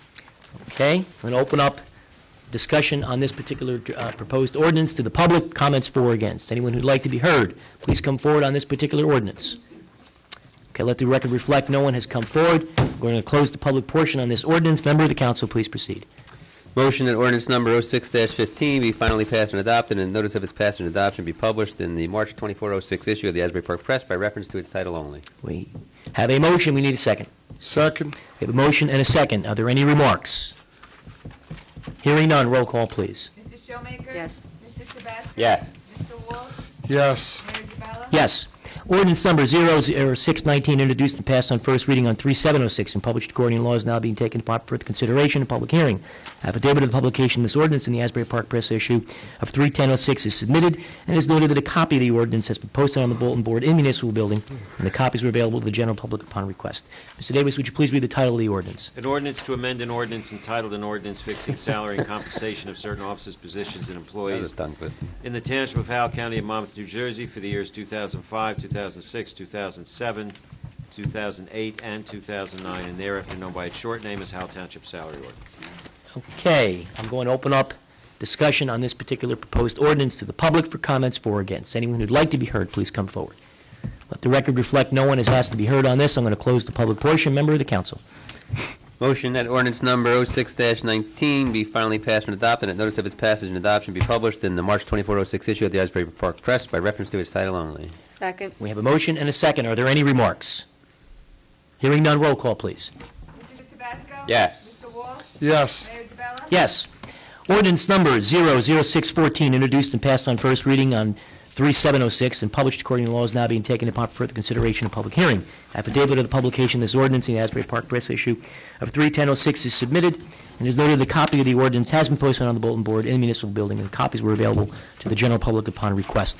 Mr. Davis, would you please read the title of the ordinance? An ordinance of the Township of Howell, Monmouth County, New Jersey, supplementing Chapter 188 entitled Development Regulations to include an article entitled Stormwater Management Control. Okay, I'm going to open up public discussion on this particular proposed ordinance. Anyone who'd like to be heard for or against, please come forward and have your comments on the record. Okay, let the record reflect no one has asked. Oh, I'm sorry, we do. Gentlemen, please come on up. Is there a copy? Yes. There is, yes, sir. It is ordinance, it's 0614. 0614, 8812, marked at the top. Can we just get a quick debrief of what the ordinance was You about? absolutely may. Get a cliff notes? Stormwater stuff. This is a stormwater management. Mr. Nunziato, would you please give these fine... Yeah. Understood. Would you give these, first of all, gentlemen, if you would introduce yourselves for the record, please? Sure. My name's Brian Tannenhouse. I live on 72 Crest Drive. And Anthony Esposito, 62 Crest Drive. Welcome, gentlemen. Mr. Nunziato, what's the update? In a nutshell, really, all it addresses is non-residential development and any of the residential aspects that the residential site improvement standards do not pick up, and makes us consistent with the new stormwater regulations that the state is requiring. Okay. It's kind of a catch-all and gets rid of the loopholes. This parallels what the state requirements That's are correct. then for runoff for commercial sites and Yes. and whatnot. Okay, so when these hotels go in, this is the ordinance that would force them to do like oil sand separators and all Correct, that kind of thing. yes. So we are trying to get something in place for some of the comments that people made earlier about the... Well, this is actually required by all the municipalities in the state. This is a state law. We must adopt these updates to become compliant with New Jersey's stormwater management regulations. So we're taking action on this as a requirement under New Jersey law. It does have a severe impact on commercial properties, though.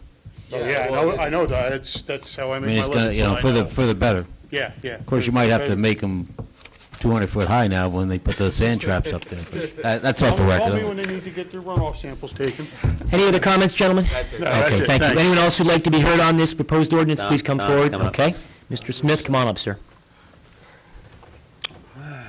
Once again, Mr. Smith, please introduce yourself. Don Smith, 54 Vanderveer Road, Howell. I just want to put these gentlemen's mind to rest. What this is, it's actually what's referred to as a boilerplate ordinance. It was done by the state of New Jersey. The municipalities just put the municipality's name in. It's a very standardized ordinance to control the commercial development, their stormwater. Residential site improvement standards handle the residential. And just so they feel comfortable with it, it's not something that you guys tailored to get out of something. Thank you, Mr. Smith. Thank you. Okay, anyone else who'd like to be heard? Please come forward. All right, seeing none, close the public portion. Member of the council, please proceed. Motion that ordinance number 06-14 be finally passed and adopted, and that notice of its passage and adoption be published in the March 2406 issue of the Asbury Park Press by reference to its title only. We have a motion, we need a second. Okay, under remarks. Well then, Bill, since you already commented about it, is there any possible thing missing? I think Mr. Gannon's office had some concerns with detention basins and maintenance that were checked out and caught the first time around, so we're okay. We're talking about Good. Yeah, we looked at it in terms of Howell specifically, and we tailored it to some of Howell's needs. The last one. But as Mr. Smith said, it reflects on the main boilerplate for the state. No, we're not there yet. It's still on fire. Okay. Any additional comments? Then I feel comfortable. Okay, hearing none, roll call, please. Mrs. Showmaker? Yes. Mr. Tabasco? Yes. Mr. Walsh? Yes. Mayor Tabella? Yes. Okay, we're now going to move into the introduction of ordinances, specifically 9A1 and 9A2. Member of the council, I'd ask you please read the appropriate statement for 9A1. Motion to introduce ordinance number 0-06-16 on first reading by title and to order the same to be published in full in the 3/24/06 issue of the Asbury Park Press, together with notice of its introduction and passage on first reading by title, and that it be further considered for final passage after public hearing at a meeting of the Township Council to be held on April 25th, 2006, 8 p.m. prevailing time in the municipal building. Okay, we Second. have a motion and a second. Mr. Davis, would you please read the title of the ordinance? An ordinance of the Township of Howell, Monmouth County, New Jersey, establishing through streets and stop intersections within a portion of the township commonly known as Old Ramtown or Pine Acres. Okay, we've had a motion, we've had a second, we've read the title. Roll call, please. Mrs. Showmaker? Yes. Mr. Tabasco? Aye. Mr. Walsh? Yes. Mayor Tabella? Yes. Okay, we're moving to the next item. Member of the council, please proceed. Can I make a comment? You before may. this? On which one, 9A2? Before we introduce this, because I hate when we introduce them and then we have to pull them back off. Why are we, was it part of our agreement? Why are Oh, we Forest Ridge? adopting Okay. the retention basin? I thought we were Yeah. out of the basin business. We Let weren't gonna me do give you this. the brief explanation on this one. As a part of our overall agreement That's what I with the communities, as a function of the compromise agreement we reached with all of the residencies surrounding the Hidden View issue, one of the agreements was that the municipality would assume the maintenance of this particular basin in exchange for some other concessions with respect to access to properties that were necessary for us to be able to install what will ultimately become Memorial Drive. So in a unilateral agreement reached with many of the different homeowner associations, this was the byproduct of that settlement, and this was one of the many things that, to his credit, Mr. Gannon did a wonderful job shepherding this through, and so this is a necessary thing to do to effectuate the access road. I just wanted that on the record. Thank you. Correct. This is not, I mean, that's a great point, Councilwoman. We're not setting precedent of being in the basin management business. This was a unique situation. Mr. Gannon, do you need to add anything for the record? No, I think you covered it, Mayor. I mean, essentially, it saves the town the cost of acquisition, condemnation, et cetera, and I think it's in the best interest of the residents because it will allow us to complete that roadway. Terrific. Okay. Motion to introduce ordinance number 0-06-20 on first reading by title and to order the same to be published in full in the 3/24/06 issue of the Asbury Park Press, together with notice of its introduction and passage on first reading by title, and that it be further considered for final passage after public hearing at a meeting of the Township Council to be held on April 25th, 2006, 8 p.m., prevailing time in the municipal building. Okay, we have a motion. We need a second, please. Second. We have a motion and a second. Mr. Davis, kindly read the title. An ordinance of the Township of Howell, Monmouth County, New Jersey, accepting the drainage and retention basins located on Block 1.23, Lot 11, and Block 1.19, Lot 8, as dedicated by the Forest Ridge Homeowners Association. Okay, roll call, please. Mrs. Showmaker? Yes. Mr. Tabasco? Yes. Mr. Walsh? Yes. Mayor Tabella? Yes. All right, I'm going to call the council's attention to some items that we still need to take attention to. We specifically need to discuss items 9C10, 11, and 12. Before we do that, I would like to read into the record that we have scheduled a special planning session for the mayor and council to be scheduled for 8:30 a.m. on April 29th. That session will be to have a workshop among the governing body to discuss and outline our goals and objectives for business and calendar year 2006. We've hired Jersey Professional Management to lead us through that endeavor. It is a multi-tiered process. Mr. Zernecki will be collecting from all of the township department heads their recommendations for goals for the township governing body. We will have a special meeting with the chairpersons of a variety of our statutory boards and commissions to collect their feedback. That would include zoning, planning, recreation, environmental, economic development. They will in turn have that material ready for us on the 29th of April, and then the council will collectively decide what our specific goals and objectives need to be on a prioritized basis for this particular year.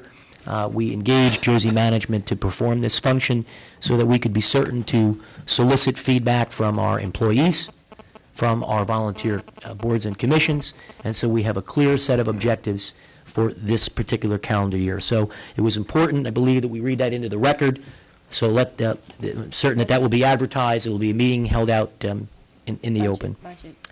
What's Where that? are we at with the budget? Well, I just wanted to make that announcement. Before we get to then 10, 11, and 12, do we have a tentative new date for a budget hearing? You really need to tell us what your availability is collectively. If you want to go through your calendars right now, that's fine. We can't belabor this. We need to do this. Yeah, okay.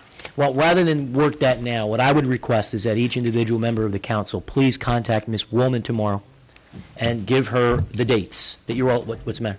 That's hard. Good or bad? How do you do that? Well, I would say, here's the issue. Mondays and Wednesdays become the practical dates, because Tuesdays and Thursdays, we're here Tuesdays, Ms. Showmaker and I are booked on Thursdays for planning board. It appears from here to infinity. So I think we're going to have to settle on a Monday, Wednesday, or potentially another Saturday. He's not. 24's on a Monday. Wednesdays are better for me. What's that? 24's on a Monday. TiVo. So all right. What did you say, Councilman? Wednesdays are better for Yeah, me. and I think in deference to the deputy mayor, we need him here. Mondays are not good. So I think we need to pick a Wednesday. Now, tomorrow, for example, we have the Chamber of Commerce event where we're all going to be attending. So I think we just need to agree on a Wednesday, and we need to pick one and go 29th. on. Then call Next week. Mrs. Wallman What's tomorrow. next Wednesday? 29th. 29th. How is the evening of the 29th? Be out of state. You'll be out of state. What's We the, know the next 3 or 4 Wednesdays are not good. why is that? We don't have a date. Mr. Walsh won't be here. That's correct. Okay. Following week, I have Cynthia as being, I'm sorry. Cynthia, is that correct? I'm going the 1st through the 6th. That's correct, and we have Cynthia. The following week, I believe, Peter and Juan. I'm gone the week of the 12th, Okay. the April All 12th. right, Let's pick another day. So let's go to the next one. How about April 10th? What does April 10th look like, a Monday? Oh, no, Mondays aren't any good. Yeah, Mondays are not good for the deputy mayor. April 19th. We're looking at Wednesday, April 19th. That's too far in the future. We got to do something. What do you want to do then? Right. Well, is there a Thursday that is a possibility? We do have alternates on the planning board. The budget is important. 13th? Gentlemen, I'm not available on Thursdays till May. Well, then scratch Thursdays. We need the CFO there. All right, so we're looking at Wednesdays. It looks like the next available Wednesday is April 19th. April 19th. That's the date, April 19th. If there's any urgent matters that we need to deal with between now and then, I would ask that we potentially, we bring them up. The other alternative is, we do have a public participation meeting the second Tuesday in April. I don't know what's on the agenda. Knowing the urgency of the budget, That we could be, could, in fact, make it, make that a budget workshop that evening. Oh, you're not going to be here that week at all? Oh, what? It's a council meeting, April, right? yeah. You won't be. 11th. Okay, so, all right, so it's the 19th. Good enough. Send out the memo, let everybody know, be here on the 19th. Okay? Good. Do you have anything, Mr. Filiatro, anything like What time is the start time?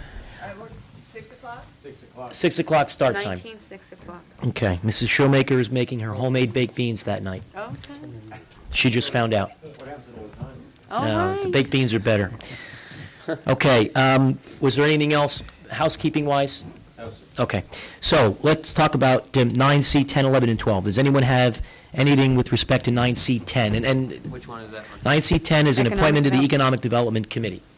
Any recommendations? We ready to take action, not ready to take action? We're I think we need, Tired of sitting. Okay.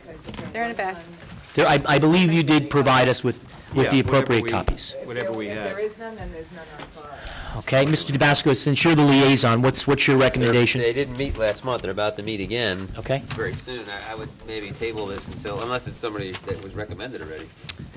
We have some. We have a person. Who do we have? What tab are you in? Um, What the tab? 9, or the Second to last before executive. Tab 11. Okay. the only one we have is. We had nothing on EDC? No, just rec. All right, here's my recommendation. As our liaison, the deputy mayor, perhaps you can go back to the committee and see if among themselves they may have someone else that might be interested, Right. and then come back to us with a recommendation? Absolutely. Okay? All right, that's 9C10. 9C11, an appointment to the Rec Advisory Committee, unexpired term. Anyone have any recommendations? We have a Frank Rosola that has expressed an interest from Mariners Cove in Freehold. How? Okay. Mhm. Someone like to? So I'd make a motion that we. Is he the only individual that He's we the have only a form? individual that has. Well, Juan has one here, too, that he... Mr. Malave has one? I'm sorry, what does he have? He said the Rec Advisory Committee, well, we Go right ahead. wanted to nominate, I'm going to mess up the pronunciation, but it looks like Luz Miriam Sanchez. Try and read it as well. Yeah, Luz Miriam Sanchez. Mhm. Oh, okay. Luz Miriam Sanchez. This is an application as well, might not be in the book. This was an application, and you're saying the committee asked for this person? The Rec Advisory Committee. The Rec Advisory Committee. Yeah, Mr. Malave had to leave due to an illness, and as our liaison to Rec, I guess he's bringing this to our attention. All right, anyone have a problem with this recommendation from the committee? What? What's the matter? Okay. I don't happen to know her, this is from Juan. Well, if it's coming from the Rec Advisory. Yeah, apparently, can you please nominate, Ms. Malave's notes to Deputy Mayor, can you please nominate All right, so I this would, individual? well, I wanted, is this Any the- comments on this individual? Anyone have an issue, concern? I honestly don't know either of the two applicants, so. Mr. Walsh, any comments, observations, concerns? Mrs. Showmaker? No. Deputy Mayor, are you okay with it? I would move that we nominate then, as a recommendation from the Rec Advisory Committee itself, that we nominate Luz Miriam Sanchez. Okay, we have a motion. We need a second. We have a motion and a second. Are there any remarks? Yeah, the one remark I'll have now, Cynthia was about to offer up the name of another person, so... Oh, that was the only applicant that was in here. Oh, in the book from before, okay. Yeah. This one So this doesn't is have very... a- This has a date on it of March 3rd. So that's very recent. So this is more, I think Oh, yeah, those this are is from this is December? from- Yes, All right, this is so- from, yes. So this is a newer, okay. All right, are there any additional remarks? We'll pass it down. It's from you guys. You're more than welcome. Okay, hearing no additional remarks, roll call, please. Pete nominated and Councilman Walsh. Okay, thank you. Mrs. Showmaker? Yes. Mr. Tabasco? Yes. Mr. Walsh? Yes. Mayor DeBella? Yes. Okay, we have 9C12. Ms. Thowens unfortunately had to resign from the planning board, so we have an unexpired Class 4 member. Open up to the floor for consideration, discussion. I'd like to make a comment. I'd like to start. As second time around sitting on the planning board, I've had time to consider this opening, and I will go back to the issue of the day of reorganization. And I had an opportunity to review Mr. Mark Lieber's application. Mm-hmm. I also had the opportunity to go on the internet to pull up his article, because he made a comment in the newspaper in regards to some of the things that were stated from the dais. And given the timing that we're in right now with the master plan, redoing the ordinances, looking at the zones, so on and so forth, his qualifications, and I'd like to read for the record the qualifications below, which struck my interest, in that he is a licensed professional planner in the state of New Jersey. So he is very familiar with land and use ordinances. He's a licensed professional engineer. State of New Jersey, has an MBA in Rutgers University, BS degree civil engineering. He is thoroughly familiar with municipal land use law and development ordinances. In light of all that, I would like to consider him for that Vacancy. because I state that, not that we don't have those that are in as our alternates. I think both of our alternates are in the learning stages. I don't know, tell me, how long have those alternates been in? Well, Jim's been there for a while. She's I been think- there almost a year and a half. She's been on board. I would say, in light of the meetings that I've attended in January and February, I take this, I think next to council, this is an extremely important board. And I speak to all three of you, we lost one, that I would like to see somebody with experience like this. I mean, it's few and far between do we get an application that has this kind of experience to sit on the planning board. Well, correct me if I'm wrong, Comments? Go but ahead. I understand this is a 25-year-old youngster. So although he does have that planning experience, it's not someone who's, middle-aged. Jim, who's sitting out there right now, has been on the planning board for a year and a half as an alternate. I would put him in position and groom him a little bit, maybe as the alternate, bump Jim up to full-time. You're alternate one?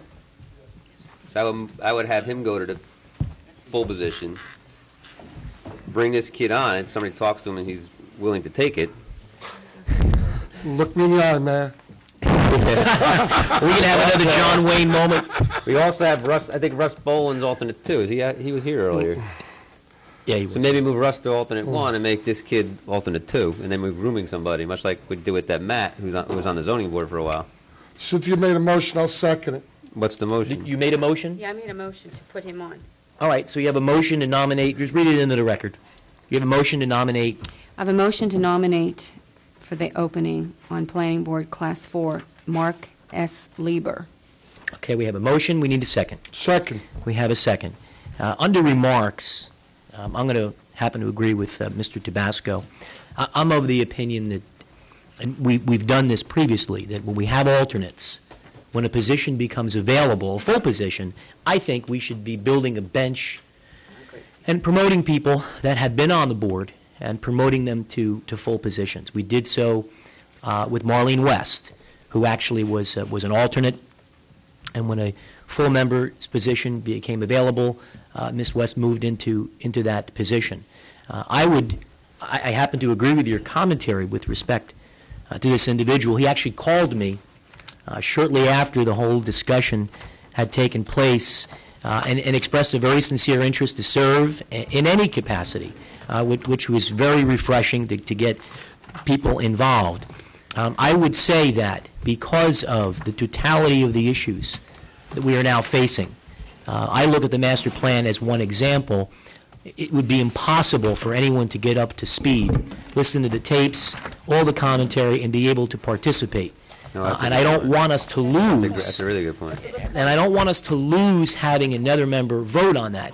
Insofar as, I don't mean to make this a personal issue, and I don't want to embarrass Mr. Burgess, but insofar as he has participated in that process by elevating him to this full position, we can ensure that someone that has heard all of the comments of the public will have an opportunity to participate in a full voting membership role. If we put in someone who's not currently on the board, they would be prohibited from being able to participate and vote on the master plan. That's not And good. and so, that does concern me. I wouldn't want us to have that be the case. Not knowing, who knows what the vote outcome may become. So, in my judgment, for the reason of I believe we should be promoting from within, I would recommend exactly what Mr. Tabasco said, which would be to elevate Mr. Burgess to the Class 4, to elevate Mr. Boland to the alternate 1, and to have this gentleman that Mrs. Showmaker nominated be moved into the alternate 2 position. And while he's got all of the credentials and the education to serve, I think that having him become familiar with our ordinances and having him become familiar with the business of our planning board and getting up to speed on many of the nuances that we're dealing with, that being in an alternate position would be a wonderful opportunity for him to learn. And then at the right time, he would be elevated to alternate 1 and full member, and we can really build a good bench depth. So then I have a question. First of all, I would ask Jim, are you willing to be the full four-year member? And then, are you sure he wanted to step up and be, okay. Yeah. So the only thing we don't know about is Russ, but he's already an alternate, I'd imagine. I mean, I he'll think help you all that happens in Mr. Boland's case is, if in fact we alter this motion, there has been a motion, if in fact we were to alter the motion, or if this motion was defeated and a new motion was introduced, from Mr. Boland's perspective, he merely goes from a two alternate to a one alternate, which that don't matter. might increase his viability He's not to gonna say no vote to more that. regularly. Yeah, it doesn't really change his statute. You made a good point, which is, the fact of the matter is, most of the master plan was a working document all last year, and Jim was there. Mr. Burgess was president on all this. So, based on that point, I'm going to take that point into consideration.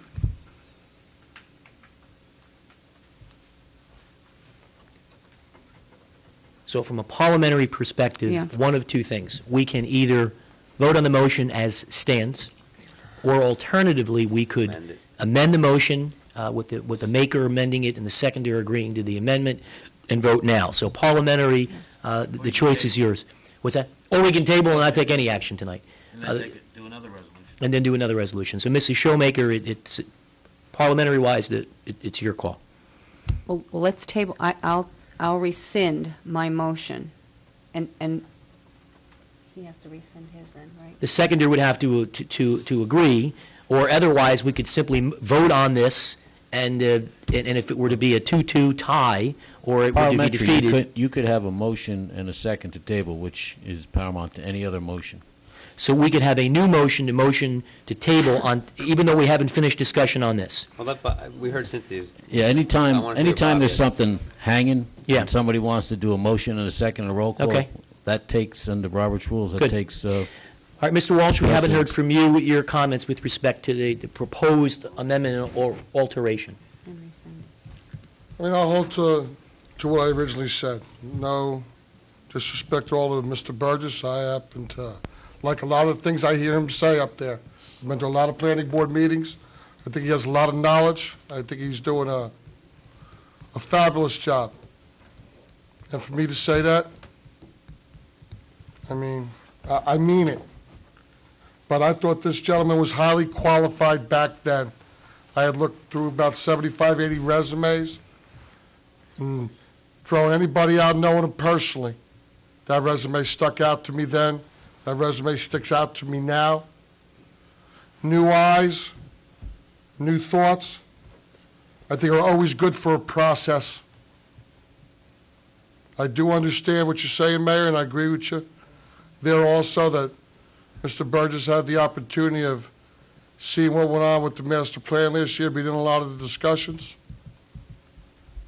So there's pros and cons to it, but I'll still hold to what I originally thought, and that resume stuck out over 80 resumes. Oh, then we vote on the motion. So I have no issue. But mind you, that's not a negative reflection on Mr. Burgess at all. We appreciate that. All right, so we have one of two options. We can have a motion to table, and then we can reintroduce with the alternative that Mr. Tabasco has recommended, or we can vote on this and see the outcome of it. So can we? From a parliamentary perspective, I rescinded my motion, so how does that affect Does the seconder this? have to agree? once a motion's made and a second's made, then We have to call a roll. you got to You do a either roll call call a roll or or you table table it. it. Just call All the right, roll then. call the roll then. Okay, so let's have a roll call on the proposed recommendation by Mrs. Showmaker. You have to vote no. That's fine. That's okay. Roll call on nomination of Jim Burgess. Yeah. No, not Jim. Is this? I'm sorry. Is this a roll call on Mrs. Showmaker's original This is motion? a roll call on Mrs. Showmaker's Which is original Mark. recommendation, which is Mark Not to- Lieber to Class 4 member. right. That's all. Okay, so roll call. Mrs. Showmaker? No. Mr. Tabasco? No. Mr. Walsh? Yes. Mayor DeBella? No. Okay, so then I'll move that we. Motion did not carry. Go So ahead. I'll move that we put Jim Burgess into the Class 4 position, raise Russ Boland from alternate 1 to alternate 2, and put Mark Lieber in the alternate 2 position. Okay, so we have a three-prong appointment. We have a motion We need a second. In light of keeping in mind that Mr. Burgess has had the opportunity and been involved in the master plan, and we're at a crossroad and a closing point, which is never closed, I will second that motion. Okay, we have a motion and a second. Are there any additional remarks? This serves the board best, both for the master plan and whatever applications may have already been heard by Jim. The only comment I'll make is that while I believe it's important, we have people that can stay in the mix with respect to voting on the master plan. Even had that not been the case, there is no finer individual that I've met than Jim Burgess, and he's been a fantastic planning board member and community participant, and we're privileged to have his involvement in any capacity. And I'm thrilled he's going to move up that process the way people should, from alternate to full member, and continue to serve, and he's a real tribute to the community. I like the idea of grooming somebody, too, if this kid is actually that, 25 right. years old. That's right. Yes. All right, any additional comments? Hearing none, roll call, please. Mrs. Showmaker? Yes. Mr. Tabasco? Yeah. Mr. Walsh? I'm not going as far as the mayor or Mr. Burgess, but like I said, it was nothing against him. Of course. Yes. Mayor DeBella? Yes. Okay, motion carries. Congratulations. And I would ask perhaps, Mr. Zernecki, if you could reach out and speak to Mr. Lieber and make him aware of this personally and the extraordinary assignment that he has received. We should probably He'll get a letter. recognize Jennifer, because she's been around for a while Yeah. Yes. with that planning board. Yeah.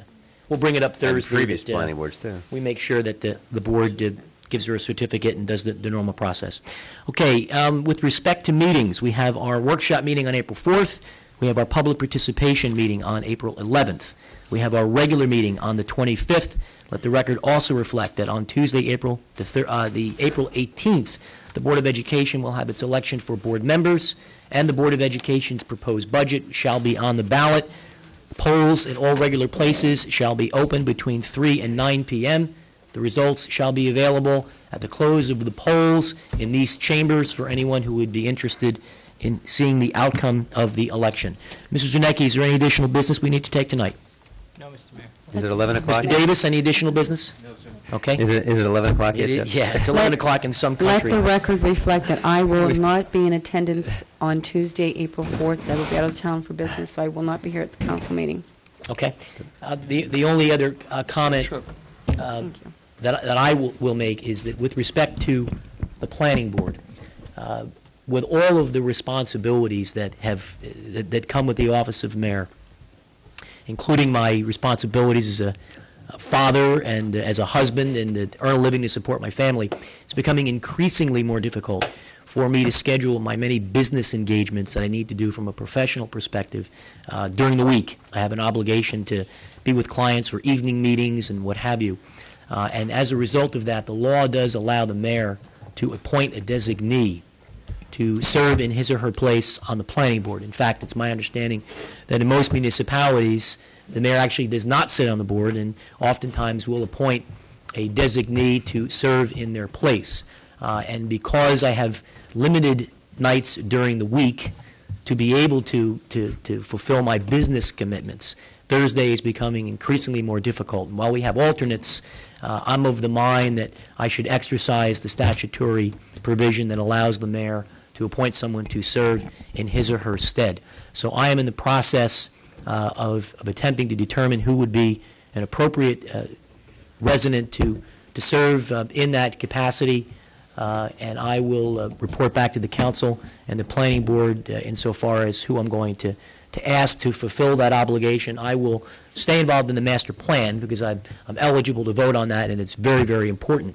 But as it relates to new applications going forward, in light of my Thursday obligations, I will have someone that will act in my stead according to the provisions permissible under the law. That way the board can have a regular person there all the time.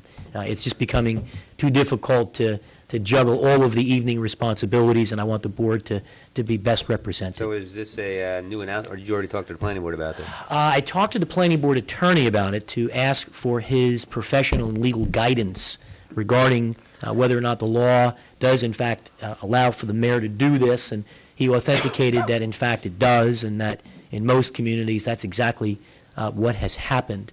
And because I'm also going to be coaching my son's Little League team this year, there's just going to be too many evenings where I'm going to be stretched kind of thin. And while I enjoy being the mayor, I'm going to have a hell of a lot of fun coaching my son's Little League team. So if I have to pick, I'm going with my boy. So that's why I need to do this.